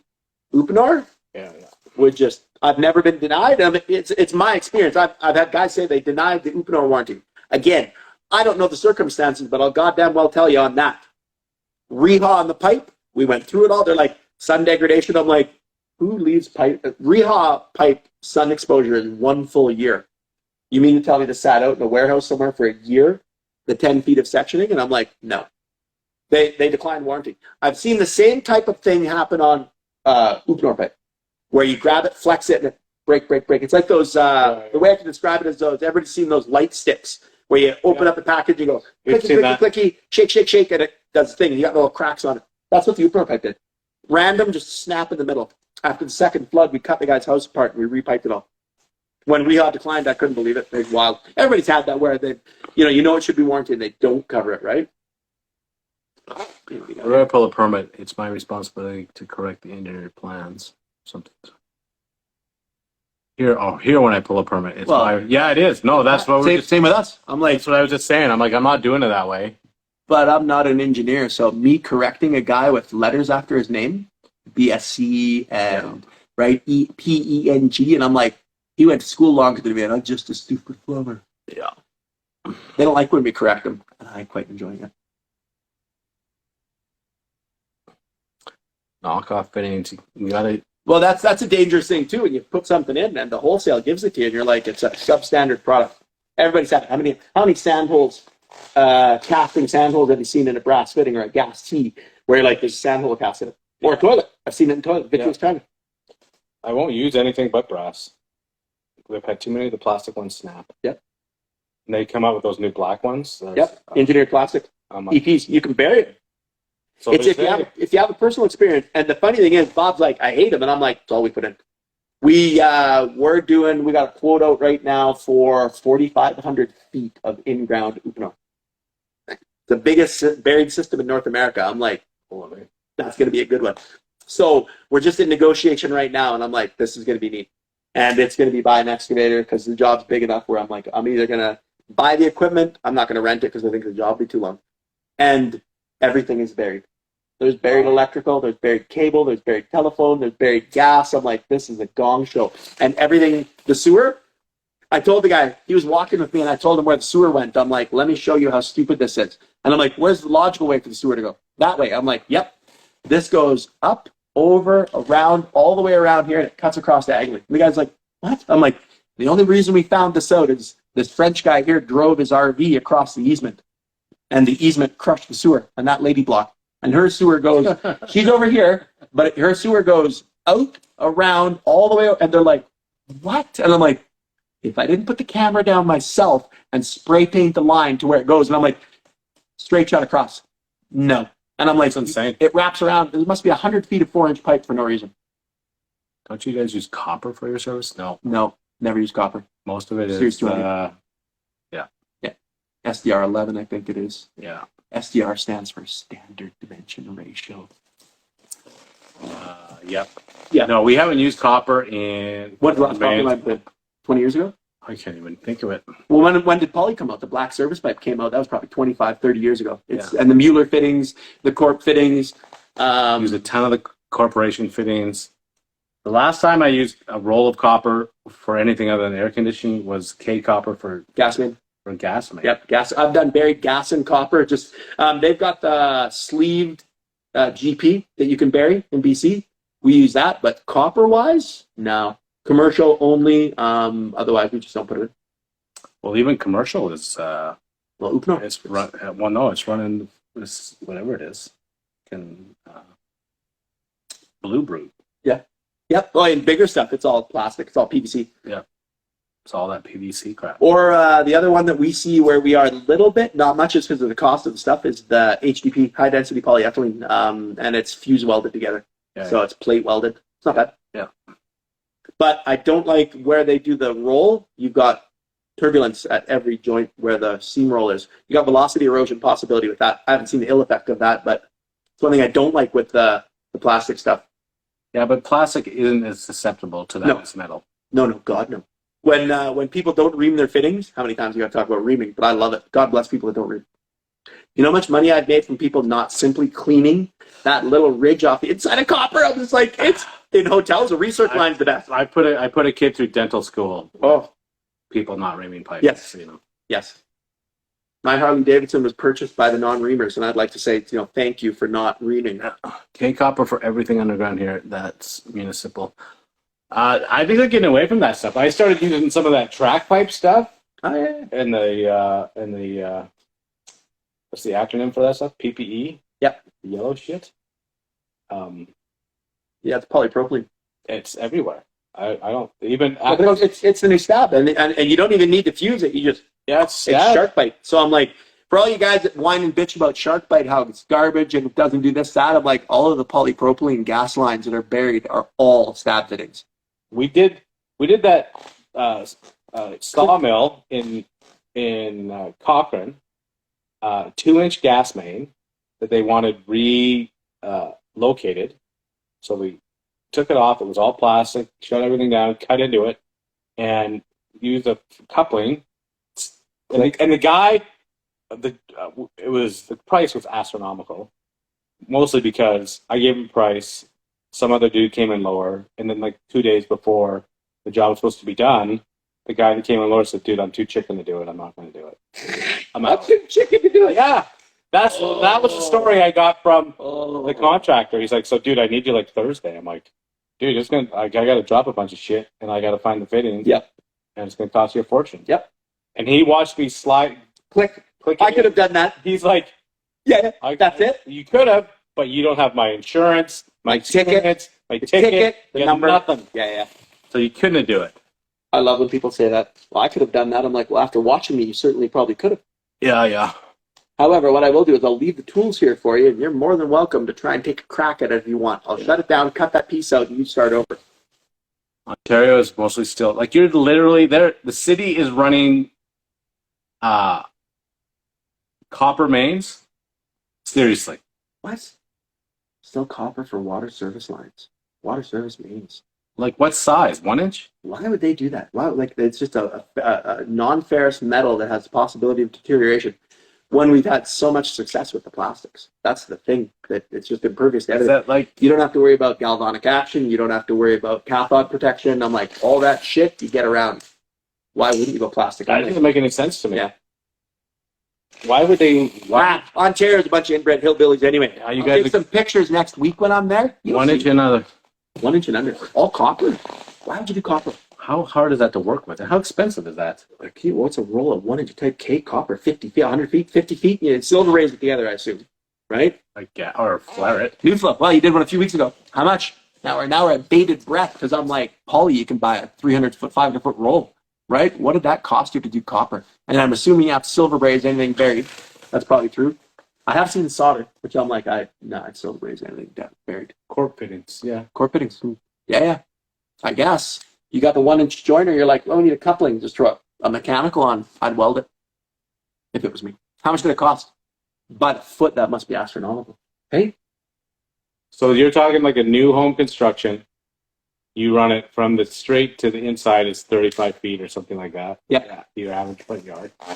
So Uh, 50 feet. $10 a foot? Comes in 50-foot roll. $10 a foot for 1 inch type K? Holy. Yeah.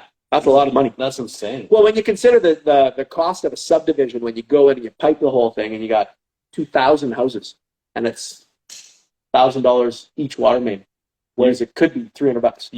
You old lead line. Oh. So you replace lead with copper.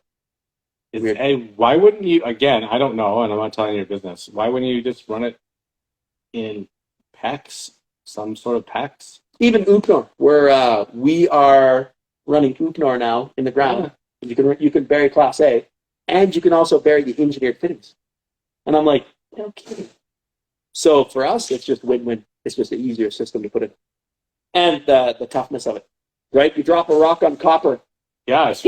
You drop a rock on Series 200 or Ucnor, you're like, bounce, and you're like, where did it hit? I can't tell. Yeah. It's not even a scuff on it. So I can see the negatives of copper.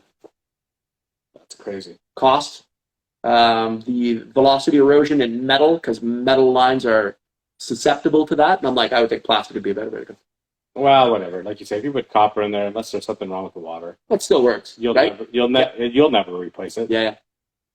Your kid. No, and the stuff that we do replace, I mean, how many times have you dug up a plastic line where the corporation coupling is leaking through it and it's eating a hole through the side of it? Yeah. The velocity inside is eating through the fitting and it just blows out, and then you're like, well, there's not much left of the cork fitting. Yeah.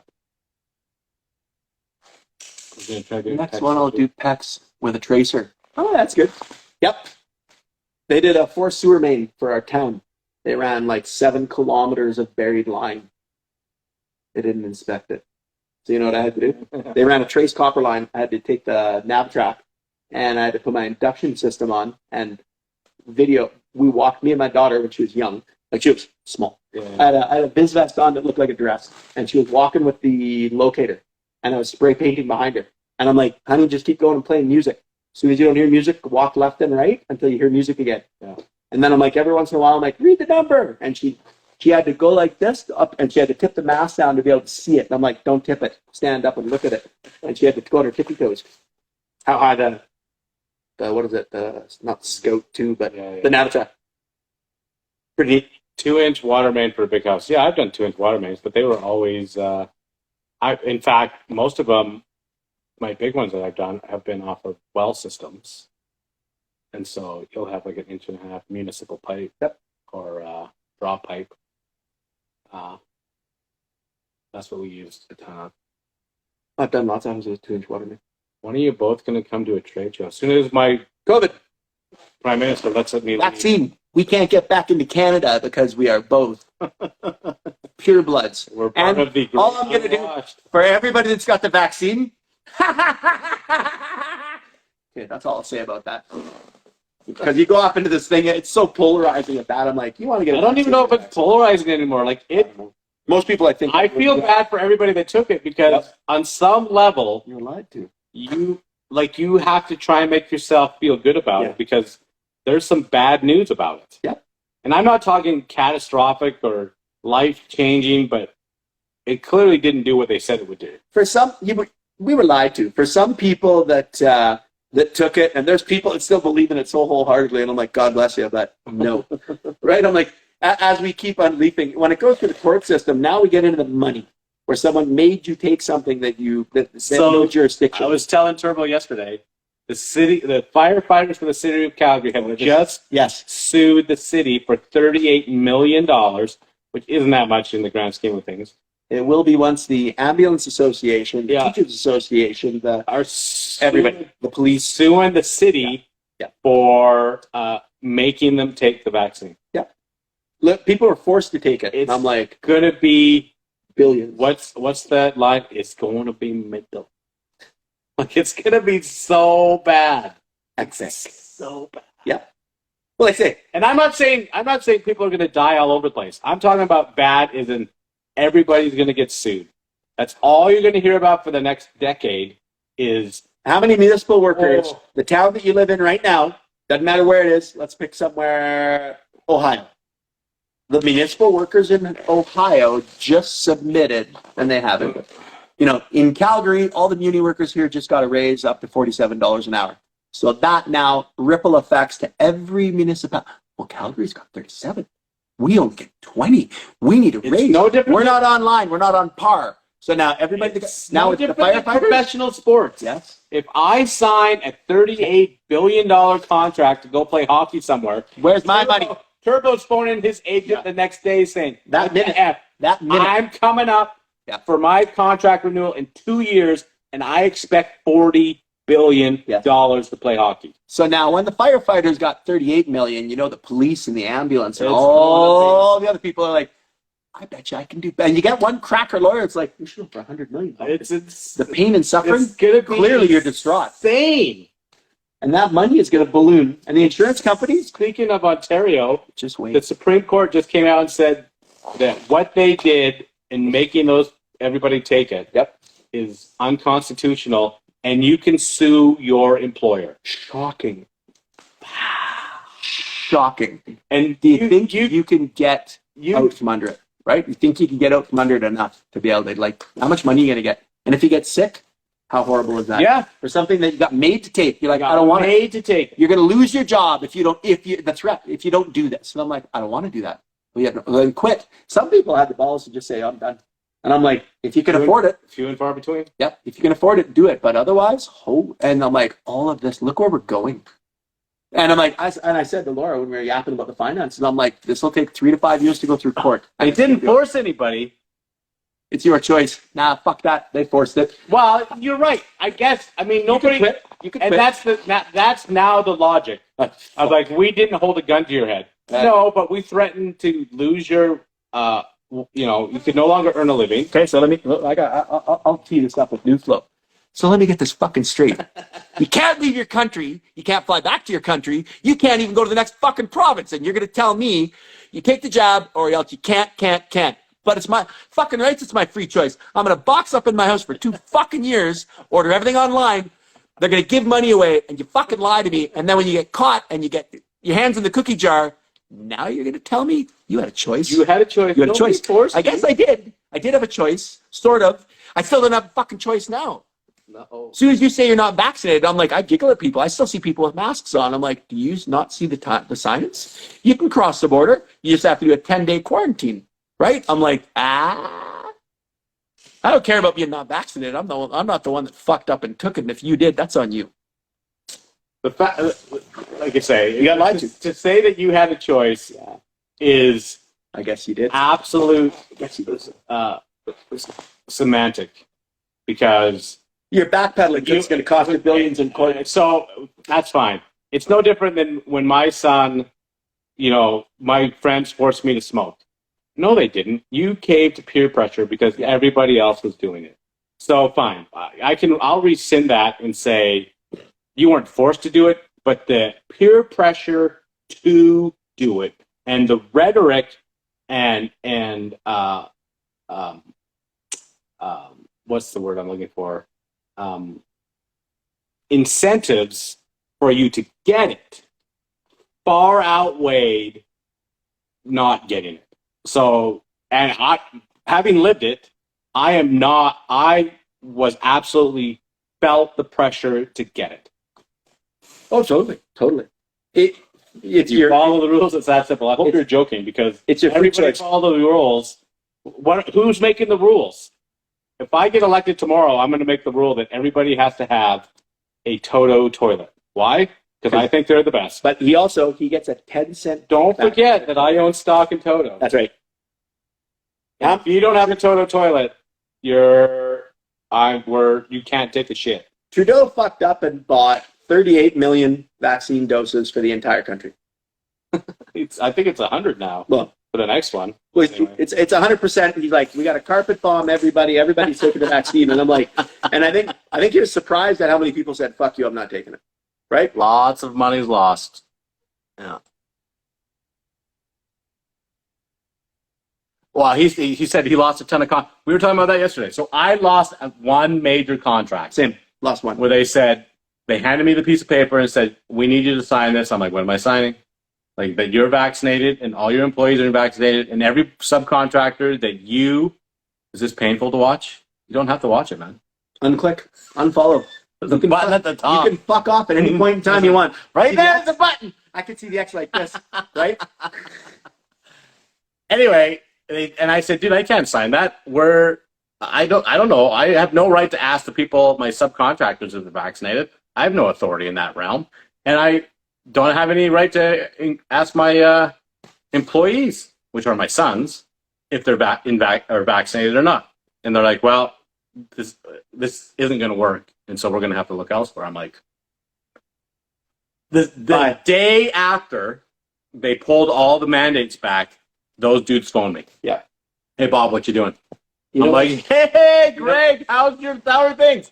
We got a massive job that we need you to do. We've been waiting for the mandates to be pulled down so that we can hire you to do it. It's freaking insane. The place we were working at, where they said, blah blah, same gig. I'm like, number one, you can't ask me about my medical condition. Yeah. And as an employer, I can't ask him about his medical condition. And if you do, now imagine. So Bob, and I forced Bob to get it, and then we went to this big circus, and then Bob gets sick, and Bob sues me, and I shelf the company because of the government. They didn't force me. You fucking rights. I had a free choice, but there was so much stacked against you. Let's not forget. Oh, wait. Which province was it? They were going to pay you in the States. You remember? Come on down. We'll give you a free this and that if you get vaccinated. They paid Albertans. Yeah, they paid you guys. $100 if you get it. Like, was it $100? I might be wrong, but they offered money to get the third dose. Maybe this. I don't know. But they offered money. And for people to be like, you guys are stupid for not getting the vaccine. I'm like, hold on. I'm vaccinated against rubella. Name it. Diphtheria. I probably got 10 vaccines that I get, right? I'm like, so no problem. When they said, this is what it is, we're giving you the vaccine for, basically, it's the deadliest virus in the world. It's just a flu. And I'm like, I'm watching people get sick, and I'm like, well, old people get the flu and they die. I'm like, people get pneumonia. Should we ban pneumonia and outlaw, and you got to get all this shit? No. And I'm like, when we were going through the whole COVID thing and they're explaining it, I'm like, you're not. You know what? It sounds like it's just a flu. Fuck it. I'll take my chances with the flu. I'd rather not. And I don't freebase heroin, and I'm not doing rails of coke in my basement that I don't know who made. My body's not a temple. I do shit to it, but within my reason. And this was outside of my reason. And that's it. And how about we stop there and say it's my fucking choice, like the Roe versus Wade, and get away from me. Instead, it turns into an argument and a fight, and people are like, rah. You want to take it, it's your choice. You took it.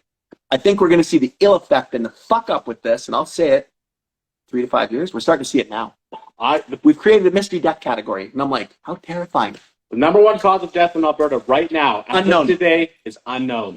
What killed them? We don't know. We don't know. They just died. And I'm like, and then my question, 4 years ago, were they vaccinated? 4 years ago, that category didn't exist. It wasn't on the top 20 things of what you died for. Now It's it's wild. number one. It's wild. And let's not forget, since we're talking about employment, that JT, you can look it up, literally came out and said that they would pass legislation so that the employees could not sue Yes. their employers for firing them. Remember that. Remember that. And then That was a total lie. Oh no! Look at that. what? We timed it out. For 4 hours. We did a 4-hour live. 4-hour Why do you live. see 4 hours? Because you know it came off at 19. Well, that's as long as it goes, right? Holy shit! We broke the internet. I didn't know it had a time limit. Wow! I think we covered everything. We solved all the world's problems.